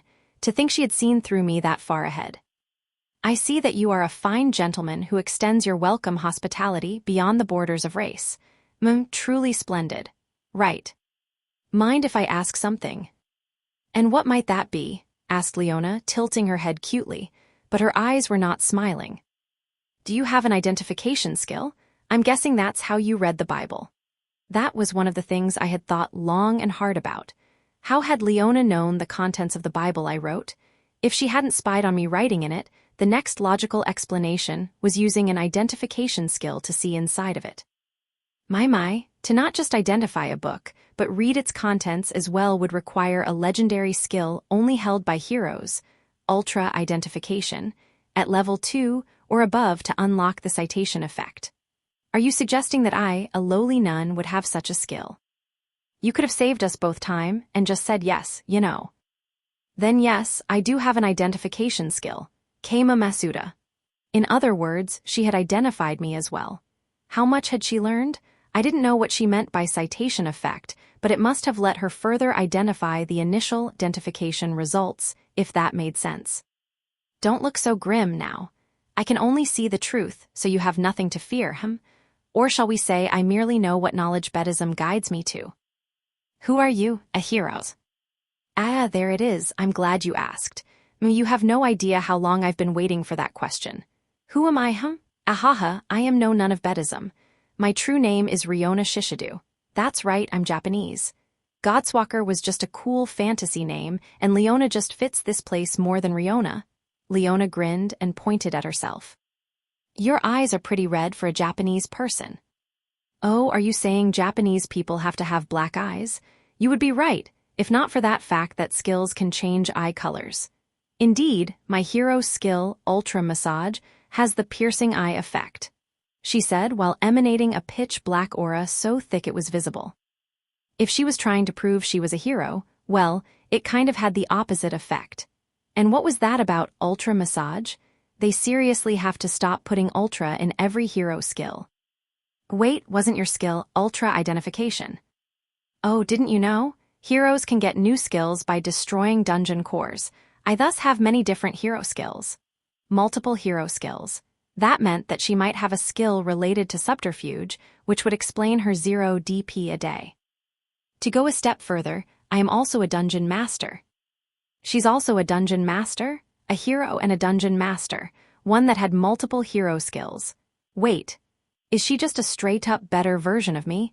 It's possible, but she lies so much I can't take anything she says as true up front. I suppose I'll have to prove I'm Japanese first. Aya, sushi, sukiyaki, tempura. Ask me anything you like and I'll answer. What's the tallest mountain in Japan? What else but Mount Fuji? What's the surface area of Kyushu? Now that's asking for a bit much. I'm not a geography expert. Incidentally, it was about 36,750 square kilometers. I figured that she wouldn't be able to answer it on her own and was testing to see if she would use ultra-identification to deduce the answer from an outside source somehow. How do I know the answer? I just remember reading about it somewhere. To be honest, though, I didn't care whether or not she was Japanese. The important thing here was her ownership of hero skills. And hey, if she was answering any question, I might as well ask her about them. Tell me what skills you have. That would take all night. If I keep it to just hero skills, I have Ultra Alchemy level 9, Ultra Identification level 9, Ultra Massage level 8, Ultra Subterfuge level 7, Ultra Chanting level 9, Ultra Awakening level 3, Ultra Strengthening level 5, Ultra Resistance level 9. What else did I have? Sorry, remembering all of them is kind of a pain. If only this world had status windows. I could use identification on myself, but it's the kind of skill that has limited usages per day, Suo. Wait. Yes. You've gotta be lying, right? That's way too many skills.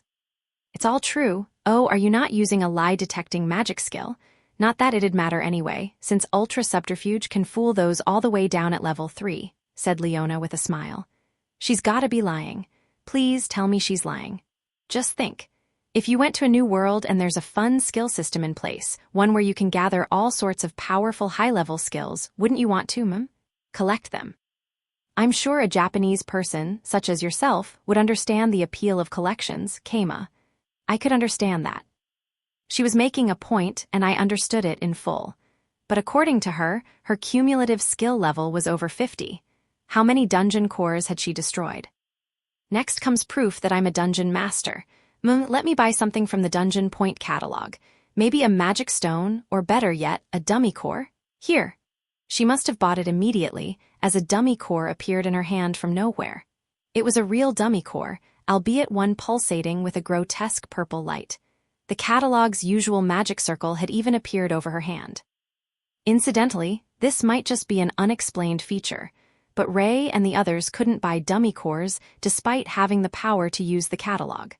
Only I as the dungeon master and Rokyuko as the core could. That was fairly easy to prove. Indeed it was. In short, Leona was both a hero and a dungeon master. By the way, how old were you when you came here? 16. I suppose that was about 500 years ago. I became immortal when I turned 17 and stopped counting the years after that. That answers your question, right? Oh, and I do drink alcohol. The legal age here is 15, so... Oh my, don't make a lady talk about her age, Keima. Don't you have any delicacy? Yup, she just said 500 years, hahaha. I wonder how old she is now. I'm not that interested in your age, don't worry about it. Okay. I expected as much from a hardcore lolican who only cares about real lolis. Oh wait, I suppose that was fake information meant to counter succubi, given how you weren't actually charmed. I'm impressed. This world had fake information spread explicitly to counteract succubus attacks, huh? Famous people here must have it rough. But really, 500 years. That explains why she knows so much and has so many skills. Man, what am I gonna do about this? She's clearly a superior version of me, and not by a small margin either. There's no contest here. She knows a lot about everything thanks to her identification skill, and she has an actual collection of friggin' cheat skills. And she's a dungeon master on top of that? Seriously, there's strength in history, and she has a hell of a lot of history. Maybe I should wag my tail and show her my stomach. By the way, wasn't the Warring States period 500 years ago, or... Oh, that. It seems that regardless of this world's time frame, all people summoned from Earth come from the same 4 to 5 year period. All from Japan, of course, but not everyone is Japanese. I've seen some Americans, for instance, like the founder of Wakoku. Honestly, this was getting to be so much information that I was having trouble parsing it all. So, Leona, what faction do you belong to? Why did you come here? Faction, I'm independent. I have many objectives, but let's just say I came here to scout you. Scout. That's right. Or should I say, came here to scout you and Rokyuko, the winners of the recent dungeon battle. Did you know that the Dark God contacted me? He told me this dungeon battle was won by cores 89 and 695, and that their names would now be Haku and Rokyuko. They would also be permitted to use the last name Labyrinthart. Yeah, looks like Father really is a Dark God. The Dark God? Gaia, this is too much information to handle. I guess this is what Itetsu was talking about. Should be safe to say that Leona's the master of Core 4. Hey, mind if I leave for a bit? I need some time to process all this information. What's the need for that? You need only agree to become mine. Submission comes with a free chair, you know, said Leona before giving Swilla's ass a nice slap. Oh right, I had forgotten all about her. Leona's been sitting on a succubus this whole time. Why me? At first it was due to sweet little Haku favoring you, but now that I've met you, I have a new reason. But putting that aside for now, call succubus. Leona activated her magic skill. Magic circles appeared on either side of her. I looked around and saw one behind me as well. A succubus appeared from each of the 3 circles. No need for a chant. You can do the same, can't you, Keima? I imagine you've noticed by now, but a chant is unnecessary if you understand the magic words, especially the names of the spells. Yeah, I've noticed. I do it all the time myself. I can use Create Golem without even saying the name now. When making translation magic, magic words were more of a struggle than anything else. They more than any others conflicted with normal words, but I suppose that doesn't matter right now. I didn't know that. More new information. Gah, it feels like my head's gonna explode. Incidentally, these cuties are the latest succubi I've formed contracts with. They were expelled from their homes and went on a journey to find a new place to live. More useless information. What was Leona trying to pull here? Yeah, I don't care about all that. It doesn't matter. What I want to know is why you want to scoo. It does matter.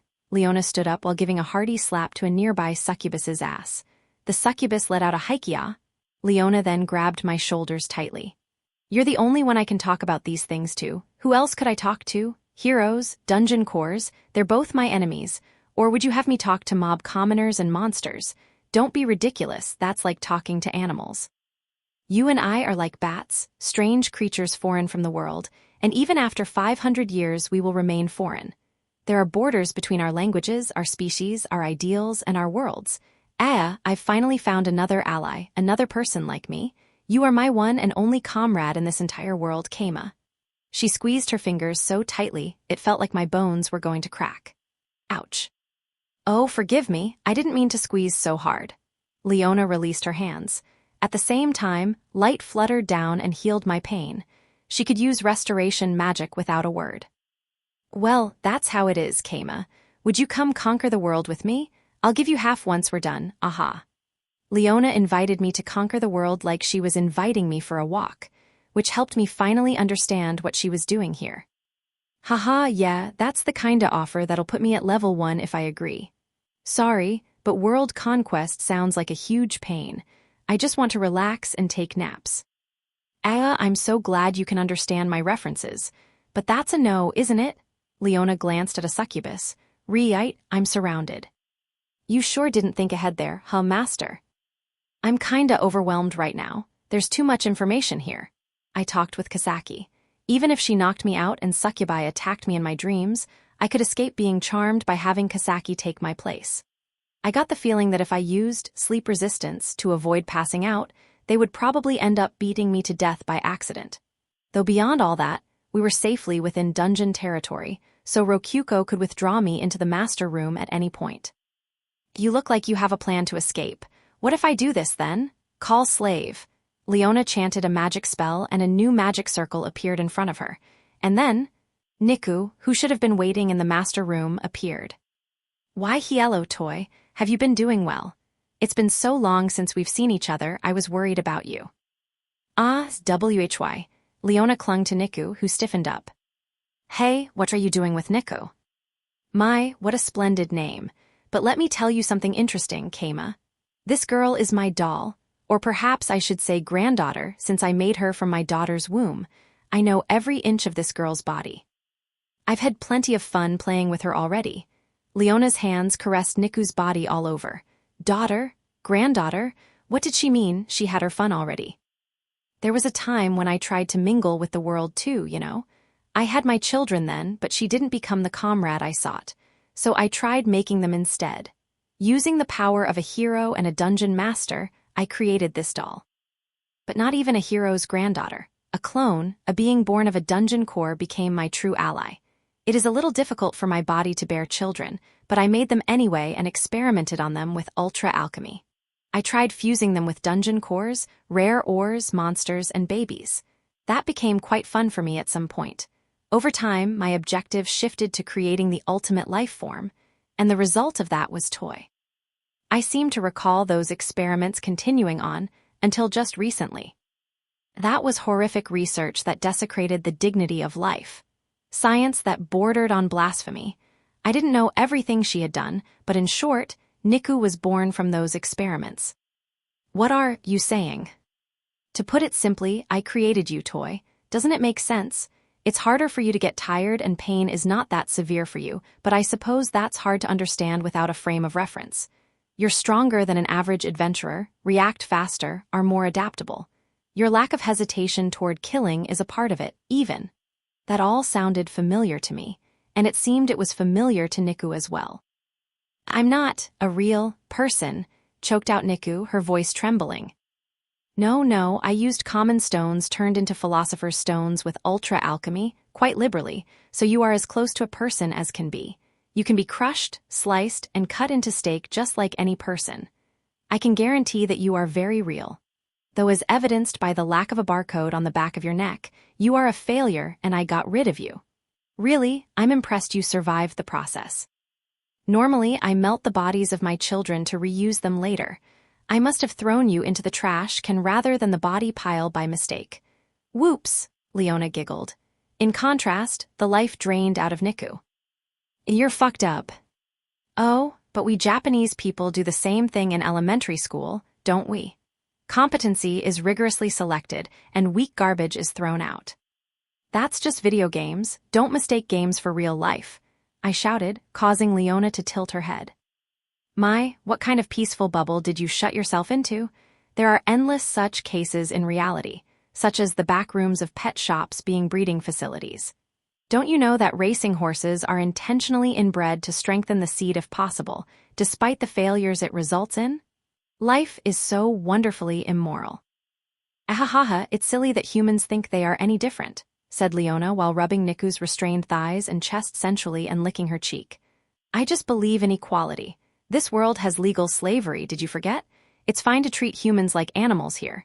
You pretend to have adjusted to this world, but you're still hopelessly Japanese. Not that I dislike that, Leona added silently with a wink. Her eyes were warm, like a proud adult praising their child. Not to mention, we're dungeon masters. Humans, monsters, and even heroes are our prey. The only meaningful difference between them is whether they're feral or domesticated. I could understand what she was saying. It was impossible not to. After all, I was killing people in my dungeon on a regular basis, and I was even using a hero as a living DP tank. Plus, since I was a hero, dungeon cores were my prey as well. Predators and prey. If looking at the world through a lens of nature, she and I were enemies of all living creatures. I get what you're saying, but that doesn't make it okay to touch my Dakimakura. Give Niku back, I said firmly, making Leona click her tongue. Had she been plotting something? Brainwashing or something of the sort. It wouldn't be odd for her to have a skill like that. Listen, Keima, I'm willing to trade a successful creation for this failure. Quit joking around, Niku is my Dakimakura. Master, Niku trembled, light returned to her eyes. Oh, have you grown fond of each other? I'm afraid my artistic nature won't allow me to let an incomplete failure such as toy keep running around. Ah, then I need only complete her. Ah, that would fix everything. I got a really bad feeling about that. Meanwhile, you can use these succubi in her place. As you would expect, they are a much better lay than this girl. Incomparably soft and all that. They might even be better than toy when completed, to be honest. No, Niku's mine, don't touch her. Master, master. Niku reached out to me with Leona still hugging her. "'S very well, shall we play a game then? Game? A game where I am the DM, if you will. I will give this girl back if you win. And don't worry.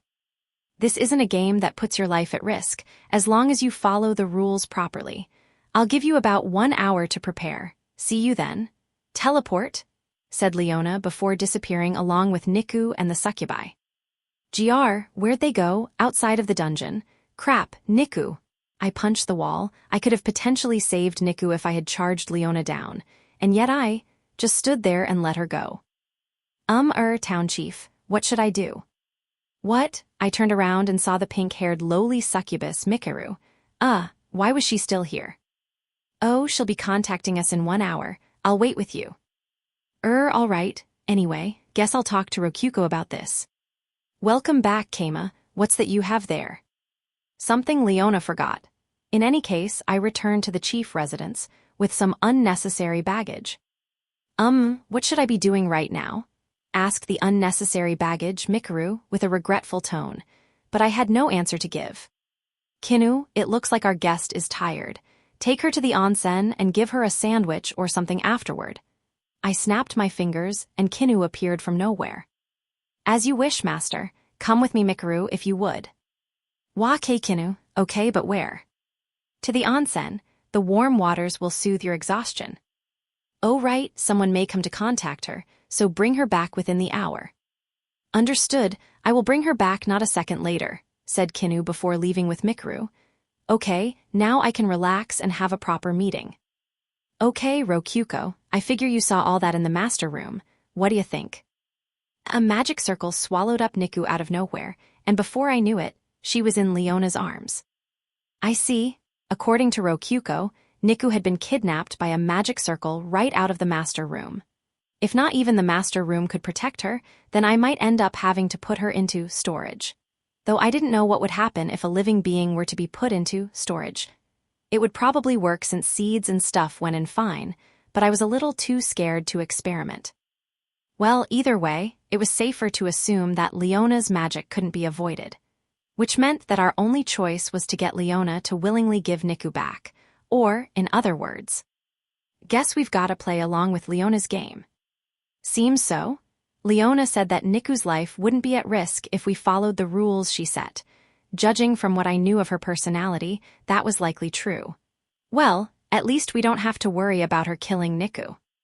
Wait, Keima, how can you be so sure of that? Judging from what I know about her personality. Why, judging from her personality, are you so sure of that? Why, come on, what? Now that she mentions it, why was I so confident? As far as I can tell, she doesn't seem like someone who cares too much about whether others live or die. She lied about being a nun and lied about pretty much everything else too. So why would you think everything she said there was true? Why would you be so sure that she would keep her promise? Rokuko was completely right. Sorry, I wasn't thinking straight. Got caught up in Leona's pace a little there. Kasaki, is Keima really okay? Probably maybe, I think. Leona's so much infinitely stronger than me in every way I can't be totally Sura, Buet ahaha.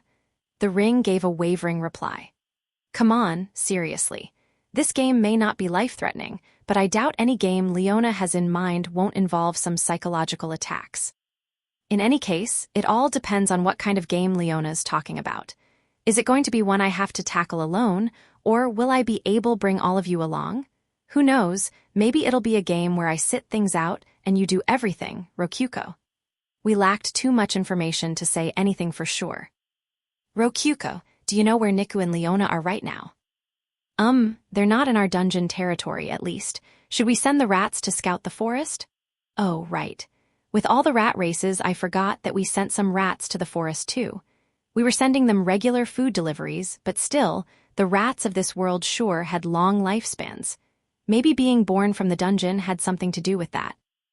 Yeah, have them scout for any suspicious-looking places. There was the distinct possibility that they were nowhere close to us, but still, that was better than doing nothing. 1 hour, huh? That was far too short of a time to do much of anything, but considering Niku's safety, it sure felt like a long time. If I had known something like this would have happened, I would have had put Niku under the control of the dungeon. Though I wasn't sure if that was possible for Beastkin, or any non-monster for that matter. In the end, we searched for an hour and found nothing. FYI, that was amazing. Here I have found paradise itself. Despite our unease, Mikuru returned with a blissful expression on her face. She was holding hands with Kinu. Hey Mikuru, what are you holding there? A letter. Biwa, oh this, I didn't even notice. Oh, it says to Keima on it. Give it to me. I stole the letter from Mikuru and opened it. As expected, it was from Leona and it read as follows. Dear Keima Masuda, I've actually forgotten how to write proper Japanese letters by now, but anyway, my subterfuge skill is set to deactivate once you open this letter, so come pay a visit to my impromptu dungeon if you would. I'm waiting with a delightful variety of athletic games. Laters. Keima, the succubus Leona was using as a chair, just popped up on the map. I took a look and found her in the forest. She was right in the clearing where we had first met. I looked through the monitor and saw a staircase where there had been nothing before. Her subterfuge, or whatever, had likely deactivated, as the letter suggested. Looks like there's a bit more to the letter.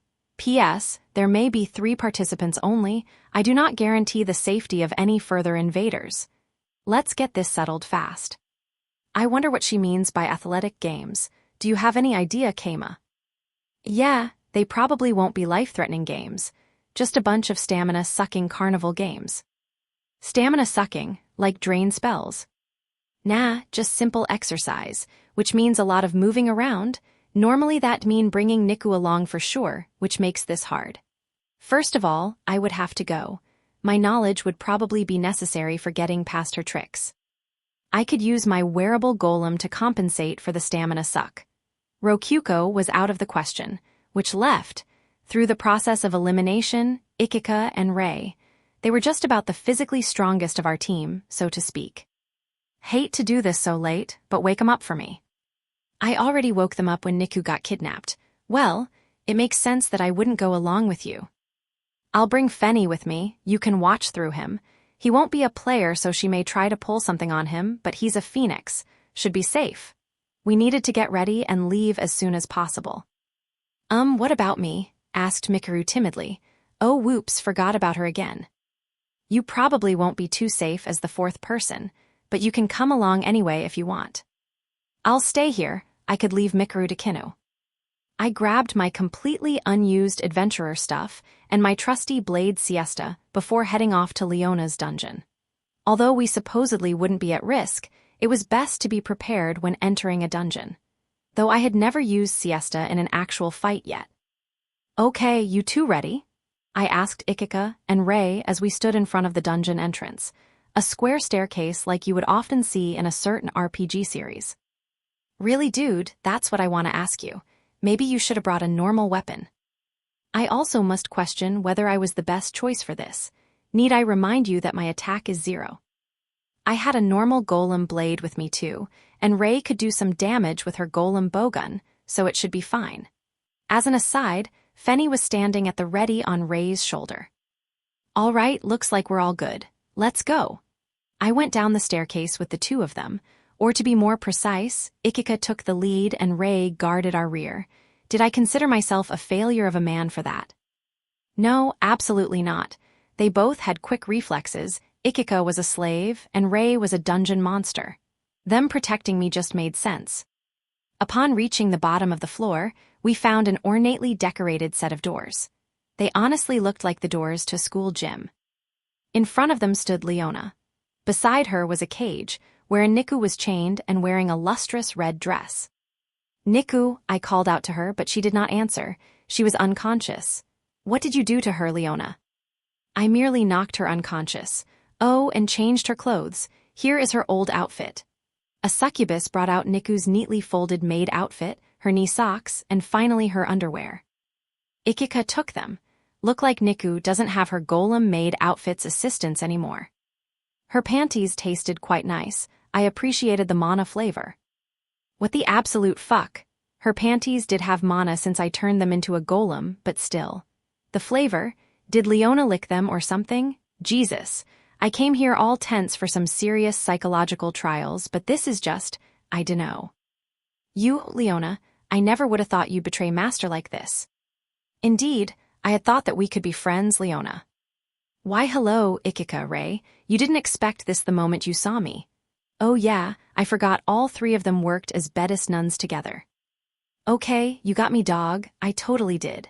And I only joined the church 'cause Niku got knocked out, so yeah, I'm totes just joking about being torn up here. Regardless, I sincerely respected your skills as Master Masseuse. Ikika was pretty indifferent, and Ray looked sincerely regretful. Don't worry, I don't care about either of you at all. Oof, I can tell you mean that, dude. Talk about harsh. We even ate from the same pot of soup. That's the kind of bond that should last a lifetime. Not that I care.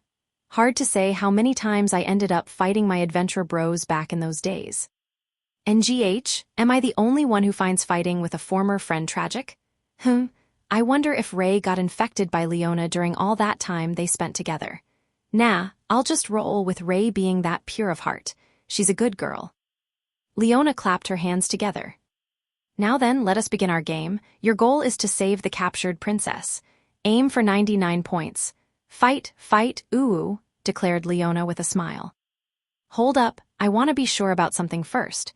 You'll give Niku back safe and sound if we beat this game, right? Of course, I'll even set it in stone with an oath skill, which is a good idea now that I think about it. Let's set the rules of this game in stone with a skill. That should assuage your fears, no? Making an oath with a skill, huh? You can do that kind of thing. Are you familiar with the skill treaty? It's a ritual skill that enforces vows and oaths. It ensures that promises between two parties are kept, in a way. An oath made through treaty cannot be broken by anyone other than the Creator God. Reason being, this is a skill enforced by the Creator God himself. I recognized that name. It was the skill the Holy Kingdom's High Priestess used. At the time, judging by what I had heard the priestess say and what had happened afterward, it sealed our dungeon functions for 72 hours and, upon failure, prevented her from entering the dungeon for some time. Though according to Haku, its effects differed depending on who used it. Why was the Holy Kingdom's High Priestess capable of using it? The Holy Kingdom? The Church of Light? It was likely a limited time enforcement effect. The Dark God and Light God have exchanged multiple oaths between one another already, so I imagine she enforced one of those. All right, I see how it works. But wait, since I'm part of the Dark God faction, I'm subject to oaths he made before I even came here, and I don't get any say in it. Oh man, what a pain. You know, feel free to use treaty, hear yourself, Keima. Give me a second, I'll make a scroll for you, since I imagine you haven't learned it yet, said Leona before picking up a small stone on the ground. Ultra Alchemy, create scroll, 5-star wildcard. Okay, done. The stone became a red stone, then a scroll, which then had an extremely elaborate magic circle drawn onto it. Everything only took a few seconds. I imagine you can read its contents, given your nature. God rank contract magic. Oath, vow binding, looks like it's real. I looked over the scroll and didn't see any oddities in the magic circle, though I had never seen a real treaty scroll before, so who knows. Go ahead and use it. At Leona's urging, I used the scroll. The magic circle spread out, snapped, and flowed into me. Soon, I knew how to use treaty. It had indeed been a real scroll, and just as she had said, it was a skill related to oaths. Seems like the rules will be locked in place if we use this. All right, let's do it. Let's decide on the rules and conditions of this game. There's gonna be a discussion here. Since I was using the skill, she wouldn't be able to slip in any sneaky rules or anything. I'll go first with my own rules. Leona suggested 4 rules. 1. Points are earned for each room of the dungeon conquered. 2. Upon earning enough points, Toi Nikukurenu will be returned. 3. The participants are Keima, Ikika, and Rei. 4. As long as the rules of each room are obeyed, the participants will not be harmed. Each room has different rules. Indeed, as each game has different rules. If in one room you play poker and in another you play blackjack, how could the rules not be different? All right, here are my rules. I requested 5 rules.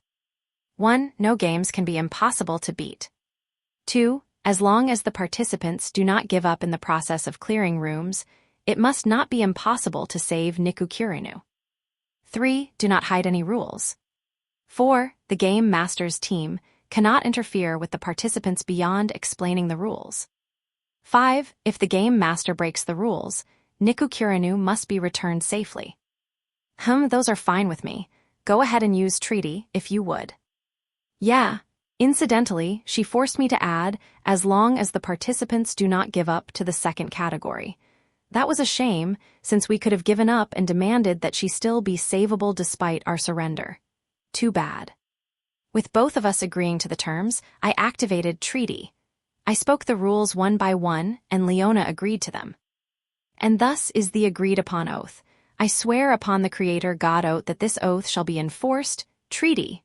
A magic path formed between Leona and I with a loud snap. The skill worked, which meant that the rules were finally in place and the game was ready. Okay, now we can actually begin. Have fun in the next room, everyone. Leona left it at that and disappeared into a magic circle with both Niku and her cage. Teleportation, huh? And so the 3 of us finally started our invasion of Leona's dungeon. The first floor contained a sudden slope. It was pretty steep and water was rushing down it. At the top, I could see a door connecting to the next room. That, and a succubus standing at the ready with a microphone. Yep, they look even hotter from below. Keima, oh crap, Rokuko just contacted me and she sounds frosty. Let's focus on the game. Now then, your first challenge is the slope. Will our challengers be able to reach the top of the slope and the door to the next room? It seemed that the microphone was a sound-amplifying magic tool. Her loud voice echoed throughout the room. You couldn't think of a better name than that. We were rushed to make this in a single hour, so we are accepting suggestions for better names if you have any ideas. Well, can't blame her if she had to rush and finish all this in an hour. Okay, whatevs, it's a slope. What kind of challenge is this? Oh right, here are the rules of this room. Ikika went ahead and asked for clarification. The succubus looked down to the notepad she was holding. I will now read a letter from Lady Leona. As you can see, this slope is very slippery. Sorry to all you armchair philosophers out there, but this slope is very, very slippery. Yeah, I guess an armchair philosopher would be intimidated by this. Master, might I ask what philosophy has to do with slopes? I do not see the connection, asked Ray, tilting her head. The words themselves had been conveyed, but it seemed like the concept of slippery slopes was new here. Where we're from, a slippery slope is the name for a common logical fallacy. I see, so it's a pun from the world you came from. Ray nodded, looking sincerely impressed. And the bottom of this slope is a pitfall. Oh man, rest in peace, armchair philosophers. You get an immediate game over if you fall, which means a punishment game. I get it. If I'm following you, that pitfall is probably another philosophy joke, a double pun. Ikika crossed her arms, similarly impressed. There was nothing in the world less funny than a joke that had to be explained. Yeah, there's still a kinda rough language barrier here. I can understand how Leona feels. Do your best to avoid the pitfall and climb the slippery slope for the sake of all armchair philosophers across the world. Also, a punishment game does not prevent you from advancing to the next room. It will not put you in real danger, so fear not. And that's that. By the way, what kind of punishment game is that? Sorry, it's not written down. Doesn't that break the rules about not hiding rules? Actually, I guess not. The type of punishment game doesn't affect the rules of this room, since it wouldn't put us in real danger. It probably won't interfere with our progress too much. All right, let's get started then. I took one step onto the slope and slipped hard. This isn't water, it's lotion. I flailed around, but the goo covered my body. The slope itself was soft like foam. Whoa, this is just way too slippery. This is impossible. Gaia, the pitfall, gah. The bottom of the pitfall was made of a soft material, so despite falling I wasn't injured. 2 challengers cleared the stage, which means 4 points. Your goal is 99 points. That means 95 points left. You may proceed to the next room. Incidentally, the punishment game was getting hit on the butt with a foam bat. Come on, I just didn't think that it was lotion and not water. Are you okay, Master? Ahaha, classic Master. You gotta apologize to all those armchair philosophers now.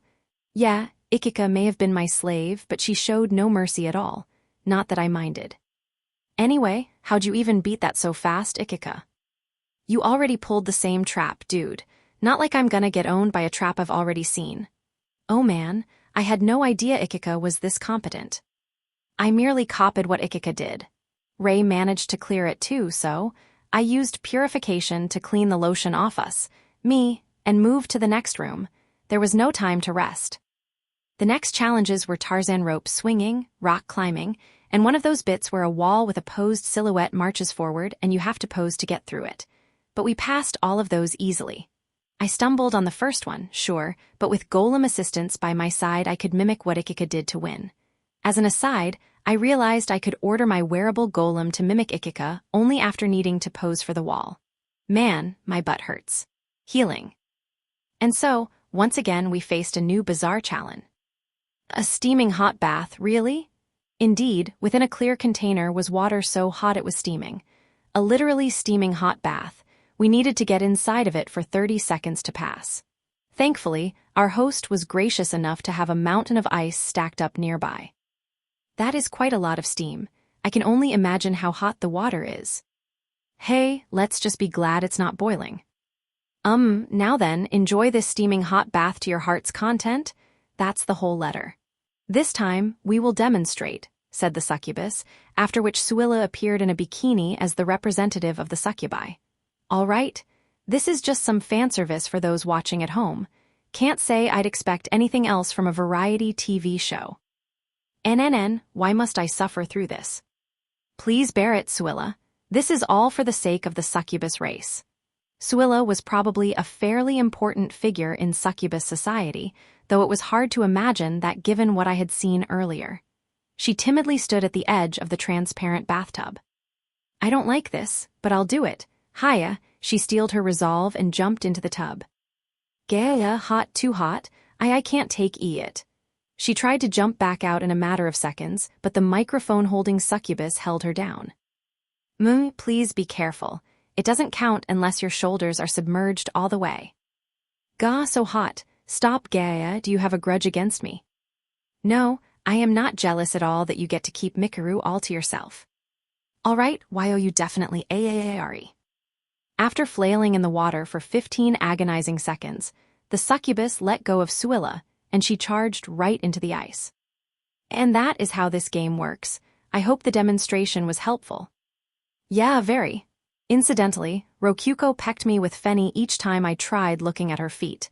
Thanks to that, I managed to keep a cool head.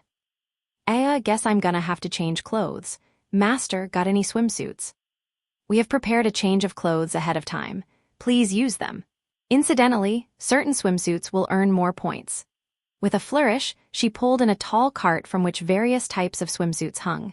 There were some string bikinis that looked like actual pieces of strings, a swimsuit with the head of a proud swan protruding from its crotch and... Well, you get the idea. There were some swimsuits for men, too. All right, I'm gonna go with this.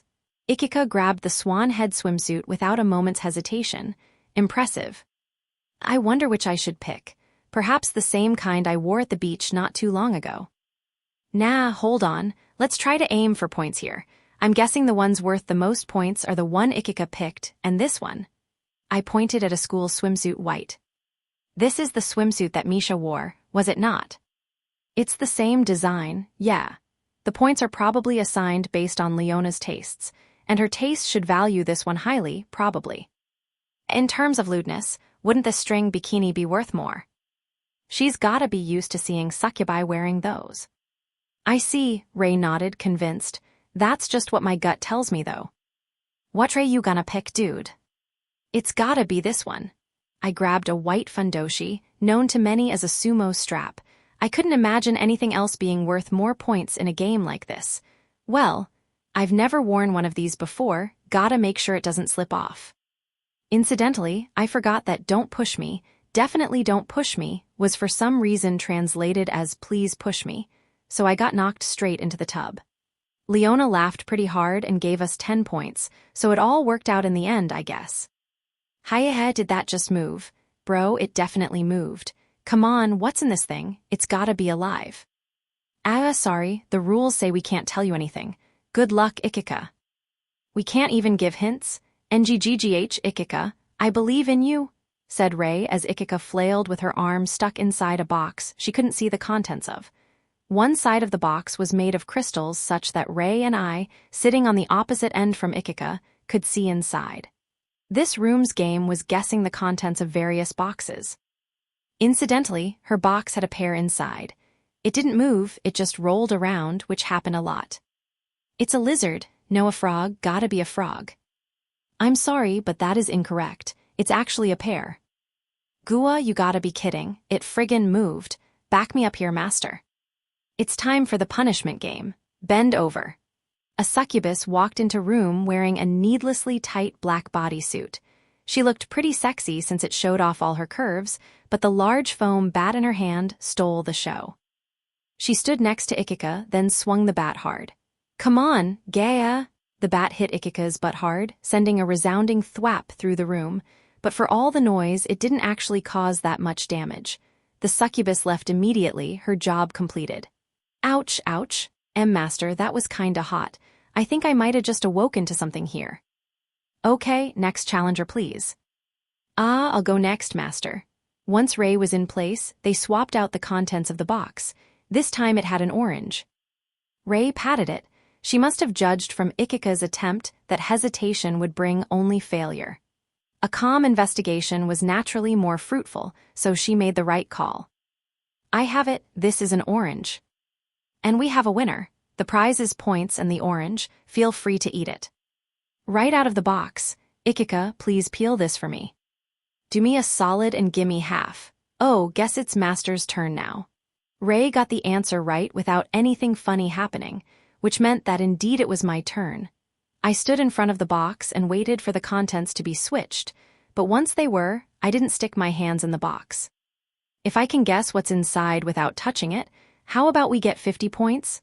As it stood, we had 53 points. At this rate, the sun would rise and we would collapse from exhaustion. Thus, I decided to gamble. What? Don't be silly. That's clearly in violation of the rules.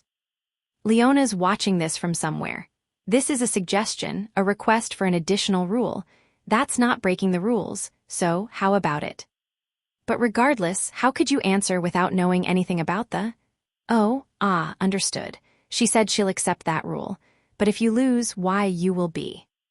Tie kicked, I believe she said. NGH figures, but I'll have to risk it. I'm running out of brain power here. Let's just think of it as a wake-up call if I lose. All right, that's fine with me. Now give your answer. A head. If I'm right about this, Leona's head is inside this box.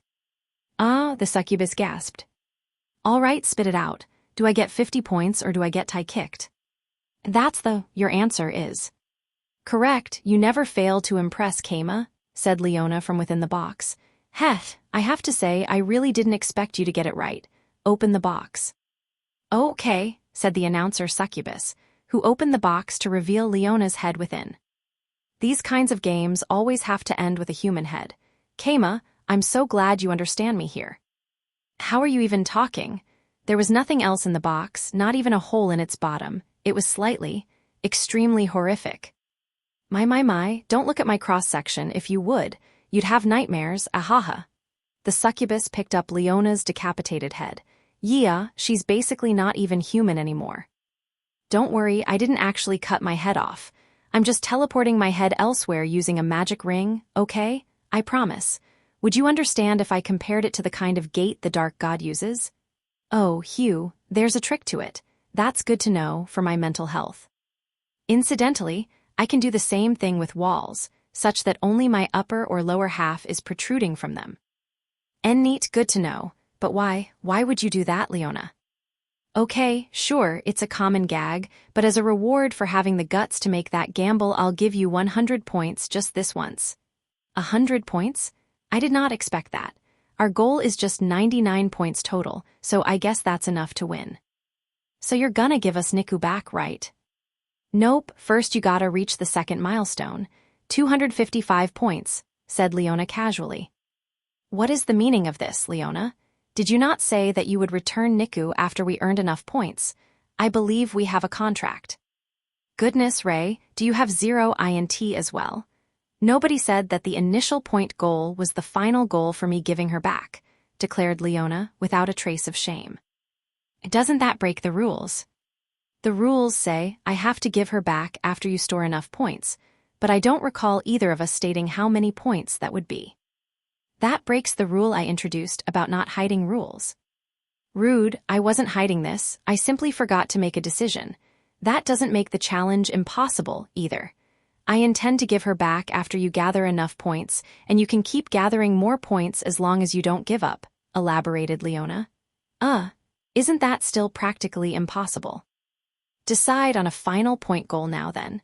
How many do we need before you give Niku back? Well, let's see, maybe 9,999? No, I say 100,000. That sounds good to me. No argument here, right? Leona casually decided on 100,000 points. Hold it right there, Buster. Don't think we're gone. Shut it, Ikika. That's fine. 100,000 points. I stopped Ikika. We couldn't turn down her suggestion. If we did, that would be considered giving up. A clear point goal had been defined, and with enough time, we could gather that many points. It was fully possible. Heya, I totes didn't think about that. Sorry, dude. Don't sweat it. I should have seen this coming. Crap, I forgot to consider how long the game might last. Should have defined the point goal back when setting up the rules. At this rate, it'll take months to clear this game. We'll need to earn these 100 points 1,000 times over. In theory, we could take on bonus challenges with special rules like I had just done to score major points, but I can raise the difficulty and rewards if you want, but higher difficulty means losing points sometimes too. How's that sound? It was at that moment I realized something. The point rewards were based entirely on Leona's whims. It wouldn't be against the rules for her to award us 1/10 of a point for things, in which case we were at her mercy. She could make the game take months, no, years. You can give up at any time, remember, whispered Leona, having returned to her full body at some point. You won't give Niku back if we give up, right? Well, I'll give back a completed version of her, and I'll throw in some bonuses too. Giving up will net you one piece of that divine bedding set floating around. This one's revered as the treasure of the succubus race, and if you give up, it's yours, said Leona while digging through her storage. Divine bedding. Is Leona saying that she owns a piece of bedding on the same level as Rokuko's divine comforter? Behold, the real divine comforter. Yeah, give Niku back. Leona took out a familiar-looking, but well-used comforter with a divine aura. Idiot, I've already got one of those. Well, Rokuko does, but still. So cold, ahaha, I see you've grown a little too fond of that fake copy. Sure, let's put it that way, I'm a little past being shaken by divine bedding. And anyway, didn't Leona see the divine comforter we already have? Wait, that's what she's calling a fake. That's possible. She did call her own copy the real version after all. Well, regardless, I'll let you check up on Toy as a reward for reaching 99 points. Leona snapped her fingers and a halfway transparent monitor appeared in the air. On screen was Niku in chains, but she was surrounded by a bunch of basketball-sized pink balls, slimes. Ahaha, do you recognize what these slimes are? What are you planning to do to Niku? Don't look so worried, I'm just going to use her as a guinea pig in an experiment. One involving these slimes, of course. Leona cackled with amusement. I made these children with my alchemy skill. They are the ultimate life form, sought by scientists for ages. Slimes that melt only clothing. Try and think of some better jokes. Well, they still sometimes melt the wearer of the clothes too by accident, but they're like 99% complete. A little melted skin never hurt anyone. Too badly, I mean. Look, she'll be fixed up when you get her back, so don't worry about it. Anyway, how about we get back to our games? The next room is a hot potato challenge.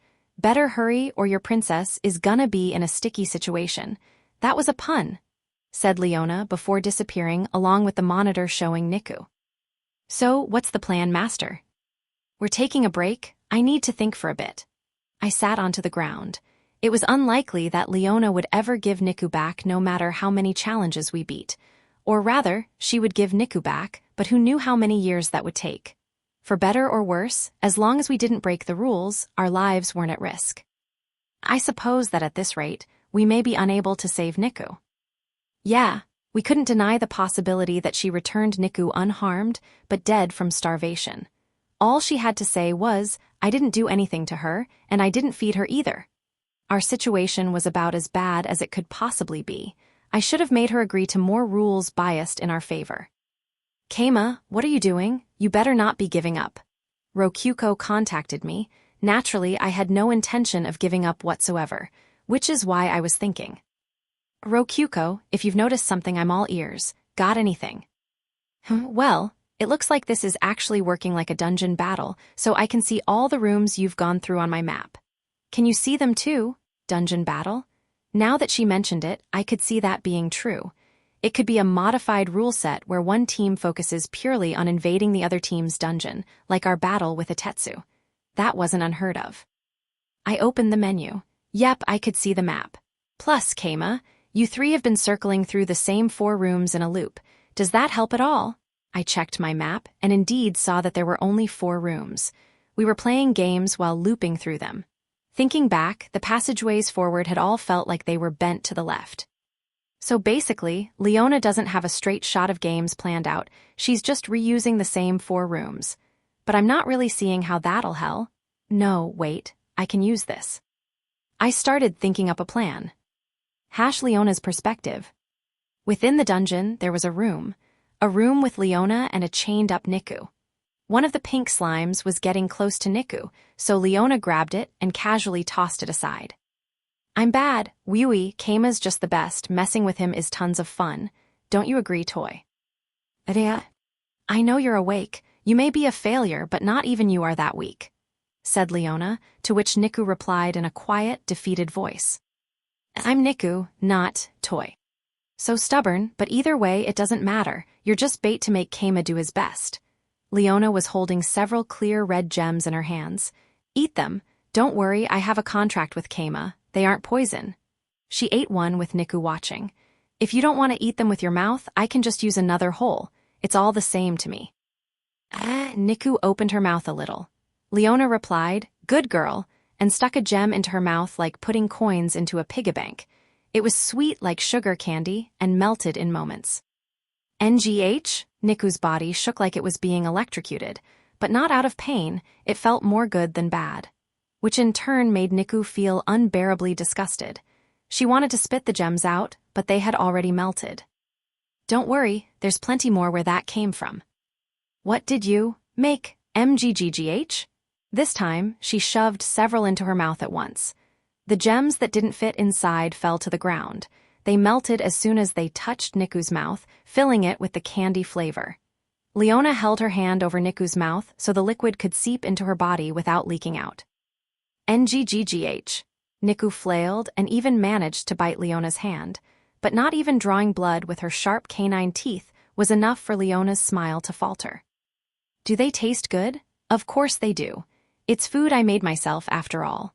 They're philosopher's stones with a high rate of purity, though admittedly I made them from some rocks lying around. Oh, maybe I should have made them from wet garbage instead. They would be more meaty that way, like a garbage bread roll. The Philosopher's Stone. Regarded by many as the pinnacle of alchemy, the Philosopher's Stone was fruitlessly sought by alchemists for centuries. Leona could make multiple of them through various substances using her ultra-alchemy skill. The most fundamental use of ultra-alchemy was creating Philosopher's Stones, which were then used to create other substances. She was using the most valued treasure of alchemy like water, a mere means to an end. At some point, she realized that Philosopher's Stones taste quite good. And since ultra-alchemy has no daily limit unlike Keima's ultra-transformation, she can make as many as she wants. which led to her treating philosophers' stones like red candy gems she could make on the spot. Okay, I've got it. I'll make them out of your waste next time. That'll kill 2 birds with 1 stone since I don't have to find rocks to use. Feel free to pee yourself as much as you like. Leona let go of Niku's mouth after confirming that all the gems in her mouth had melted. She licked her hand where Niku had bitten her, and the wounds were already gone. Tasty, said Leona while groping Niku. Niku felt disgusted at how nice it felt and tensed up to hide how she was feeling. Feel free to moan if you want. I know how good my massages feel. This is just the worst. No need to act tough. Your body's honest. Leona pinched Niku and her body reflexively jerked. It felt as if her body wasn't hers anymore, and it was honestly a little scary. Here, take a look at this. Keima's taking a break. Maybe he doesn't want to save you. Leona called up the monitor, which showed Keima sitting down. Master. Still, what a waste. The next room is a hot potato challenge. At this rate, they're all going to cool down, said Leona, looking completely unperturbed by that. In fact, she actually seemed amused by it. Suddenly, Keima stood up. There he goes. I wonder what he has in store for us. Summon gargoyle. Keima cast the spell without a chant and summoned 1 gargoyle. However, he didn't stop there. Summon gargoyle, summon gargoyle, summon gargoyle, summon gargoyle, summon gargoyle, summon gargoyle, summon gargoyle. A gargoyle appeared for each time he said the words. Wait, what's he doing? What's his goal here? Leona, confused, watched Keima continue his chanting. Summon gargoyle, summon gargoyle, summon gargoyle, summon gargoyle, summon gargoyle, summon gargoyle, summon gargoyle. He summoned a full room of gargoyles. All right, here we go. Keima and his team burst off running in one direction while the gargoyles ran in the opposite direction. Ah, no way, he's going to destroy the game rooms. It was at that moment she realized something. She had only built 4 rooms. Instead of making new ones, she was just reusing the old ones. But with gargoyles in the rooms, that is, with invaders in the rooms, she couldn't make changes. Dungeon rooms could not be modified at the cost of DP with invaders inside of them. It was possible that he planned to destroy the existing games and prevent new ones from being made. I suppose his plan is to destroy the games and then claim I broke the rules by presenting an impossible challenge. That's no fair. Wait, that isn't against the rules. Although gargoyles were merely as strong as stone golems, but with magic, there were so many of them that the succubi alone would be overwhelmed. Leona hurried out of the room to deal with the gargoyles. As Niku watched her go, she gave a smug grin, proud of her master. Keima's perspective. Summon gargoyle, summon gargoyle, summon gargoyle, summon gargoyle. Biwahaha, the most basic dungeon battle strategy is power through numbers. Summon gargoyle and a summon gargoyle and 1 more summon gargoyle for the road. I filled the room with gargoyles. All right. And now charge. Stay here, Fenny. Everyone else, we're going to the next room as fast as possible. Okay, let's do this thing. Understood, Master. We quickly reached the next room. Welcome, ladies and gentlemen, to the hot potato chow. Go Ikika. You got it, Uriah so hot. B, but this is nothing. Nom nom, A, all done. Gaha. We finished the potato challenge before the succubus could even explain the rules. I knew what it would be before it started. Good job, healing. What? Stammered the succubus. You finished eating it, which is worth 9 points. To the next room. We ignored the succubus and charged to the next room. This challenge is jumping across crumbly stepping stones over water. I'll take the punishment game. I interrupted her explanation and declared that I would take the punishment game. That meant I could go to the next room. Reason being, Leona had accepted an additional rule for all rooms that we could proceed after taking the punishment game. What, you okay, you Hurry, or can we move on without the punishment game? Don't tell me you're breaking the rule about not interfering outside of the game's rules. Using the rules as a shield, I forced the succubus to raise a trembling hand. NNGGH, Haya. Thank you, healing, all right, next room. I took the slap on my face with a grin and headed to the room, whereupon I found. My Keima, I didn't expect to see you here so soon. There stood Leona, in the process of removing the gargoyle corpses. there was nothing around her. In other words, this was an empty room with no game prepared within it. All right, Leona, what challenge does this room have? Sorry, it's under construction. Please wait for a bit. That's not happening. It's against the rules, even. Stalling like this is pretty much objectively interfering with us outside of the game's rules. Well, that's fair. I suppose I don't have any choice in the matter. But may I ask where your companions are? Ikika's waiting 2 rooms behind me and Rei in the one directly behind me. What of it? Indeed. I had left Ikika in the potato room and Rei in the room we ignored with a punishment game. Reason being, there was no rule that said we couldn't stay in a room after completing its challenge. And I was in this room, while Fenny the immortal phoenix was in the final room. My, that's a problem. We had put invaders in every single one of the 4 rooms, which meant that Leona could no longer use dungeon functions to make games. Or, in other words, there were no games possible to play and win, which meant Leona was breaking the rule that she had to prepare games that could be completed. We were on the verge of beating her. I'm afraid you didn't think this through, however. Let's see. This room's challenge is playing rock, paper, scissors with me, but it has an extra rule that 3 challengers must be present. Figures, but naturally, Leona had some countermeasures. First of all, she could just make up a game that didn't require much preparation. She could also make rules requiring multiple challenges, such that one room would be opened up. Not to mention, the room past this one has an invader that's not a challenger, so eliminating them won't be against the rules. That was the second problem. Fenny, despite being capable of infinite revival, was not a challenger and thus could be removed. She could just capture him and lock him up wherever Niku is. So Keima, what will you do? My answer was obvious. I quit, which means we win. What? Don't understand? All right, let me explain for you. I quit, which means there are only 2 challengers. With only 2 challengers, it's impossible to gather all 3 challengers. So, essentially, she broke the rule that she couldn't prepare games that were impossible to complete. Leona heard my explanation and agreed. Okay, then I changed the rule to all challengers rather than 3 challengers. Hey now, it's too late for that. You already made a game that can't be completed, I said, setting up the rest of my plan. It's not too late. This was just a simple mistake.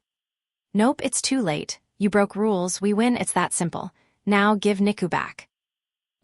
Leona fell into thought, attempting to figure out if continuing the games here would violate the treaty contract. Perfect. Here's my chance. Fine. Let's make a compromise. I'll suggest a game, and if we win, we get 100,000 points. Then you can lose fair and square before giving Niku back. Sound good? Oh, you would do that? Sure, I'll rejoin as a challenger too. But of course. All right, it's working. Naturally, if Leona felt that she had lost unfairly, then she could just try to kidnap Niku later. The best plan here was to beat her in a way she would accept. If she had accepted her defeat with a smile, I would have taken Niku back, but otherwise it would be too risky. I needed to beat her solidly in a way that couldn't be questioned, which is why I guided the conversation toward one final game settling everything. Thus sums up my plan. Though in the end, I barely managed to position everyone in the 4 rooms in time, and I ultimately just barely caught her in a technicality. Phew, that was close. I would have had to think up a plan B if this failed. So, Keima, what kind of game are you going to suggest? Naturally, it will need to be a game worthy of 100,000 points. I won't accept any old boring game. All right, how about this? I put a paper balloon on your head. If it gets crushed or popped, we win. Sound good? That's fine with me. It's very worth 100,000 points. Oh crap, maybe I should have thought harder about the game. Starting low with simple ones and working my way up might have been the better call. Now then, I'll go prepare a somewhat larger room for this. A door leading to it will appear in one of the other rooms. All right, I'll go get ready for it. I'm gonna need to go in fully prepared. The challengers were me, Ikika, and Rei, also Fenny. Which brings us to here. We need to crush or rip the paper balloon on Leona's head. Huh, something tells me that's not gonna happen, dude. It's gonna be hard, but we've gotta do it. Better than fighting her up front at least. We just had to pray that she held back and made some mistakes. In the meantime, We needed to prepare some long-ranged attacks. Leona should be fine with us shooting some arrows at her. Will my attacks be meaningful here? You can provide some long-range support with your bowgun. Rei didn't stand much of a chance breaking the balloon with her 0 attack power, but her bowgun could do some work, and it wouldn't take much to pop a paper balloon. I want to help too. Can I control Feni? Asked Rokyuko through dungeon chat. Sure, that shouldn't be a problem. We can consider Feni as my weapon since I'm technically a tamer. That should work. Also, Kasaki, can you put her on just in case, Ikika? I removed Kasaki the succubus ring and handed her to Ikika. Dude, are you telling me to be a succubus? We might need succubus powers, and I'm not gonna be the one taking that fall. Rei doesn't have much affinity for them, which leaves you, Ikika. You probably won't need to transform, though, since I doubt charms will work on Leona. Anyway, let's go. We headed to the inner room Leona had prepared. Leona was waiting inside with the paper balloon on her head. Welcome, welcome. Can you prove that balloon on your head can be popped? Only if that won't count as me losing. I'd rather we use a paper balloon I make myself. Then I'll be at a disadvantage if you put gunpowder or something inside of it. How about this? You win as long as you can touch the balloon. Yeah, there's pretty much 0 chance that balloon's poppable. I was thinking of popping it with arrows, magic, and so on. Do those count as touching it? Okay, attacks will count as touching it, even if those attacks don't do any damage, she said, looking at Rei. All right. She knows Rei has 0 attack power. Good to know. Rei sighed in relief. Oh, and have a gift from me. I'll let one more challenger join the fray. Leona snapped her fingers. Out of nowhere, Niku appeared wearing a dress. Master, she ran in my direction unchained. You sure about that? I'll take her back if you lose, of course. In that case, I'll have plenty of fun with you while you slowly build up 100,000 points, said Leona with a broad smile. All right, let's double-check the rules. All the universal rules from before apply. Within this room, you can attack at will. This continues until we give up. Oh, I can attack. Yep, that way you can't complain when you lose. That's certainly true. The rules we defined with treaty will apply here as well, yes? Yeah, I should have mentioned those first. Whoops. Yep, okay, now that Niku's with us again, I want to hold another strategy meeting. That cool with you? Of course, feel free to leave and have one heck of a strategy meeting. You can even go get some weapons and equipment if you want. But waiting will get pretty boring, so take 30 minutes at best. Any longer than that and I'll consider it you giving up. Well, guess we can't just run away then. Anyway, I'll be waiting here. The game will begin the second you step in this room again. We returned to the empty room to think up a plan. Though to be honest, it's not like we had formed any special plans last time. Just a couple of combination attacks. Forgive me for being caught, Master. It's fine, that girl's a monster, you couldn't do anything. Niku avoided Leona as much as possible, but got summoned right next to her. You can't get much more unfair than that. I patted Niku's head, but she remained depressed. Anyway, we don't have much time here. You can do hit and run tactics on her while we fight. Understood, Master. Leave it to me. Niku gave a firm nod. I didn't include her in any combination attacks because I honestly had no idea if she would be able to fight Leona properly. She was fine now, but I remembered how scared she had been. Who knew what she'd end up like in a fight? She'd be the strongest out of all of us if she kept a grip on herself, though. I took out Niku's golem-made outfit from my storage and gave it to her. She started changing clothes without any hesitation. I quickly turned around and waited for her to finish. Actually, is she wearing underwear right now? I didn't get a good look, but I don't think she was. How are you feeling? Fine, better than usual maybe. All right, don't push yourself, okay? And that's it, let's go. I handed a golem blade to Niku. And thus, we returned from our strategy meeting. Not much had changed. Mainly just Niku getting the ring instead and her joining us on the offensive. Also, I had gulped down some mana potions to boost my mana backup. Everything was ready. We were going to put our all into this challenge. All right, let's go. After checking to make sure Leona was still in the room, I took a single step inside. She immediately charged in my direction with the paper balloon still on her head. Not even waiting a second? The few tactics I had thought up were mainly useless now. The only one that remained was basically just thinking on our feet and reacting to what happened. Gotta give it our best shot and hope something hits by chance. Ahahaha, the best defense is a good offense. By the way, I cast Protect on this paper balloon, so it won't pop just from me running. But don't worry, I weakened the spell enough that an arrow will still pop it. Explained Leona while running, the balloon on her head not even shaking from the impact of each step. It was possible that had we not changed the rules to touching it, she would have strengthened the protection so much that not even a head-on warhammer blow could break it. Or at least, it would have taken 2 or 3 hits, just to keep things interesting. Screech, the sound of metal hitting metal, filled the air. Not bad. Niku had blocked Leona's blow with her golem blade. I had been worried that Niku would be too afraid of her to do anything, but wait, why is her foam bat making metal sounds? Is there a metal rod inside of it? I think I might have made this a bit too hard, but if it were too soft, it'd just get sliced up. I go back off. Gah. Oof. Ray and Ikika tried touching the paper balloon and Leona punched them both hard, sending them flying. Christ on a bike, that got them down in 1 hit. They better not have died from that. Ahaha, that was a nice attempt at a combination strike. Is it your turn now, Keima? I'm basically a mage, so I usually stick behind, but if you want to get close to me, I've got this. I drew my beloved sword siesta from its sheath on my hip. You think that will work on me? I have ultra resistance, you know. NGH, I forgot about that. I said while swinging the blade normally. I had my wearable golem helping me out. Oh, that certainly is some trained movement for one who knows no sword combat skills. Leona leaned back while standing in place to dodge the side swipe in what was known as a sway in boxing. I left control of my body to the golem while beginning to chant. Summon gargoyle, summon gargoyle, summon gargoyle. 3 gargoyles appeared as I kept swinging. These came from my magic, so they count too. Go on, get her.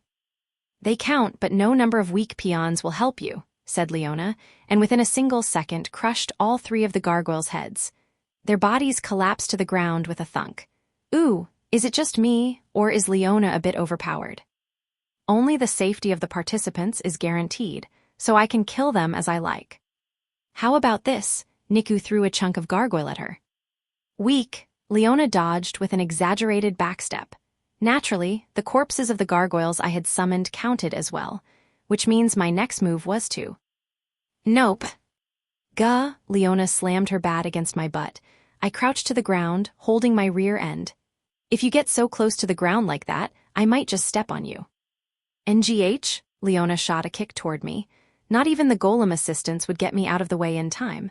I was hit and flung away faster than a roller coaster. Pain shot through my side, and I saw a wall speeding toward me. If I hit it, I would die.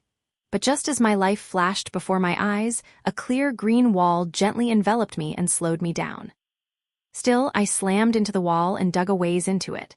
I took less damage than I thought, but I had some broken bones, especially the ribs she kicked. However, light rained down upon me and made the pain vanish. I went ahead and cast Protect and Healing on you. Thanks. You're welcome. I don't want to break the rules about killing challengers, so. Leona had cast the restoration spell on me herself. At least she follows the rules. Ah, crap, my wearable golem died. Don't touch, Master. You're up next, Toy, and I mean up. Niku charged forward to save me and got kicked straight to the ceiling. That saved me from a follow-up attack, but now she was getting air juggled with a flurry of kicks. Which bought me the time I needed. I cast my next spell, this time without a single word. I wasn't used to silent casting, usually saying the name of the spell, but I remembered what Leona said. Magic was all about your internal image of the spell. In which case altered magic should work even without a chant. I would surprise her with a chantless spell she never saw coming. I knew the water elemental spell water. I only had to change it a little. Oh, water becomes small droplets and rain down. Water. I felt mana leaving my body. Immediately, rain fell from the ceiling. All right, that should do it. Do what, I wonder? I blinked and saw that the paper balloon on Leona's head was completely dry. It was a wind barrier. Not a single droplet of water had gotten past the wind to land on the balloon. Air barricade, not even a shot arrow can get past it. Naturally, nor will mist-type spells. Leona kicked the now unconscious Niku toward a wall and smiled. Isn't that kinda unfair? It's a reasonable precaution, but a chantless rain, that's clever, I'm impressed. Hiya. Ungua, Leona poked my forehead. Her finger hit me like a hammer and my head shot back in pain. For a second I thought I had been decapitated, but it was still attached. Thank Christ, that was CL. Hiya and a healing poke. She poked me again. This time my entire body was knocked back. It felt as if an entire log had been slammed into me, but I felt only the impact and no pain. She must have healed me as she hit me. But does Keima know rain? I don't believe I saw that in his list of skills. Maybe he learned it before coming here. My head was spinning so much that Leona's words went in one ear and out the other. Well, I suppose it doesn't matter. I wonder how many times I'll have to hit him before his spirit breaks. Crap. This is gonna be one of those beat the crap out of someone while healing them to keep going moments. Guess I'm gonna have to pull out all the stops. Leona, shouted Ikika. I'm over ga. If you want to surprise someone, try not to shout about what you're doing. Follow Rei's example. Aha. Ngh. Ikika distracting Leona while Rei attacked from the opposite direction was one of the combo strats we had thought up.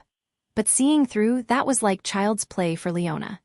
She kicked Ikika away and flicked back the arrow Rei shot, which flew right into her leg. Sorry, but keep buying time for me. Summon gargoyle, summon gargoyle, summon gargoyle, summon gargoyle, summon gargoyle, summon gargoyle. I climbed onto one of the gargoyles I summoned and flew into the air. I then continued to summon more gargoyles. Toy, well, you're doing the best out of them. Nga. Niku, having woken up, launched another attack with Ikika. Leona casually grabbed her by the throat and held her in the air, squeezing tightly. Of course, you are just a decoy. Obviously. Fenny charged at the paper balloon and got poked into oblivion. Oof, it'll take a full minute for him to revive from a death that thorough. But everyone buying time was starting to show its benefits. A throng of gargoyles covered the ceiling. They were everywhere. Leona probably couldn't even see me anymore. Impressive. Destroying all of these at once might lead to a stray block hitting the balloon. The situation was a bit special, but this was still the same thing as a dungeon battle, which meant there was power in numbers, to a degree. Sending waves of troops to their deaths was an effective strategy at times. The map was already so filled with gargoyles that you couldn't distinguish anyone on it, but I had no doubt that Leona could easily defeat all of these gargoyles without a scratch being laid on her balloon. I didn't want to have to do this, but I had no choice. I took 2 record golems, put them on a gargoyle, and sent them on their way. One of them chanted, "Summon gargoyle," while it disappeared into the crowd. I silently chanted at the same rate to keep things balanced. Once there were more than enough gargoyles, I sent the signal. Here I come, Leona, said the other record golem. I silently used ultra transformation to turn into a gargoyle. My already dead wearable golem ripped to shreds and fell down.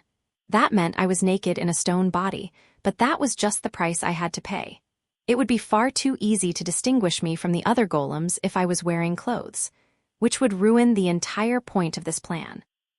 My last-ditch plan was simple. Trick Leona into killing me while I was transformed, and thereby make her break the rule about guaranteeing the safety of the challengers. Leona's perspective. I suppose I might have played around too much. This is a little gross to see. Leona looked at the throng of gargoyles, not only covering the ceiling, but now steadily filling up the entire room. It would be impossible to physically destroy so many of them up close without their corpses hitting the paper balloon. She would have to kill them all at once with a decisive blow. Leona had wondered what strategy Keima was cooking up as he bought time, but to think he would ultimately just try to use numbers to force a win. There was indeed an impressive number of gargoyles, but she had fought them countless times before. Here I come, Leona, yelled Keima. Leona turned her back to where the voice came from and built up mana within her, planning to hit everywhere but there. She concentrated so much mana inside of her that it hummed before she released it all with a chant. Consume all, dragon breath? Dragon Breath was a fire spell that had strength rivaling a red dragon's own fire.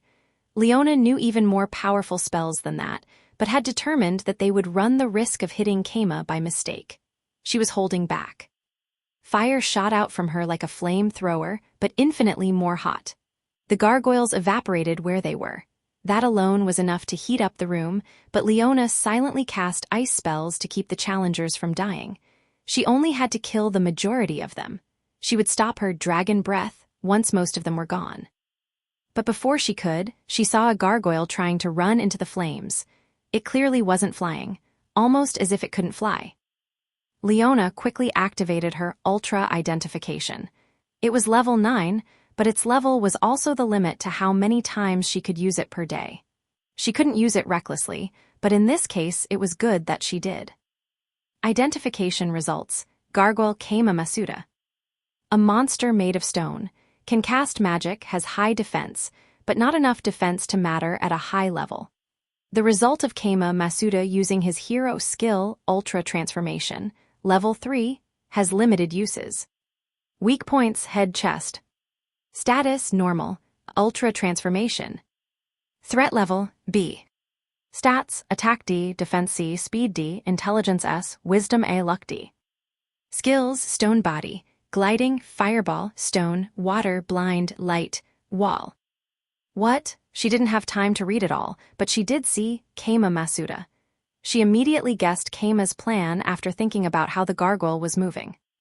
Indeed, Keima's goal was to be hit by the area of effect magic she had cast to clean up the gargoyles. Leona had researched Ultra Transformation in the past.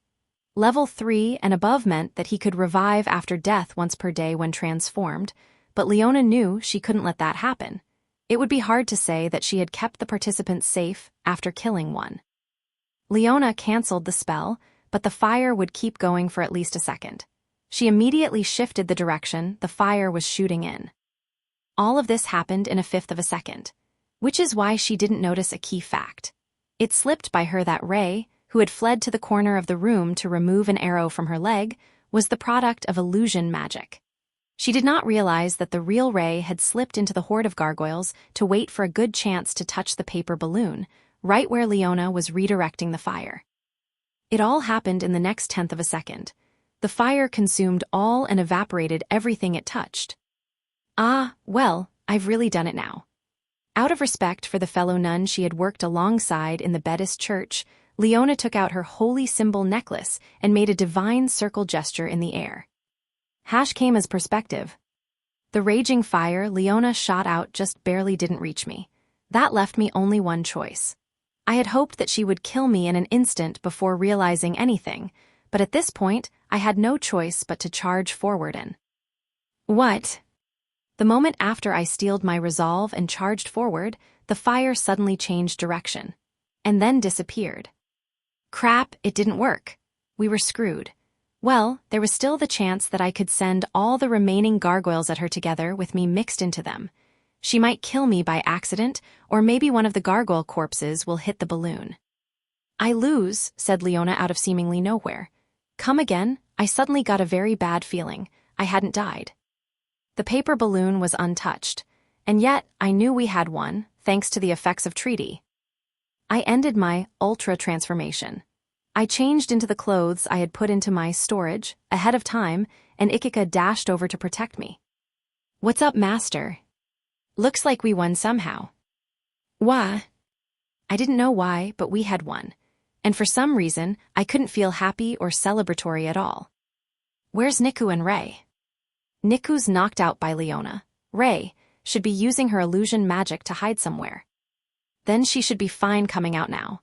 Hey, Ray, where are you? Ray, I called my summoned gargoyles back, but Ray was nowhere to be seen. She must have been using her illusion magic still. Rokyuko, you can hear me, right? Where's Ray? Keima, Ray's, not on the map, she disappeared. She disappeared from the map? Does that mean she teleported away? Heya, sorry, but I killed poor little Ray. That's against the rules, no doubt about it. I lose, said Leona with a casual shrug as she walked over. Wait, really? Rokyuko, she's joking, right? She must have just teleported. I was watching through Ray's eyes until Fenny came back. So, I saw the whole thing, I saw the fire hitting her. My throat dried. That can't be true, Ray dead. If that's a joke, it's not funny. It's true, that girl has a weird curse on her, right? 0 attack power. I couldn't sense that she was there since I didn't feel any danger. Check your menu if you don't believe me. If a monster's named, their name on the named monsters list should gray out after death, she said, reminding me that the named monsters list existed. Last time I saw it, Gobsuk's name had been grayed out at the top. I hesitantly opened the menu. There on the named monsters list, I saw Ray's name, grayed out just like Gobsuk's. Leona, you killed Ray. I tried to punch her, but she easily avoided the blow. What's the big deal? She was just a monster. You don't care about me killing all those gargoyles, do you? If you're going to use monsters, you gotta be ready for this kind of thing, she said, flatly. There was no room for argument. I fell to my knees weakly. It was true. Gargoyles were monsters under my command too, and although Ray was a named monster, that didn't mean it was okay to kill gargoyles and not her. Did it? But you worked with Ray. We spent time together, but in the end, she's just a monster. Wait, whoa, why are you crying? What's wrong? I touched my cheek, it was wet. Don't cry, want some candy? I have candy. Leona, panicking, held out a red gem toward me, but I just swiped it away. There was a hole in my heart, and I found myself just crying, too sad to do anything else. The sense of loss was so great it felt as if I had regained the humanity I lost after becoming a dungeon master.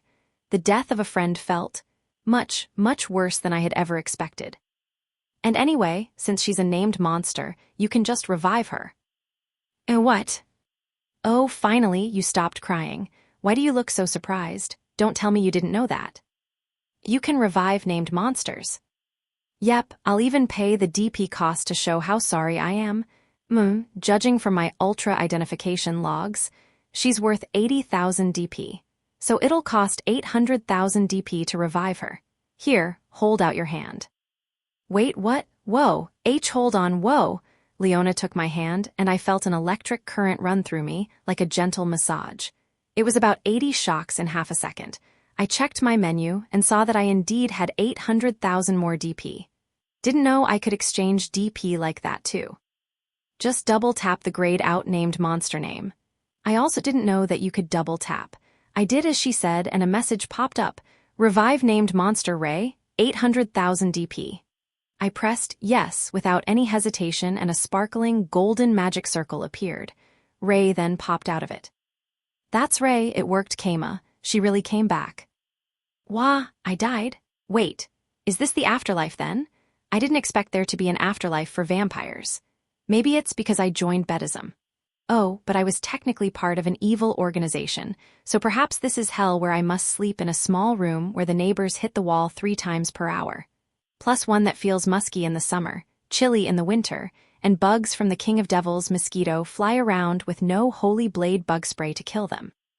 NGH, what a horrible fate. Oh right, I forgot that I had spread that if you did evil acts while alive, then you would go to Bedist hell. Ray, are you the real thing? Do you have a pulse? Wah, master, why are you here? Did Leona kill you as well? The opposite, I revived you. Goodness, that must mean this isn't hell. This is a world where I can sleep in nice beds then. Oyasumanasa. When did Ray get so infected with Bedist teachings? She actually revived, right? She's not just a very similar copy, right? I'm the real thing, definitely, stammered Ray. That's kinda suspicious. Say something that only you and I know. I'm wearing red underwear today. I didn't know that, so it doesn't really mean anything. Why did you think I knew that? Just look. That won't change anything, stop. W8 Ray? Interjected Rokuko. I'm glad you're alive, but what are you doing? Ray was taking off her clothes to show the red bondage suit beneath. That doesn't count as underwear. And why are you wearing it anyway? It's perverted. Ahahaha, ahhhhhhhh. Leona suddenly burst into laughter, holding her stomach.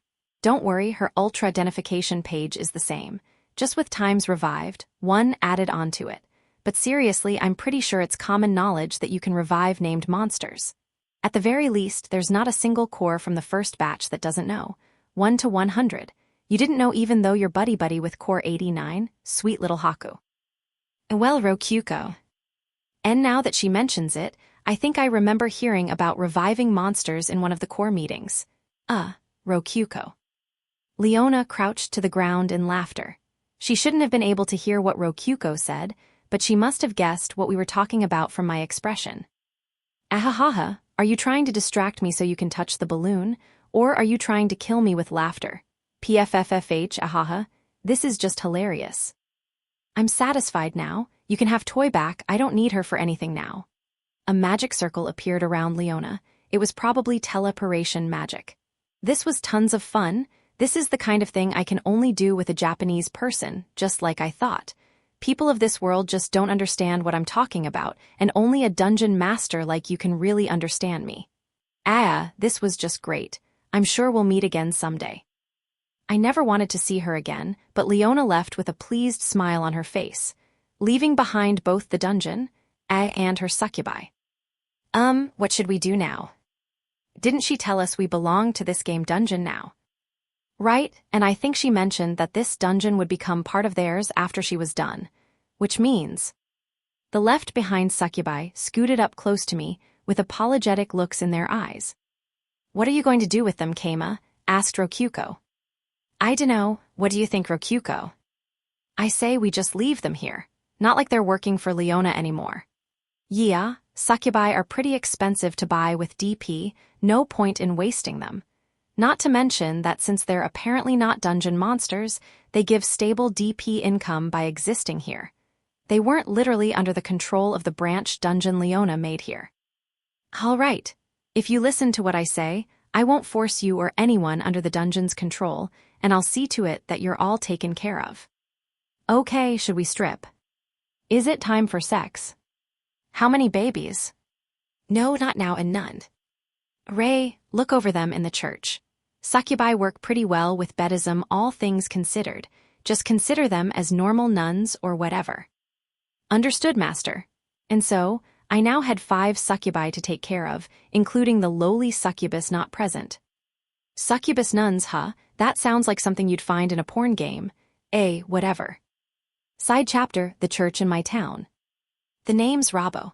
I'm your everyday adventurer, living in Gorin. I came to the town winter of last year with my eyes set on profit after hearing you could find iron golems in a nearby dungeon. Before I knew it, I had a plot of land to look over, and I was a permanent resident. For starters, I was the 5th son of a farmer and always wanted my own land. My eldest brother took over the whole farm I grew up on. It was either be treated like a slave tending his fields or become an adventurer. Back then, I never would have thought I'd one day own my own land to farm, not to mention high-quality land right next to a dungeon. Almost brings a tear to my eye. Whoops, there's some weeds growing. Crops grew faster near a dungeon, but so too did weeds. Dungeon farms took constant, thorough upkeep. Hess, I sure am sounding like a farmer now, huh? I couldn't help but grin. Ever since getting my land, I had started hunting more for goblins than for iron golems since they were better as fertilizer. At most I partied up with some other villager adventurers to hunt iron golems when I wanted some extra money. I finished my daily chores and, having nothing else to do, looked over my field with a grin. It wasn't long before Zun and Dako walked up to chat. Hee-ha, Rabo, grinning at your field like a creep again, I see. Why, marry your field if you love it that much. Shut it, I see you two looking at your fields the same way, and I'm already married to my field, we're in love. The 3 of us laughed together. These 2 had gotten fields in Gorin just like me. We partied up together fairly often. I liked them a lot. Hey, we were about to go hunting for iron golems. Want in? We want to drink a lot today and go wild, you know. I'd feel a lot safer down there with you around. Sure, got nothing better to do. Who's bringing the cart? Zun, all you need is your own equipment. Got it. I headed back home and got out my equipment. Thanks to keeping up on repairs, I was ready in no time. Gonna pray first. Duh, we always went to a certain place before heading to the dungeon. A divine building with white walls and a blue roof. Indeed, the church. The Buddhist church was now an indispensable part of the town. Ironic considering how it simply appeared out of nowhere one day, according to the town chief. He asked a construction magic specialist he knew to build it. Rumor was that praying at the church increased your chance of finding iron golems in the dungeon. Rumor was that saying the holy prayers within the church cured insomnia. Rumor was that the nuns were so cute, they somehow healed all visitors of their horny moods. The church was especially good at curing insomnia, to the point that even a noble somewhere had joined the church. It seemed that the waves of Bedism were spreading throughout the world with Gorin at the center of it all. Naturally, I worshipped Bedism. My main church used to be the Ivory Church like most adventurers, but thanks to a subreligion system or whatever it was, I practiced Bedism on the side, and through daily prayer it eventually became what I truly believed in. Especially since its prayer was just saying Oyasumi before bed. And that was optional too, not to mention that just grinning at my field counted as praying to Bedism somehow. Honestly, it was the perfect church for me. We passed through the church doors. Warm light shone through the colored glass windows, lighting up the pristine, comforting interior. The air was just humid enough to feel soft and refreshing. A breeze stirred the air within the chapel and kept our bodies at the perfect temperature. It was hard not to yawn on the spot. There were several believers in the church already, some reading books and others sleeping. I still can't believe this place lets us read books for free. I heard Keima donated them or something. My thoughts were interrupted by an approaching nun. It was Suilla, head nun. Her pink hair swayed as she walked, and just by approaching I could smell her nice scent. She was wearing the chaste clothes of a nun, but they couldn't hide her shapely body, and honestly only served to make her look even sexier. There was a slit in her skirt to enable more freedom of movement, and the way her bare legs peeked through them was incredibly hot. Though my eyes were always drawn to her boobs, which bounced with each step. And man, did I want to grope the hell out of her shapely ass. Ah, crap, what am I, a pervert? The town chief must be rubbing off on me. My, hello Rabo, Zun, and Dako. Have you come to pray? Her voice was so smooth it felt like she was stroking our backs just by speaking. To be honest, there were more than a few people who worshipped Bedism just to get closer to Suilla. Though there were other nuns than just Suilla, and all of them were attractive. All of them women, and all of them attractive. Were nuns supposed to be young and sexy?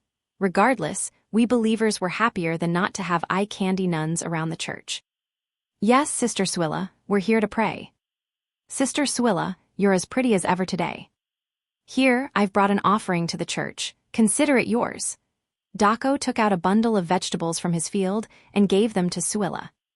My, these carrots look delicious. Thank you very much. Suilla blushed, rubbed the carrots lovingly against her cheeks, and kissed them. It was nice to see your hard-grown food be so loved. She would definitely have a good time eating them. I would die to be those never mind. Hey Dako, why are you leaning forward? I mean, I can't blame you, but come on. It seems that you are on your way to the dungeon, which must mean you are praying before work. Shall I keep today brief then? Yes, thank you. We each handed a single copper to the nun. The church didn't require that you offer money, but we felt that it was the right thing to do. Gods were more likely to help those who paid than those who didn't, probably. Wait, I think Bedism doesn't have a god. Mess, whatever. I got to touch Suilla's hand when giving her the coin. That's good enough for me. Now then, we work now so that we may sleep later, Oyasumanasai. Oyasumanasai, said all three of us in unison, repeating the holy chant as Suilla clasped her hands in front of her chest. It was a brief prayer, but hey, that was what we asked for. Go forth then, brave adventurers. Yep, we'll be back. Gonna make lots of money. I'll bring back a gift for you, Suilla. It was nice having a nun see us off. It was very nice. Reason being, it kind of felt like the church was our home and the nuns our family. The three of us headed to the dungeon with our moods bright. And so, perhaps thanks to the effects of our prayer, we bagged an iron golem.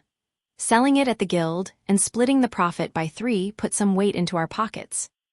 Things always go well when we pray, heck yeah. We've got plenty of money to play around with now. Still gonna tend the fields though. Farming was our life's work. If it came down to adventuring or farming, we would pick our fields. But right now we were happy to keep up both, if only I had a wife. All right, I'm gonna go pray at the church. Same, it's thanks to Bedism that we bagged an iron golem today, so yeah. We know you just want to see Suilla again, man. Shut it, Dako. I just want to pat Mikaru's head, that's all. Are you a lolican man? No, my love for Mikaru is platonic, like a father's love. I dunno about that. But either way, we headed to the church again. It was evening. The church closed fairly early since night was for sleeping, but it should still be open. Oh, hello. We were greeted by the smallest nun of all, Mikaru. Speaking of which, her nun outfit had a slit in its skirt too. I heard that the town chief bought these clothes for them, so... Yeah, Keima never holds back when little girls are involved. Honestly, at this point, I kinda respect him for it. Zun patted Mikaru's head and gave her an especially large eggplant. Where the hell were you hiding that, Zun? Wow, so big, said Mikaru as she clung to the eggplant and rubbed her cheeks against it. I feel like something profound is blooming within me. This must be that fatherly love Zun was talking about. Yeah, definitely. Yeah. We handed over our offerings to Mikaru and gave a short prayer. It kind of felt like giving an allowance to our niece, in a way. Very healing. All right, time to hit the bar. You coming, Rabo? Nah, I'm gonna stay here a bit more. I wanna read some. Cool, I'll be there if you change your mind. Not that I'll be waiting or anything, said Zun before leaving with Dako. They were good friends, easy to hang out with. I took a book about agriculture from a shelf and sat down. I wasn't the most literate person in the world, but since adventurers had to know how to read quest listings to survive, I could read simple descriptions. Not to mention that this book was written by an adventurer, judging by the translation, Ikika, on the front page. It was pretty easy to read. Let's see here. Fertilizer in field, crush shells into powder. I didn't know seashell powder could work as fertilizer. Not just goblins then. Might have to ask a merchant for some the next time I go to Pavella. I worked my way through the book. Each page taught me something new, but I must have been tired from days of work, as I slowly started drifting off before finally. I accidentally fell asleep. I hurriedly cast Purification on the desk and book to get my drool off them. The book got clean real easily, maybe since it had some extra protection somehow. I couldn't pay damages for a book. I sat up and a blanket fell off my back. It seemed someone had put it on me while I was asleep. I see that you prayed quite fervently today, Rabo. Suilla, sitting next to me, gave a gentle smile. Did you put that blanket on me, Suilla? Yes, so as to ward off a cold. And, you looked cute while asleep. She must have looked at my face while I was asleep. I was used to that kind of thing due to my history sleeping outside on adventures, but with Suilla involved, it felt kind of embarrassing. The sun had already set, and night had come. It was long past the time the church should have closed. Sorry for keeping you up this late. I should get going. Why, it's not a problem at all. In fact, feel free to sleep a little longer if you'd like, said Suilla with a somewhat regretful expression. She resembled a child who had their hand slapped right before they could gorge on cookies. Wait, no, what am I thinking? That's gotta be my imagination. No way would Suilla try to play a prank on me or something. Speaking of which, did you know that this church has bedrooms in it? It has, bedrooms, I asked, and Suilla smiled gently. Indeed, there is a section of the church that resembles an inn, equipped with rooms such that individual believers can offer solemn prayers in private. And of course, by that I mean they sleep. Rest assured, the rooms lock from within, explained Suilla with a smile. She then brought her face up close to my ears and whispered quietly. Naturally, her voice tickled my ear and made my brain tingle sweetly. By the way, if you would donate 2 silvers to the church, we can offer a special prayer in the room alone together, just you and I. T2 silvers as special prayer, alone together. Ahaha, what do you say? I'm only suggesting this because it's you, of course. I respect how fervently you prayed today. Because it's you, hearing those words made me swallow. Suilla smiled sensually. Her smile exuded a sexy aura that didn't match her nun outfit at all. My wallet had enough. I nodded without hesitation. Suilla gave a quiet giggle. See cute. Follow me, then. I gave her the silvers and she took my hand, guiding me to a bedroom. Inside was a narrow but respectable futon and nothing else. It was indeed a room that existed solely to sleep within. Once inside, Suilla let me use her lap as a pillow. This isn't what I expected, but it's still pretty good. Honestly, it might even be better. I really shouldn't have expected to, go all the way with Suilla for just 2 silvers. That'd be ridiculous. Ha ha ha, ha. Feel free to fall asleep. I will leave the room afterwards, but your prayer will remain utterly undisturbed. All right? She stroked my hair. Oh man, this feels good. And holy cow, she smells amazing. She smells so freaking good. Is she wearing some kind of special bedist perfume or something? Close your eyes, relax. Yes, just like that. Take deep breaths. I'll be following after you, don't worry. As Suilla spoke, sleepiness pushed against me. And so, I slept soundly all the way until morning. Suilla was gone when I woke up, but between you and me, thanks to her lap, I had an amazing dream where she and I went full on lovey-dovey.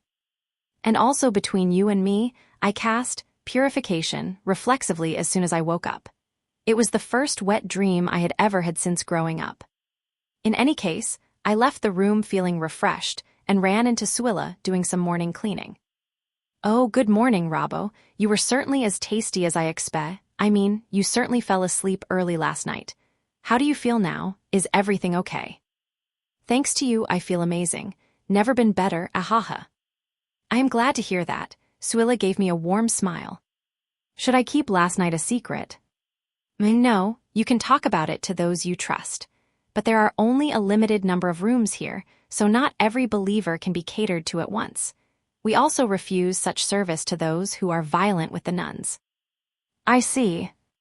By the way, if you wish to have another nighttime prayer later, we also offer a service where we sleep in the same bed for 3 silvers. I'll come again, I said firmly, clasping Suilla's hands. She blushed and looked away shyly, glancing back in my direction before glancing away again. Eventually, she squeezed my hands back. It's a promise, okay? You'll come again no matter what, right? NGH, she's too cute. I'm gonna fall for her at this rate. Anyway, I've gotta tell Zun and Dako about this. They're probably passed out drunk in the bar right about now, but I headed for my field first. Had to make sure it was doing all right. Epilogue. Day 64 of Year 2. And that's what happened. It was pretty rough, honestly. For fucking real, that Leona girl was a dungeon master and a hero, huh? Black hair, red eyes. Yep, she had black hair, red eyes, and a messed up head. I told Itetsu everything I knew about Leona. Did I hide anything? Nope, nothing. The more people knew about her, the better. WHO, sharing info about MESSED up dangerous people. If you recognize her, get the hell out of there. I owe a lot to ITTTSU and I'm gonna make sure he knows what he's dealing with. Be careful, Itetsu, she's a real monster. But you won, didn't ya? Under some strict conditions, same as the way I beat you. If she and I fought on equal footing, she'd grind my bones to dust before I could open my mouth. That's fucking scary. If she drops by my place, I'll take Redra and get the hell out of here. That's the best you can do. Not even Redra could beat her? Asked Itetsu, scratching his cheek. Yeah, I can understand him worrying about his wife's strength. Dragons are supposed to be the strongest. In their language, enemy means prey to be crushed and devoured. But I know for a fact she'd lose. Not even Redra. Not even 10 normal soldiers of God could give her a decent fight. A dragon would be dead in no time. She used a skill called Dragon Breath like it was nothing, so yeah. Surprised you fucking beat her shit. We won cause she accidentally killed one of us. That may as well be a loss. I had brought tea with me. I took a sip. Japanese tea tastes good. Gimme some of that, Keima. I dunno if a salamander will like it that much. Heat it up as much as you can. I'm using heat-resistant teacups here, so heat it up as much as you want. I poured tea in a teacup and placed it in front of him. He breathed fire on it like a human would blow on hot tea to cool it down, which was a poor analogy since those are opposites, but still. Once he was done, he gulped down the boiling tea. My mouth burned just watching him. An really drives a shard through the all-noggin. Drinking water's not so bad some of the time. It'd be hard to realize this if he were in human form, but boiling hot water was basically like ice water to salamanders. Also, drives a shard through the all-noggin? I guess that's kind of like brain freeze. That alcohol I gave him a while ago must have been like ice cream to him too. With that diversion over, we got back on topic. Right, back to Leona. You said something about chaos. I'm starting to think that Leona might be Core 4's dungeon master. Whoa, one of the fucking single numbers, huh? Good job surviving that. Keima, maybe I should start calling you boss, huh? I'm telling you, I basically lost here. Give me a break. Gahaha, I'm kiddin', just kiddin'. And so, I had a good long talk with Itetsu about how dangerous Leona was. Right, I better tell Haku about this too. The thought crossed my mind as I started to head back to my room. Oh, whoops, my hand slipped and I put myself outside the mountain. Well, may as well walk back. Before I knew it, I was in the forest. This is weird. Am I lost? Maybe, but I decided not to worry about it. Worst case scenario, I could order my wearable golem to take me home. Codename, Golem GPS. But man, the sun's already fallen, huh? Just as I was about to use my Golem GPS, I saw a cave up ahead. That's light coming from inside of it, right? Somebody must be inside it.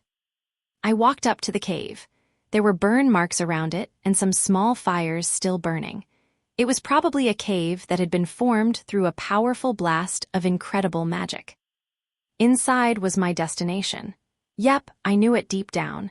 I had come all this way to see what was inside the cave. I peered inside and saw Leona sitting and waiting on top of a spread-out comforter. Why is she here? I gotta run away. Wait, no, this is fine. Wait, what? My brain is telling me both to run and to stay. What's going on? What? I faltered with confusion. I've been waiting for you. NGH? Leona spoke to me and I held my head. I had transformed into myself as a precaution before meeting Itetsu, so I would be fine. I had an extra life. Calm down. I had a lot of fun earlier and I wanted to express my gratitude. So, I used this thing to call you over, said Leona, patting the comforter. The divine comforter, not Rokuko's, Leona's. All right, I understand everything now. Seems like I was charmed by the divine comforter's holy aura, like a moth to a flame, but who could blame me? I'm sure there's a lot you want to ask me, right? Well, since I'm in such a good mood, I'll answer any question you have. You sure? You're not gonna ask for any favors later, right? This was a good opportunity for me if it was legitimate, since Leona had been in this world for so much longer than me. I'm sure, this was the most fun I've had in 100 years. I'll spill the beans on anything. How to easily level up hero skills? Sure. How to kill and trick gods? Yup. How to steal authority? Even anything about the divine betting. What's up first? What do you mean by authority? I first asked about a word I didn't understand her usage of. Authority is, well, the power of gods, I suppose. It's what gives them authority and power over certain things. Hence, authority. If you visit a god with authority over love, they can boost your luck with girls, stuff like that. A more simple example would be one with authority over rain could make it rain whenever they wanted. By the way, you're already starting to earn authority over sleep, Keima. Why? You're the Pope and founder of Buddhism. Authority is born from the faith of many people, but since Buddhism doesn't have a god, well, all the power went to me instead. Religion sure is silly here.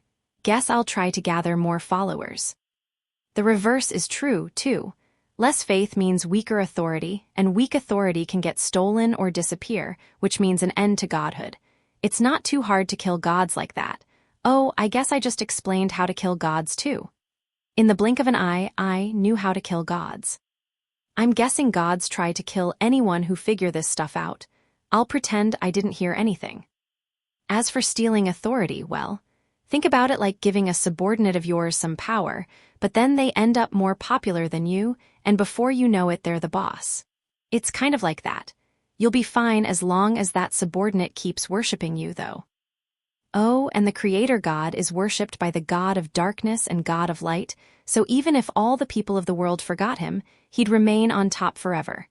Sorry, Keima, but he's out of your reach. Too bad. I wasn't trying to pick a fight with him. Why is that too bad?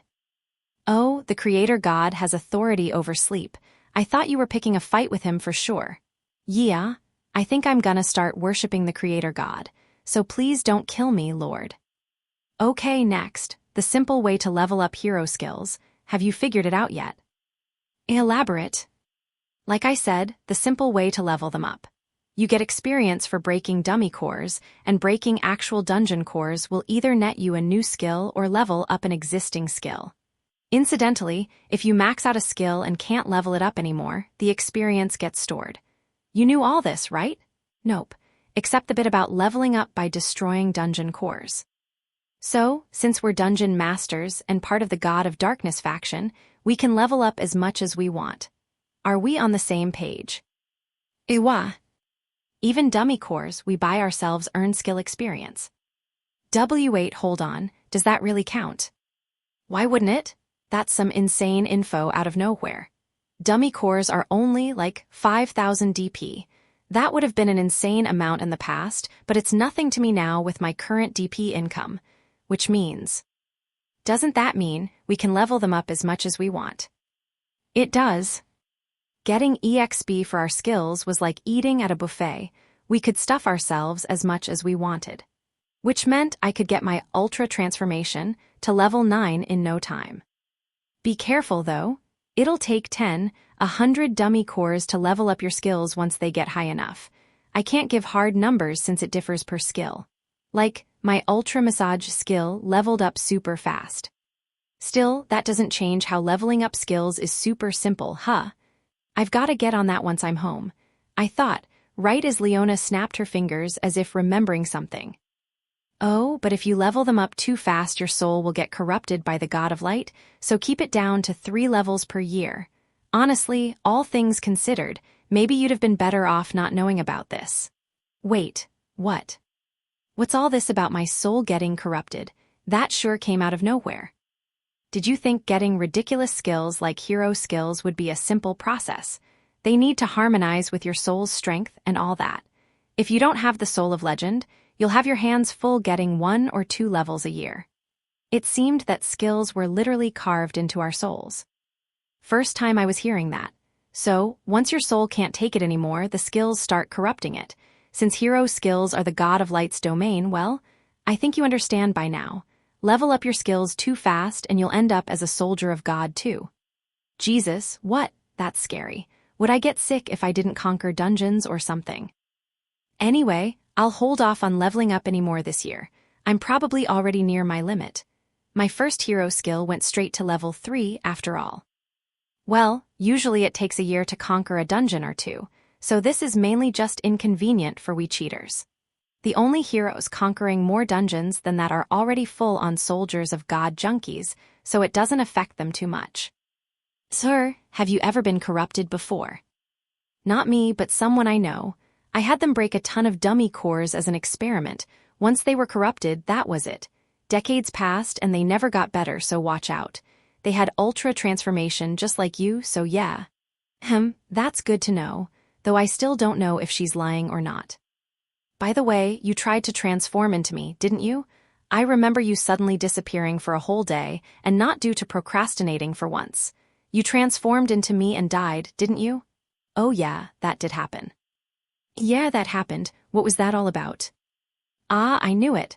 Well, you see, I'm a little bit cursed. I'm doing fine since I have ultra resistance and curse absorption, but if you transform into me, the curses will hit you too. Well, a part of them anyway. Come on, how many people have you pissed off? I died instantly. I exploded. If that was just a part of the curse, what would happen if all of it hit me? I didn't even want to think about it. Do you remember how many breads you've eaten in your life? I don't. That's all there is to it, really. Ahahaha, the whole world is cursing me. I'm in so many people's thoughts. How delicious. Which means she's pissed off so many people she can't even remember them all. You sure are popular, Leona. People don't call me the God of Chaos for nothing. I've got 500 years of hatred for me built up, though some of it's gone away thanks to your noble sacrifice. God of Chaos? Another name I'm hearing for the first time. Does that mean she has authority over chaos or something? I wonder what that lets her do. By the way, I can create all sorts of things that introduce chaos and disorder, like drugs that mess up gender. Basically, I can make hermaphrodite potions.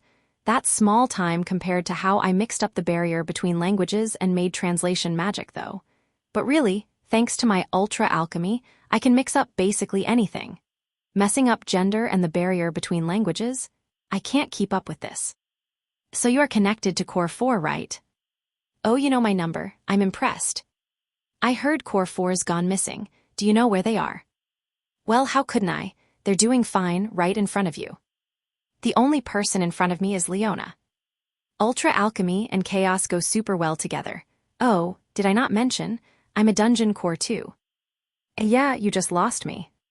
Take a dungeon core in one hand and a dungeon master in another, and ultra alchemy, you've got a mixed up being with one body and soul, a core and a dungeon master that also happens to be a hero. That's me. Chaos indeed. She's such a mixture of everything, it kinda makes my head hurt. You fused yourself with your core, why? I forget the reason, but probably because it sounded fun. Or maybe because I was half dead after failing to conquer a dungeon. Either way, I ended up immortal. And I got rid of my main weak point, the core back at home. You should try it out too, Keima. I bet it would feel amazing to melt and fuse with Rokuko, getting your bodies and souls all mixed up. That's gonna be a no. Oh, okay. I wanted to experiment and see if you'd be fine mixing with a core since you were a hero before a dungeon master, but that's fine. You're too rare to waste on an experiment like that. Wait, what? She's treating me like a rare item? Gah, I wanna run away. The way, Core 4 was a chimera. The god of darkness was experimenting with making cores and mixed together monsters, plants, and even rocks to make a being truly fit to be called chaos.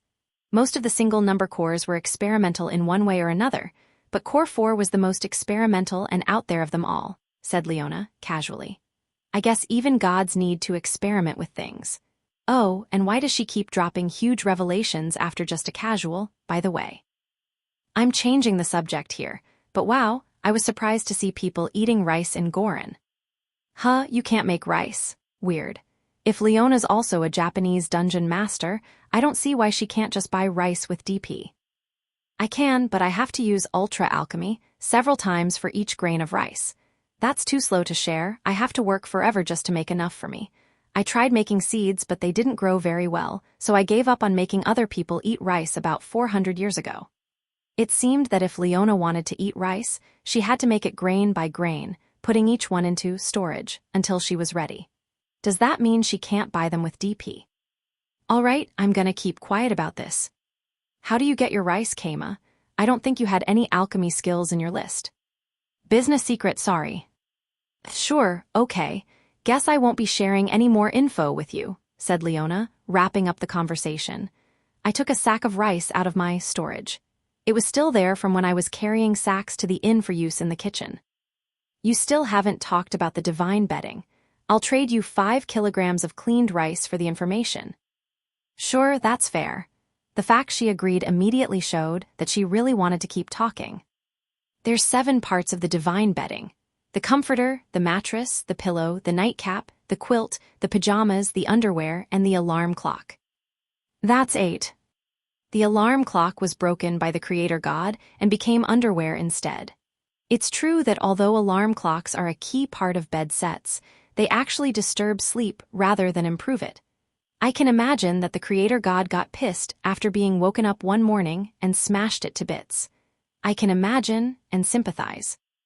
By the way, if you gather all 7 parts of the divine bedding, you become an immortal demigod. This is something I know from my ultra-identification, by the way. Nobody's managed that before. There's that, by the way, again. But, immortal, consider me interested. If I become immortal, I can sleep as much as I want, plus I won't have died of old age and leave Rokuko behind. Also, there's a set of divine equipment, a set of divine cutlery, etc., so if you're aiming for godhood, you can look for those too. Seems like it's not so hard to become a god here. Demigods and lower-ranked gods aren't impossible to kill. They give lots of DP when they die, and they level up your hero skills too. Alright, not even gods are safe from her. Also, is it just me, or is leveling up hero skills by killing gods kinda messed up? Maybe dungeon cores are demigods too. That would make sense given that they're the god of darkness's children. Wait, Rokuko, a god? That can't be right. I'm just not thinking straight. Okay, I think it's your turn to talk for a bit. Who's your favorite girl out of your whole harem? Is it Rokuko the core, the safe choice? Or is it the fruits of my labor, Toy? Or maybe Rei? The other girls are nice too. I bet they all moan like cuties in bed at night. Oh, if you make any babies, can I have one? What are you even talking about? Oh, hold on a second. Ultra identification, ultra identification, ultra identification. Leona stared at me with suspicious eyes and used ultra identification 3 times in a row. She was probably identifying the initial results in what she called the citation effect earlier. Hold on, is this a joke? What did she look at? Keima, are you gay? I mean, I swing both ways so I can understand you, but still. What are you talking about? I'm normal. Okay, you're just a loser virgin then. Where's your proof? Honestly, I didn't even need to use ultra identification on that. Want me to give you some courage? Don't worry, I'll be gentle. Ultra resistance will keep us both safe too. Leona patted the divine comforter and pulled her shirt down a little. I could see her collarbone and plenty of her cleavage, but she was underestimating me. I couldn't see her feet in that pose, which meant it did nothing for me. And either way, I would never accept her invitation. She would mess with my brain somehow for sure. No thanks. Oh, you're turning me down? Strange, the comforter must not be working then. But it did bring you here, so it must be. Do you have some kind of resistance to it? I get the feeling staying here any longer will be a little dangerous. My heart is tempted by the comforter, but I'm leaving. I don't think so. Before I knew it, long pieces of cloth had wrapped themselves around my hand. I looked down them and saw them connected to Leona's hands. What the hell? I can't get them off. Are they tentacles or something? She pulled them and I landed on top of the comforter with a plop. Leona then straddled my hips. Don't worry, just count the tiles on the ceiling, and this will be over in no time. Oh wait, there aren't any, ahaha. What are you doing? Stop. I yelled in fear and fell unconscious. Epilogue. Day 6X of Year 2. I woke up, pain shot through my head. What happened? I think I was. Wait, what? This is a room in the inn? The grand suite, even. Didn't Leona catch me in her trap or something? Wait, what happened after that? My memories are blurry, just a big chaotic mess. Let's see. Leveling up hero skills, authority, core 4. Yeah, I remember most of what Leona told me. But I don't remember why I'm here. Am I just forgetting, or am I in a dream right now? My thoughts were interrupted by a knock on the door. Who's there? It's me, Niku. It sounded like Niku, too. I started to say she could come in, but checked how I looked first. I was naked, beneath a comforter, which was for some reason the divine comforter. That didn't make sense. The grand suite's bed had feather comforter of its own. Also, I felt something heavy on me. I looked down and saw Rokyuko clinging to me in her lowly form, asleep. At least she's wearing clothes. That means this is fine, right? Right. Hold on, Niku. I'm gonna ask some questions. Answer through the door if you don't mind. Okay. How many days ago did we fight Leona? It's been 3 days. Wait, what? I went and told Atetsu about Leona the day after we fought. That means there's a 1-day gap here. That's very, very scary. I wish I could say that I'm just blanking out, but it's a lot more likely that Leona did something to me. I looked down at Rokyuko, who was happily drooling on my stomach. It hurt, but I had to wake her up. Hey Rokyuko, wake up, come on. Keima, SHLP, nom nom. Bah, don't lick my belly button, that tickles. And stop wiggling, please, you're making me feel weird. Just wake up already, please. Biwa, Keima, are you back to normal? Said Rokyuko immediately after waking up, which just worried me even more. Just what did Leona do to me? Yesterday was crazy, Keima, you were completely out of your mind. But don't worry, only Niku and I saw you like that. What did I do? You suddenly hugged me and started whispering romantic lines right into my ears. I mean, I was pretty happy hearing you get so passionate, but it just didn't feel like you. So I brought out my divine comforter and put you to sleep. In other words, she used the divine bedding's healing power. Actually, does it cure status effects? I only remember it healing mana and stamina. Wait, hold on, wait. This is actually really bad. The divine comforter's supposed to curse any non-couple that sleeps in it. What about the divine punishment? Does this mean it considers us a couple? Seriously, Rokyuko and I are a couple in the eyes of the gods. Hey Rokyuko. Yes, Keima. Are you and I wait first, why am I naked? Please, let me put some clothes on. Ah, right, I'm so glad you're back to normal. You stripped your clothes off before getting in bed with me. They should be on the ground over there. Indeed, my clothes were on the ground. I hurriedly put them on. Please don't stare at me. I'm changing clothes, it's embarrassing. I finished changing my clothes while Rokyuko, sitting on the edge of the bed, watched. Okay, time for questioning. I sat down to the left of Rokyuko. Rokyuko, I have a question. What's that? Are you and I a couple? Biwa, said Rokyuko, stunned. What's that biwa supposed to mean? Biwua. Please, Rokyuko, be more clear. We're partners, right? Don't look away, Rokyuko. It's okay, we're a couple then. What's with the then? We're not a couple, right? We're not, I guess, said Rokyuko, hanging her head with a grim expression. Yeah, I didn't think so. This is bad. This is the divine comforter here. Even gods are afraid of it. What are we gonna do, Rokyuko? I might die here. Biwa? That's what you're worried about. I thought you just didn't want to be a couple with me. Well, I think you'll be fine. I gave you permission so it won't curse you. Wait, really? You can mess with the settings like that? Because you own it, I guess. Sure, I just realized that recently. Dang, that's great. She should have mentioned it earlier. Speaking of which, I somehow slept in Leona's divine comforter without any issues too. Guess Leona must have given me permission too. Or maybe me losing my memories is part of the divine punishment. NGGGH, my head. I just can't remember. Kama, what kind of What are we really? We're not a couple, right? Tough question. We're definitely not married. We haven't signed any paperwork or done any of the steps. And why haven't we? Kama, do you not want to marry me? Said Rokyuko, looking at me with tears in her eyes. I wouldn't mind it. I didn't dislike Rokyuko or anything. Really, it was hard to imagine anyone being my partner but Rokyuko. Well, there is Niku, but she's a literal child.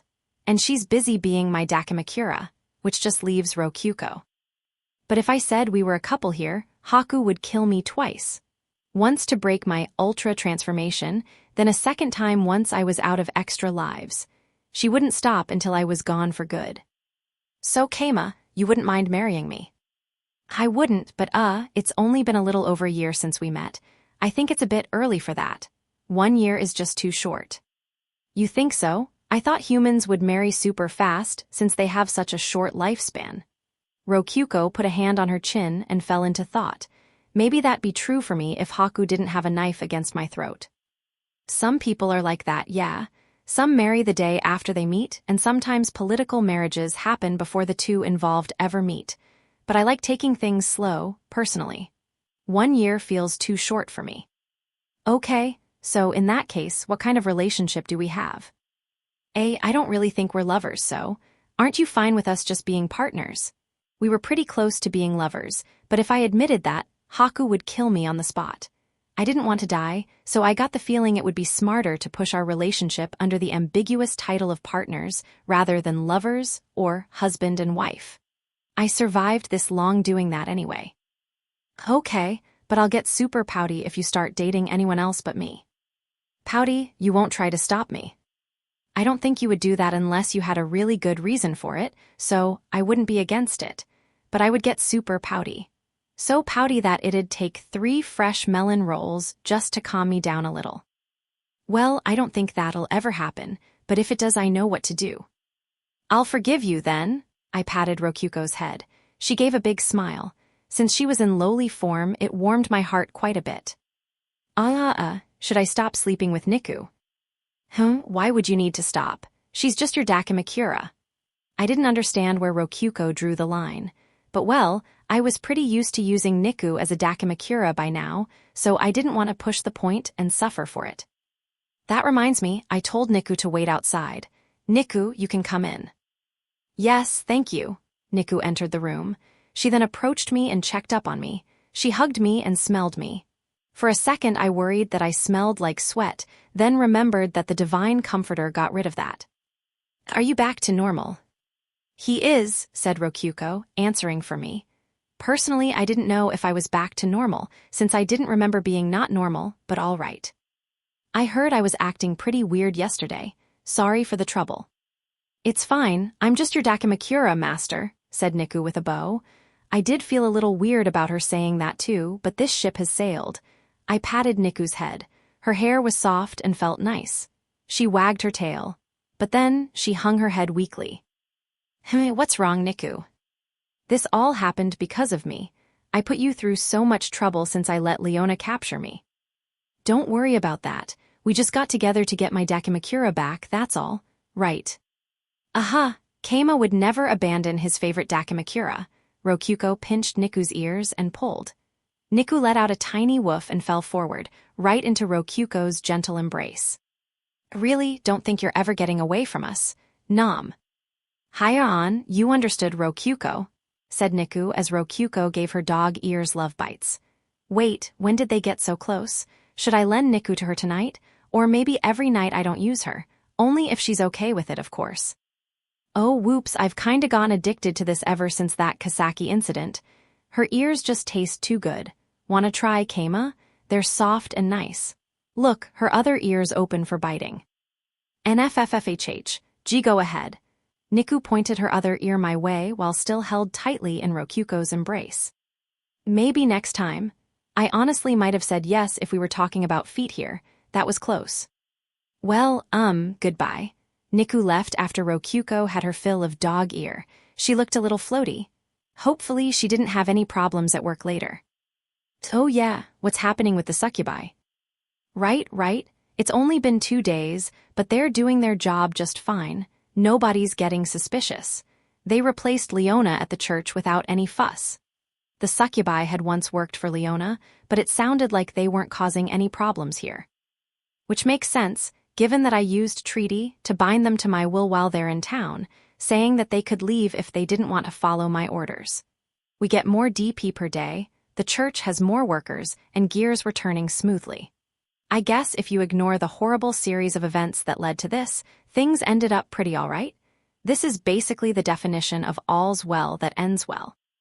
By the way, Keima, you and I are partners, right? Yep, partners. Rokyuko and I had found an anchor to ground our once-ambiguous relationship, although the anchor was a bit ambiguous as well. Maybe I owed Leona some thanks since she was the one who led me to sleeping in Rokyuko's divine comforter in the first place. Actually, never mind. This is Leona we're talking about here. Still, to think I'd end up pushing our relationship into the partner category. The me of just a few months ago never would have considered doing that. Rokyuko and I, or maybe it was just me, might have been worrying a bit too much about specific labels, like whether we were a couple or not, married or not, and so on. So what can partners do together? Uh-oh. We can go on dates together, right? We can hold hands, sleep in the same bed. And what about, kissing? Can we kiss? I didn't want to lay out specific ground rules like that since I wouldn't be able to make excuses to Haku if she found out. But well, I guess it's a bit late for that anyway. Kissing must be okay. Which means, well, want a kiss? Do you? Let's kiss, okay? Rokyuko leaned against me. She was breathing heavily. I could tell that she had been holding herself back for a long time. Which maybe, was making her a bit desperate here, like something inside of her had snapped. Rokyuko, calm down, Haya. All right, I get it already, don't move. I said, placing my hands on Rokyuko's shoulders. Keima, what do you mean don't move? Before she could finish, I kissed Rokyuko on her squishy cheek. Caused if jifujikulp? When I leaned back, Rokyuko was flapping her mouth with her eyes open wide, blushing bright red and failing to form any words. Steam was basically blowing out of her ears. Hey, are you all right? Yeesh, I'm okay. Ahaha ha ha ha ha ha. Rokyuko stood up, holding her cheek, and left the room while laughing awkwardly to hide her embarrassment. Man, reacting like that over a kiss on the cheek? What a cutie. Anyway, I guess it's time for Haku to kill me. Extra episode, Pretty Keima. Is your head feeling all right, Keima? We were in the middle of our battle with Leona. This time, I was stuck in the master room alone. NGGGH. Keima's usually in the master room with me when things go bad like this. I couldn't calm down. I just felt uneasy somehow. All I could do was watch Keima and the others enter Leona's dungeon through Fenny's eyes. Her dungeon was very different from both our Cave of Greed and the other dungeons we had seen during dungeon battles. Nothing within was life-threatening. It was all safe, and they were basically just playing games. An abnormal dungeon. One not like any dungeon I knew. Maybe it reflected what kind of things were bottled up in the heads of heroes like Keima and Leona. There was definitely a connection there. At some point, I ended up just having fun watching Keima and the others earn points in Leona's dungeon. Though it wouldn't be nearly as fun if I didn't know that Leona was contractually obliged to keep them safe. Keima, is this what she meant by athletic games? Yeah, pretty much. They're games where we gotta use our bodies to do challenges, answered Keima, his breathing a little rough. Although he had the golem assistants helping him out, his body still had to move.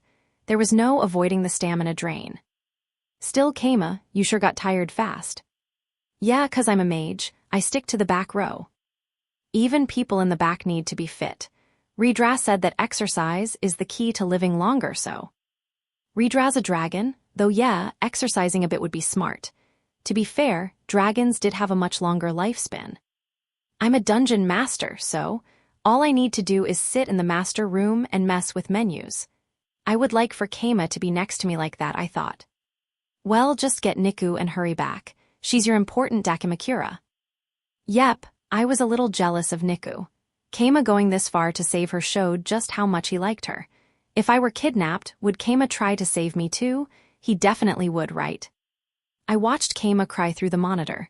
Ray had died. Would Keima cry like that for me if I died? Wait, that doesn't work. If I die, Keima will die too.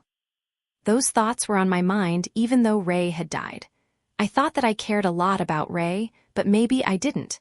Maybe dungeon cores were built to not feel sad when monsters died, or maybe I was just cold-hearted.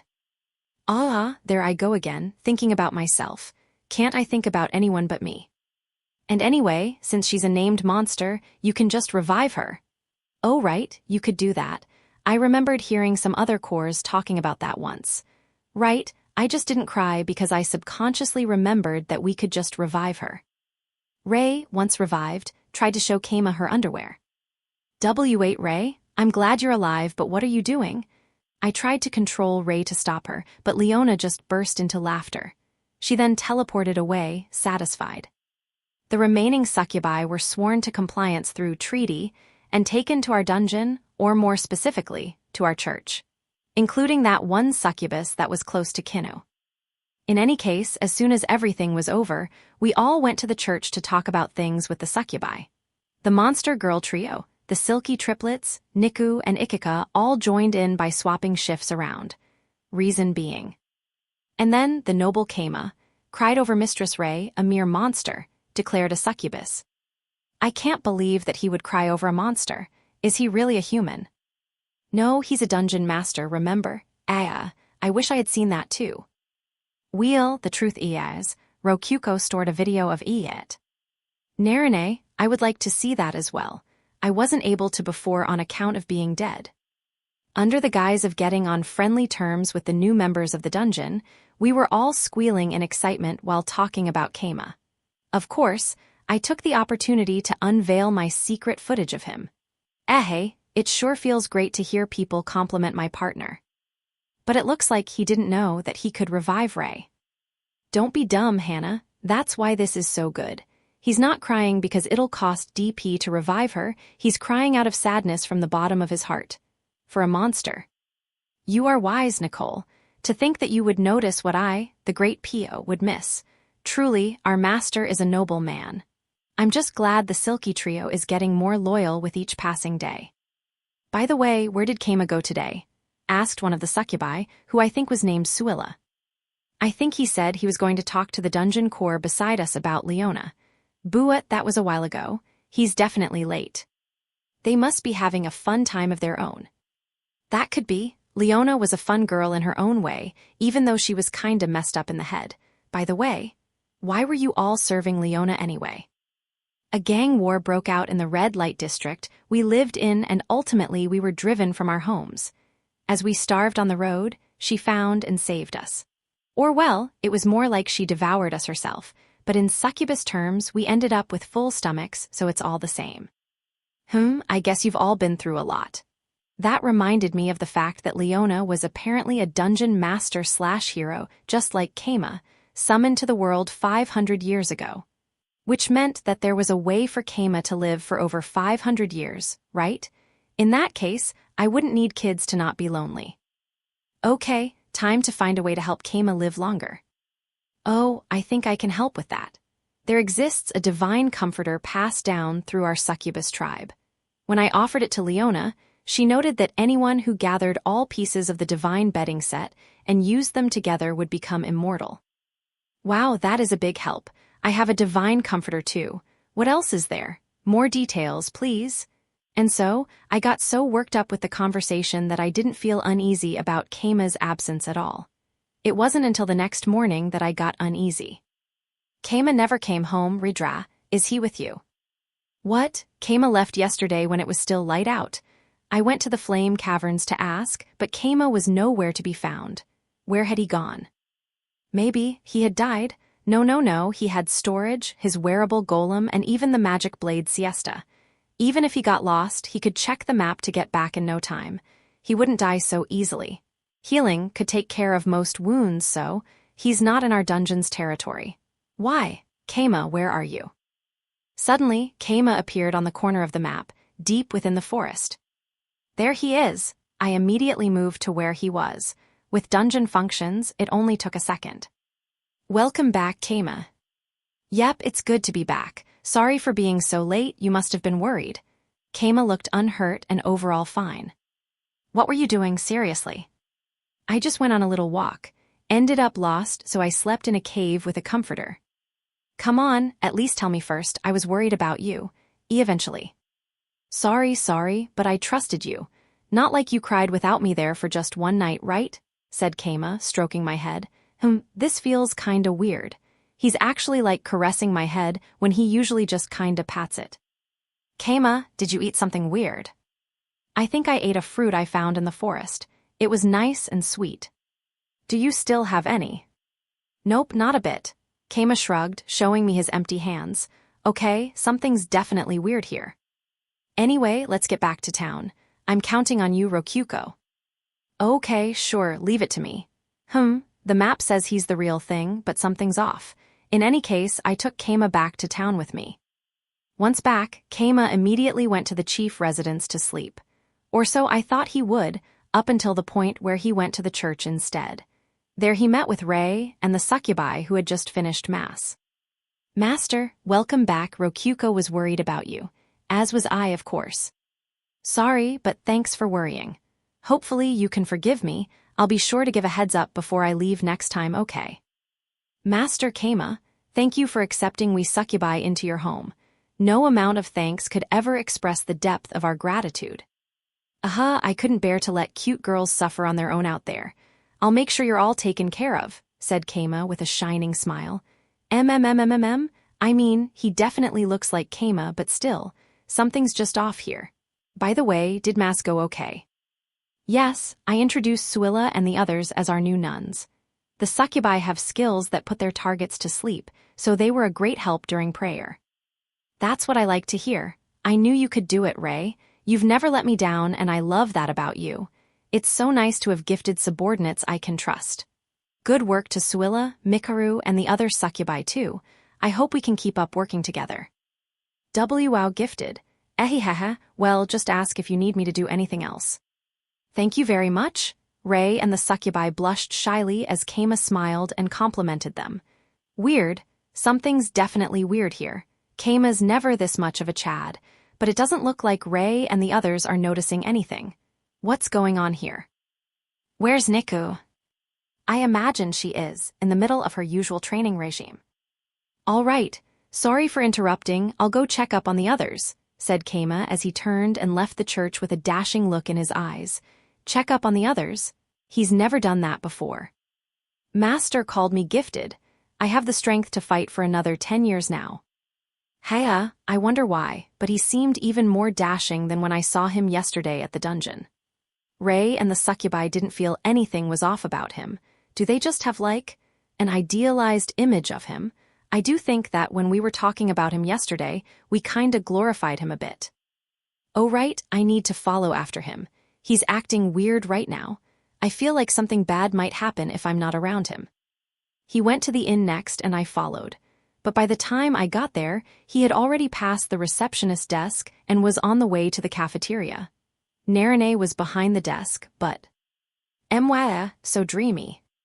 What, Narine, what happened? You're grinning super wide. Ah, Rokyuko. You know, I want to offer up my magic stone to Master. Biwa, seriously, what happened? What did he do to you? Judging by the fact I had entered the inn moments after he did, Keima only had a few seconds to talk to her. What had happened in those seconds? He took my chin, lifted it up, and said my eyes are pretty, like mystic eyes of charm enchantment. I don't know what that means, but saying things like that must be the key to Narine's heart. And Keima would normally never say those things. There's definitely something weird about him today. Wait, now's not the time to be thinking. I gotta go to the cafeteria. Kinu, be safe. I raced to the cafeteria. Where's Keima? I burst inside and saw Keima eating a rice ball while chatting with Kinu, a warm smile on his face. Your food's the best I've ever had, Kinu. I can feel the love in this rice ball. And it's not just your food, either. Your cleaning and laundry has love in it that purification just doesn't have. There's no one I want taking care of my home more than you. Yes, master, please leave it all to me. I was too late. Honestly, I feel like this is entirely out of my hands now. Hold it right there, Keima. Hey, Rokyuko, is something wrong? Don't ask me if something's wrong. You're being weird today, Keima. Weird, I don't know about that, but if my Rokyuko says so, I guess I must be. My Rokyuko? Did he just say my Rokyuko? Well, I mean, yes, I'm your Rokyuko, so I know what's up. I can notice you acting weird in a split second. That's my Rokyuko for you. You're a partner I can trust. Suddenly, Keima hugged me. What? What's happening here? I love you, Rokyuko. You're the world to me. He whispered so close to my ears that it tickled. He left it at that and immediately let go of me. I love you, Rokyuko. You're the world to me. I love you, Rokyuko. You're the world to me. His words spun in my head and a grin formed on my face. Wait, no. I slapped my cheeks. That was close. I'm his trustworthy partner. I can't let my guard down here. Keima, come with me right and wait. Where's Keima? While you were in a daze, he finished the rice ball and said he was getting back to checking up on the others. Oh no, how could I let this happen? I chased after him and found the silky triplets, Hannah, Nicole, and Pio, sitting on the floor in the hall, blushing deeply. NGH, what did you do to them, Keima? Where's Keima? Efwa Arokyuko. Master. We just saw him. Rig, ahihe, he said he was going to the bar. Okay, thanks. And if you're going to daydream like that, you should go back to your rooms first. You're off today. They had probably been cleaning for fun again. I left the daydreaming silkies behind and went to the bar. It was a normal day in the bar, with adventurers drinking while the sun was still high, when suddenly Keima of all people came walking in. Oh, town chief. Wanna come sit down for a drink? Called out Rop.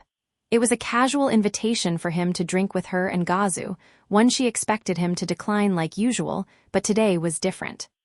Sure, I think I have time for a drink. Having ale today, it looks like. Keima casually sat next to them. That actually threw Gazu and Rop off. The ice was broken by Keima first. The truth is, I found some good-looking alcohol in the dungeon. Want to drink it with me? He said, unveiling a glass bottle wrapped in paper. Whoa, wooa, is that sake an ultra-rare dungeon drop? But you know, it looks different from the kind we found before. This isn't just any sake, this is Daijinjo sake, which is... Well, anyway, just think of it as better sake. I've never had any myself before, but let's change that tonight, Rop, he said, taking out clear glass cups and pouring some in. Oh man, this sure is looking good. I get it now, this stuff's so good that even you gotta have a drink of it. But these cups are nice too, they make the stuff look even better. Hey, Keima, you're gonna let me drink some of that too, right? Gazu, frozen in surprise, snapped back to his senses at the smell of alcohol. Keima took out another glass and poured some more. But of course, however, ladies come first. Here you go, Rop, have the special first drink. You sure? Hey, you trying to make me fall for you or something? Too bad, I've got Gazu, she said, taking a gulp of the sake. It was high quality with a thick flavor, so high quality it even smelled of real fruit. She had never had such a fine gulp of alcohol before. Holy crap, Gazu, this stuff is the best. I almost want to cry. Keima, come to my room later if you've got the time. Whoa now, Rop, it's good enough to get ye saying that. And Keima, listen here. I owe ye a lot, but if you lay your hands on Rop, I'm gonna. Holy shit, this stuff's amazing. Hey, Keima, come to my room later if ye have got the time. Ha, glad you two like it. Nice and fruity. Gazu and Keima both drank some themselves. You've really screwed us over, Keima. How are we gonna live off cheap old ale now that we've had this stuff? Ye can say that again, it's too good. Guess you don't want the rest, huh? Idiot, like hell we wouldn't, give us more. Ha. Eyes fell on their table as they laughed amongst each other. Naturally. Keima had brought top-class sake into a bar filled with people who liked drinking enough to drop by at the middle of the day. They were all filled with the desire to have at least a sip, no, at least a drop of this legendary sake. Master, let me have a glass, please, at least a glass. I'm begging you. There appeared Ikika in a flash of heroism. She had finished dumping all of her cash into the slot machines and thus moved on to begging Keima for free stuff without an ounce of shame. Sheesh, I get the feeling you'd do anything for a good drink. No way, I'm only begging like this 'cause it's you, dude. Don't be mean, you know what's up. Here, I'll let you rub my thighs, cash. No need, here if you don't mind drinking from my cup, he said, handing his over half-full cup to Ikika. She replied, I owe you one. This is why I love you, master, before gulping it down. Oh no, this is so good I'm legit gonna cry. Too good. The surrounding adventurers saw that, and well, they were already at their limit. T-Town Chief, I'm a bedist. Lemme have a cup too. Hey, hold up, no rushing ahead. Gimme some too, I've got some cash on me. That's how you're gonna play it? I'll pay 2 silvers then, and I'm a bedist too. Actually, we all are. The beer lovers crowded around the table. Keima held up a hand and they all fell silent immediately. I'll give each of you a cup. Of course, out of respect for my honorable bedists who have chosen to laze around in a bar despite the good weather, there will be no charge. Lucky break, huh? Hell yah, cheered the adventurers. But if you want any more than that, I've brought 2 more bottles. I'll sell them to Wazma and you can all just buy from him instead. Keima signaled Wazma with his eyes, who in return nodded with an exasperated, amused smile. Look at Keima go, he's even got this bar's best interests in mind. What a god, wait, he's the Pope. What a Pope, long life bedism, oyasumanasai. It's drinking time, oyasumanasai. And so, chants of the bedist prayer, oyasumanas, echoed throughout the bar. And that's what happened. Master was one hell of a dude today. Okay, in short, I was too late. Keima was gone by the time I got there. I must have missed him on my way here. Sheesh, how long was I in a daze there? It didn't feel that long to me. Do you know where he went? And it sounds kinda like. He's gonna go for Niku next? She was right, Niku was the only person he hadn't seen yet. I told Ikika to keep the gambling down and headed to the garden behind the inn where Niku usually trained. Niku, did Keima come over? There I saw Keima lying flat on the ground. What had happened? Kyuko, this is, Did something happen? We sparred a little. According to Niku, her hand slipped a bit. The fact that Keima was unusually drunk didn't help, but apparently she had accidentally hit his chin after he moved in a way abnormal for him. It must have been a sweet spot as he fell unconscious from that single hit. He was acting strange, so I might have intended for this to happen a bit. Good job, Niku. That's right, Keima's been acting weird today. I took Niku's hand. Finally, someone else noticed that Keima's acting weird. I guess the key point is knowing him for long enough. But wait, aren't you his slave? Doesn't magic or something stop you from doing that? It was a mock battle, and he said I could, so it was fine. Right, the collar would squeeze if it wasn't fine.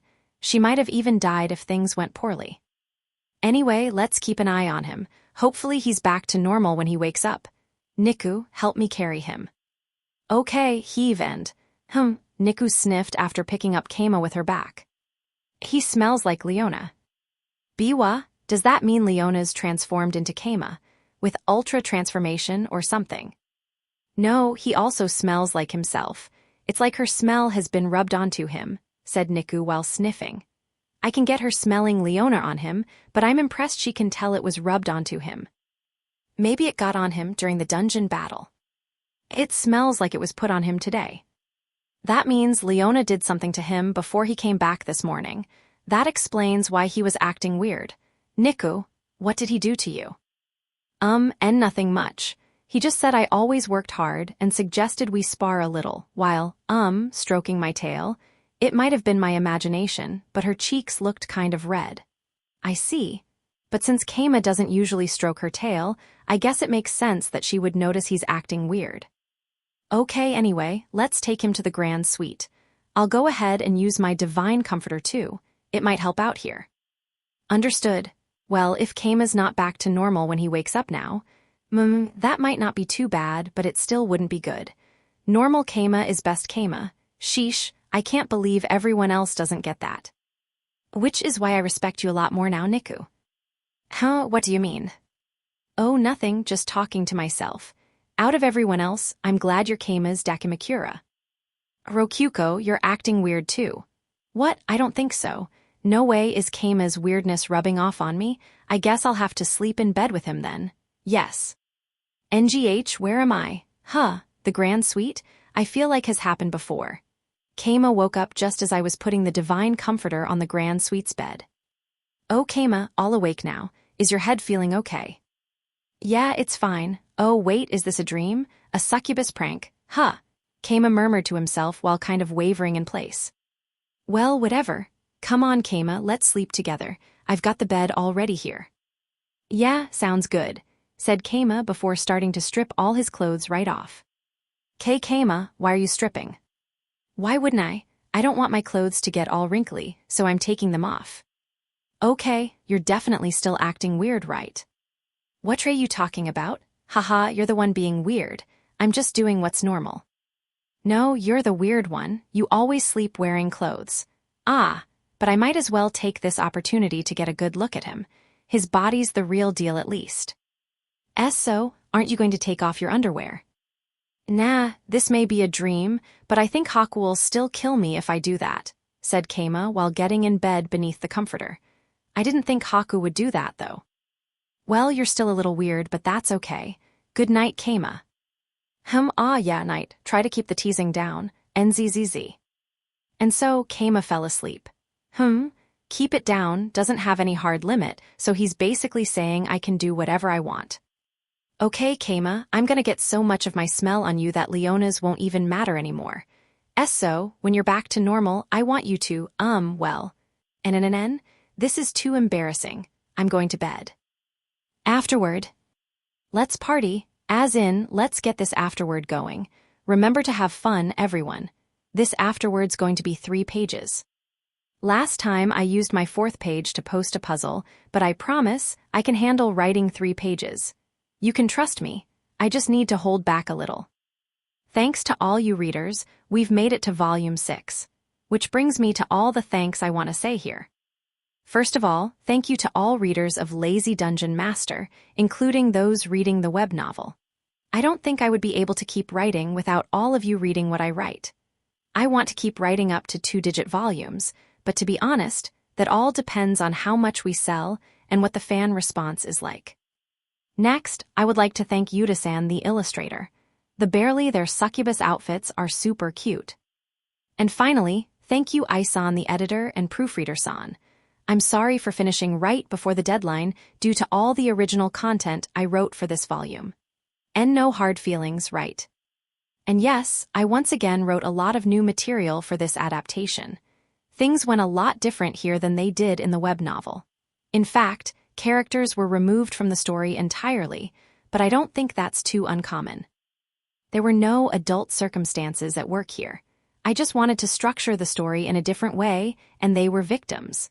The general structure of what happened here happened in the web novel, but it was different enough that they just had to go. Will cut characters return in Volume 7 and beyond. I will think about that in Volume 7 and beyond, though whether or not those volumes will come out is yet undecided. I sure hope they come out, though. The number of illustrations per volume encourages me to only introduce 3 or 4 major characters a volume, though, which reminds me, Ridra and Wataru still haven't appeared in any art. They popped up here and there in this volume, but I wonder if they'll ever get a chance to shine in illustrations. Especially Wataru. Male characters always end up pushed to the back burner, really. Now then, the names for mob characters were taken from Volume 5's puzzle, Japanese version, and the questionnaires. Roa, Rabo, Zun, and Dako. Thanks for all the help. Aries, by the way, came from our very own Tatsushuda-sensei during a Nico live stream. Here's my special thanks to him. He's an actual high schooler writing published novels, kinda makes me want to make a ham-fisted comment about youth. There's still more space. Man, 3 pages sure lets me say a lot of things. I've been kinda writing aimlessly here, so it took a bit to reach this point. But as a warning, I'm about to talk spoilers for this volume and whatnot, so be careful if you haven't read the volume yet. Actually, it was around this volume, right after the end of the 3rd dungeon battle in the web novel, that I started work on the first volume of the light novel adaptation. For that reason, I kind of just did some poorly thought out things in the web novel to buy time, and those things ended up a little unpopular. The changes in this volume were less me cutting characters and more me removing those developments while simultaneously introducing Bedism faster. Really, it was kind of like being half-hearted with the web novel and focusing my thoughts on what to do in the light novel adaptation. Which means that yes, I'm reserving my full power to write the light novel. Let's roll with that, it sounds cool. Man, I'm smart. Anyway, the characters cut from the web novel might show up in future volumes depending on what happens. They might not show up, too. But either way, this volume took us a big step away from the web novel. Names are different, in-employees are different, etc. This might get complicated. I intend to continue writing the web novel, but I might need to standardize the names at some point. In which case, I will probably post an official explanation there, or otherwise have a mysterious event occur in universe that changes names for some reason. Also, from this point on I plan on primarily writing new material for the light novel adaptation. It's going to be a different entity from the web novel. I'm reserving my full power to write the light novel. Second time saying that in like 10 lines. I do have a disease that tells me to write a new series, but that's a different story entirely. I think I'll continue focusing on LDM as my main thing, and I imagine the number of readers will reflect that. Okay, finally out of space. See you again next volume. Supana Onikage. Bonus short stories. A dangerous plant for Bedism. It was a bright and sunny day, save for the dark exchange going on behind the inn. Kinui, did you get the stuff? Haven't you had enough of this, Narine? I think it's time for you to stop. Narine's eyes were somewhat hollow as she asked Kinu for the stuff. Kinu, the seller, seemed hesitant to go through with the trade. Just take it out already, Kinu. At Narine's urging, Kinu took out a small wooden box. Inside was a dried plant that had been chopped into small pieces. Narine took a piece and sniffed it. The smell was intoxicating. Ooh, this is high-quality stuff. Sniff sniff FYS Onias. I acquired this at your request, but I cannot bear to see you destroy your body like this any longer. Whatever, it's my body, I can do whatever I want with it. Plus, this plant helps clear my mind, I get a lot more work done on magic tools when I use it. Indeed, one effect the plant had was to ward off sleep and enable one to work throughout the night. But naturally, that put a heavy load on one's body, as evident by the dark bags under Narine's eyes. Please get some sleep, there's bags under your eyes. May, I'm already sleeping. 2 whole hours a day, said Narine with a pleased laugh, but the revelation just made Kinu's heart ache more. 2 hours. Just 2, despite the fact that their master Kama slept 6 times as much as that. But the recent stuff I've got have all been crappy, none of them worked much. Ahaha, I owe you big time. There's no way that's good for your body, take better care of yourself, please, I'm begging you. Researching magic tools is a job master gave me, remember? There was nothing Kinu could say to that. The dungeon master's orders were final. Haya, as long as I have this plant, everything will be fine. Ahahaha. She returned the plant to the box and started to leave when suddenly. Stop right there, Narine, I have caught you red-handed. Rei's voice sounded out, then she appeared out of nowhere, having been hiding herself with illusion. Narine faltered. Impossible, Rei should have been working in the church, but thinking about that could come later. She had to hide the stuff first. Wait, no, it was already too late for that. To think that you would be addicted to that plant, Narine. Rei, you have the wrong idea, I just need this for my researching. Right, Kinui? Narine hurriedly turned to Kinu for backup, but she just shook her head with a defeated expression. Rei, please, put Narine to bed. Kinui, traitor. Come with me and get in bed. This is for your sake. Rei grabbed Narine firmly by the back of her neck. Rei had no attack power, but that didn't mean she lacked the strength to pin someone down. Narine and her weakness had no means of escaping her. Let go of me, I can't let myself go to bed just yet. You're coming with me, there's a warm futon waiting for you. I don't want to sleep, I don't want to, my Racia Arch? Narine struggled, but it was all for naught. She was taken to a room in the church. Narine, come home clean please, I'll have a midnight snack waiting for you. The air calmed with only Kinu and the small box Narine dropped left behind. And that's what Rokyuko and I saw through the window. Kama, what are those three doing? Having some fun playing make-believe.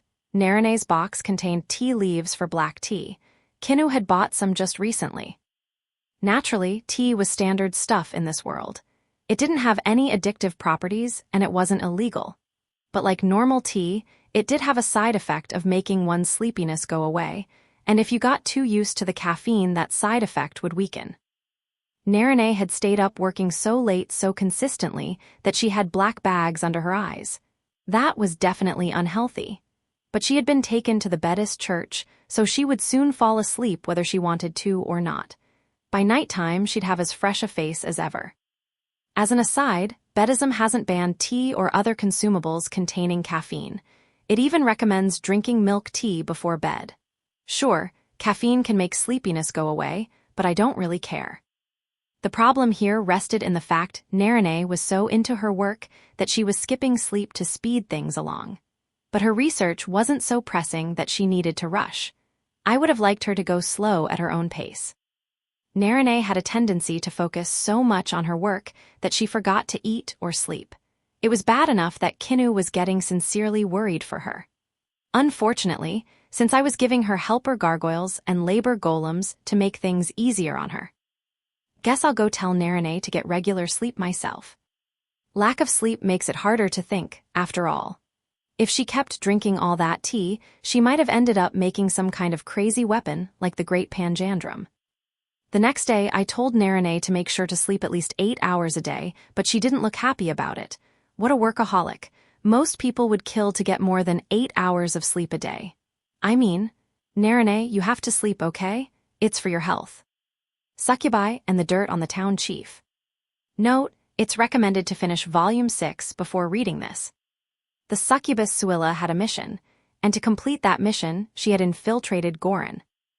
I will corrupt those with power in this town and make them build a brothel to serve as our paradise. The succubi had been driven from their homes and sent wandering the world. A lot had happened, and along the way a certain someone lent their assistance, but the succubi still needed to build a home. They had agreed to serve that someone until they found a stable place to live. The individual in question had enough lust on their own to keep 5 succubi fed, so things weren't that bad, but none of them wanted to continue burdening another. To that end, they needed to build a new place to live in this largely undefended, newly established town. Gorin. It wasn't that succubi would die in days without lust to eat. If they lived similarly to a normal human, they could survive for half a year with little issue. But there was always a craving, and they would like to satisfy that craving, to some extent at least. Lust was a luxury, and one that extended their lifetime. If necessary, they could consume the lust of animals to keep themselves alive, though that tasted quite bad. Not to mention that this only applied when they were living equivalent lives to that of a normal human. If they had to use lust in place of food, their lifespan would drop dramatically without a constant source of it. Which was exactly why building a brothel and securing a stable source of lust was necessary for them. An alternative was merely living in homes normally and consuming lust from dreams, but that had its risks. Brothels came with their own issues, of course. Humans had all sorts of complex rules for building brothels, and those in power had to approve the construction directly. What, then, should they do? Towns had town chiefs, of course. I'm telling you, Wasma the vice chief handles all the work around here. Don't drag me out like this, come on. Relax, town chief, I'll buy you a drink. Nah, I want to go home and sleep as soon as I can.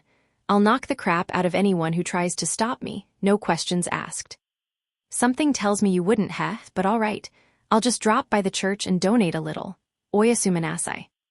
Sounds good, Oyasumanasai. Suilla heard the prior conversation while on reconnaissance. It seemed that the town was in truth led by the one known as Vice Chief Wasma. Might I ask who this Mr. Wasma is? She asked the villager, using a slight amount of charm magic. Wasma. He's our vice chief and he's great. I heard he used to work in the capital, but now he's retired and running the bar here, replied the villager generously. What kind of women does he like? He doesn't talk about women much, but probably ones with big boobs and long hair too. If that was true, Suilla could seduce him in her own form. Target locked. She found the inn and invaded Vice Chief Wasma's dreams that very night. Suilla made him write documents pertaining to the construction of a brothel, but the town chief ended up shutting him down. It seemed that she had chosen the wrong target, but that just meant setting her sights on a new target. Having eaten her fill of lust last night, Suilla got to work gathering information on the town chief. Can I ask what kind of person the town chief is? Oh, Kama, sure, ask anything. To sum him up, he's lazy. Well, I mean, he does stuff when stuff needs getting done, but yeah, he usually just sleeps. Just like that, she used her charms to gather information on the town chief's taste in women. Between you and me, turns out the town chief is a lolican. That was a problem. Lolicans had picky tastes and high standards. Some would be satisfied with Suilla transformed into a loli, others would take one look at her and say they weren't interested in an adult with a lowly body. The latter kind of people even had a tendency to see right through succubi illusions. Suilla would have to continue her investigation to make sure he was a lolican. Between you and me, the town chief is a lolican. Keep this between you and me, but he's a lolican. Oh, don't tell him I'm the one who told you that. Between you and me, he's surrounded by little girls all the time. Not just sweet little Kurinu either. I've heard he brings some blonde loli into his room sometimes. What him? Yeah, I know what he likes. Keep this between us, but he's a lolican. Got a foot fetish too. Suilla gathered more information to be safe, but everyone just said some variation of between you and me, then repeated that he was a lolican. The information was so widely known, she had to ask why everyone asked her to keep it a secret. Perhaps it was taboo in the town to talk about the ruler's fetishes, though that wouldn't explain why everyone knew about them. I suppose there's no doubt that the town chief is a lolican, in which case it wouldn't be wise for Suilla to go after him herself, but as luck would have it, she had someone in mind, Mikaru, a young and cute little succubus that was like a baby sister to her. Mikaru was a true loli and had no need to disguise herself. There was no one better to take on a lolican. This would also be a good opportunity for her to gain experience. Suilla returned to her allies with the dirt on the town chief and a plan. Niku versus the king of devils, Mosquito. There was no god in Bedism, but there was a devil. Or to be more specific, there was the king of devils, Mosquito. He looked like a writhing black shadow, and on closer inspection, you would find that he was a thriving mass of flying bugs stuck together. But Mosquito was least threatening when in his combined form. What you had to watch out for was when the bugs split apart. They would corrupt water, the source of life. They would spread diseases and interrupt sleep.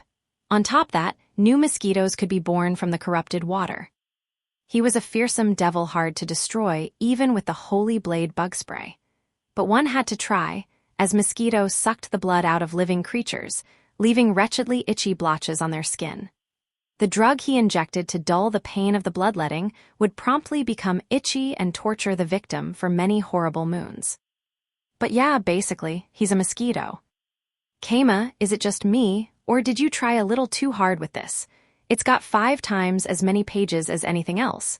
said Rokyuko, while looking at the Bible's pages on the King of Devils mosquito. She's not wrong. Imagine a mosquito flying around while you're trying to sleep. You'd hate it so much you'd want to kill it, right? Right.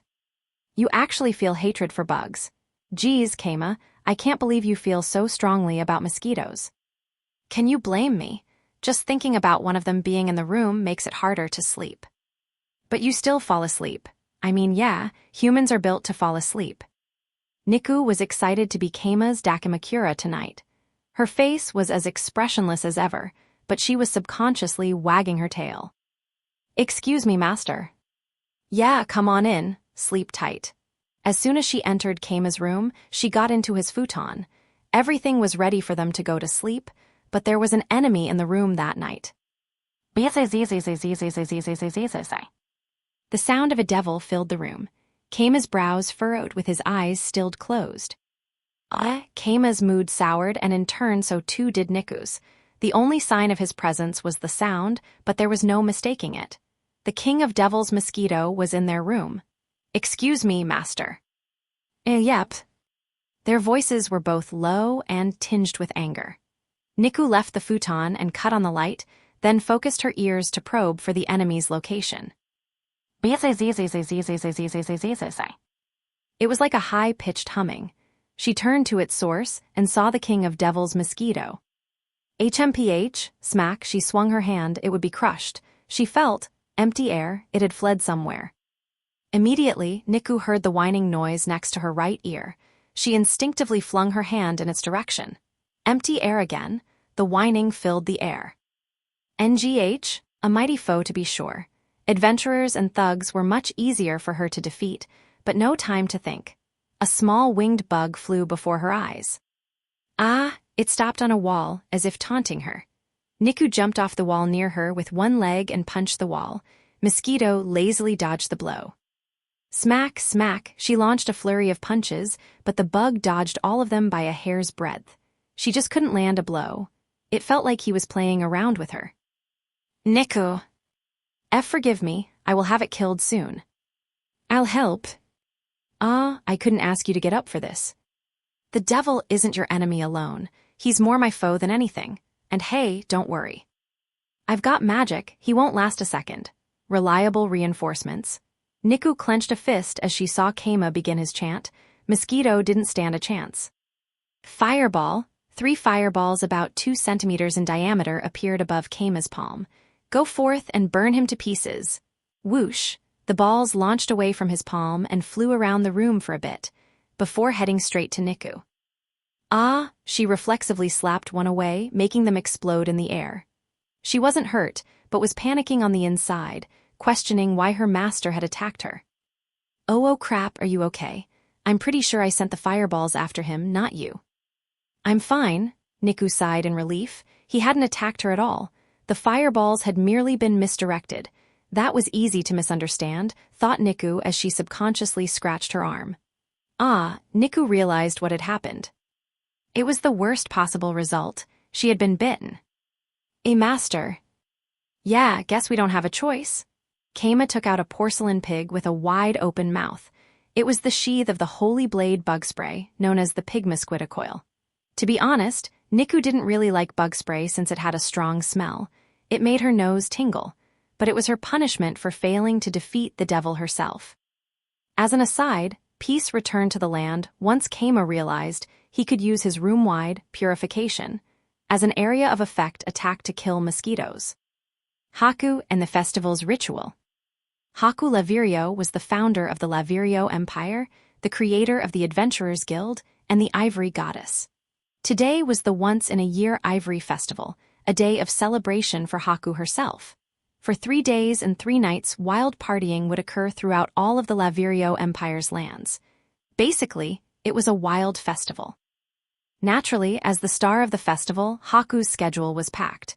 She had people to wave to, parades to take part in, a feast to eat, a ritual to hold, a speech to give, and naturally, people to meet and greet at a night party. She had a mountain of work in front of her. The ritual in particular was fairly time-consuming. You know, I would really just like to visit Rokyuko in Gorin. It can't happen. Your schedule is too tight. Her beautiful cross-dressing butler put an end to Haku's hopeless dream. As her aide, she managed Haku's schedule and knew very well there wasn't a single minute to waste within it. After all, it was an entire nationwide festival celebrating her. It would be strange for her to have any spare time. Is this festival not held in my honor? I find it odd that I am not allowed to do what I want. In truth, it is a festival for the humans who wish to celebrate you. Haku shut her eyes. That was correct. For various reasons, she wanted to maintain her popularity with her citizens. Well, I do know that I would cause quite a few problems by visiting Gorin right now. If you know that, then please restrain yourself, my lady. Keima would cover for me somehow, and there is a former imperial official there, isn't there? It would be fine, probably.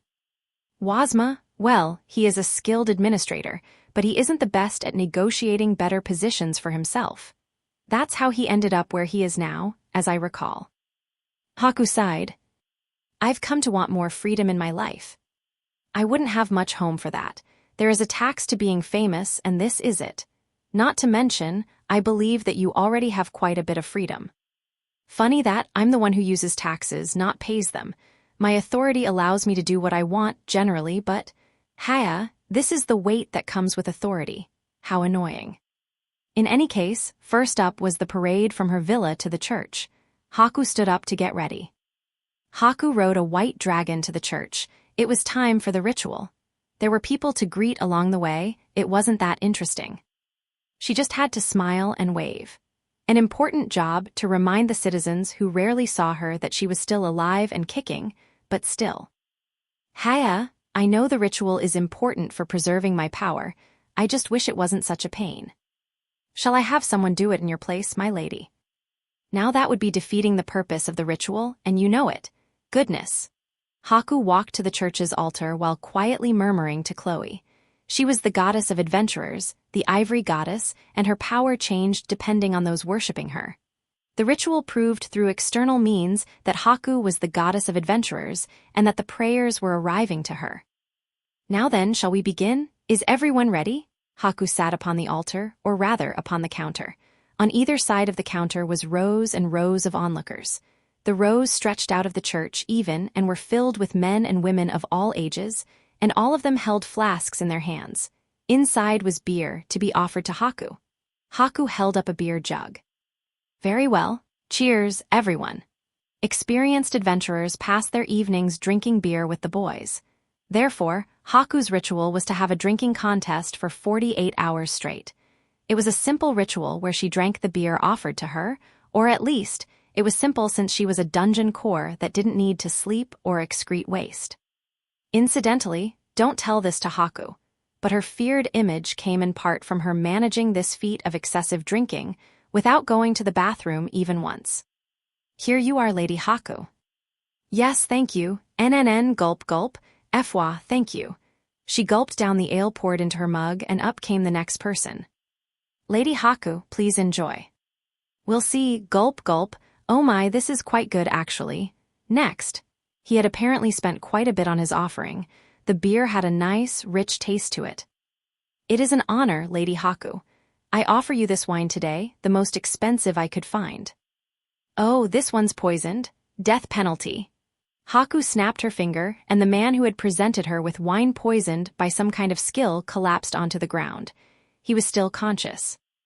The onlookers murmured among themselves, surprised that once again someone tried to poison Haku. Where was he from? Demon country, maybe? In any case, nearby soldiers dragged the man away in the blink of an eye. They were used to it, and all in all, it was part of the show. As was customary, the assassin would fight in the underground coliseum until he died. Haku's subordinates organized the fights such that the prisoners would last about a year before reaching their limit. The ritual was set upon by assassins acting tough each year, but poison didn't work on Haku. Naturally, she could personally defeat anyone who attacked her from the front. Even when drunk, she was fine and had Chloe there just in case. By defeating the numerous assassins without any trouble, Haku strengthened the people's faith in her. Fwa, another year, another ritual safely completed. I have to say, I'm feeling quite nice, ahaha. Haku, having drunk alcohol for 48 hours straight, set down her mug with rosy cheeks.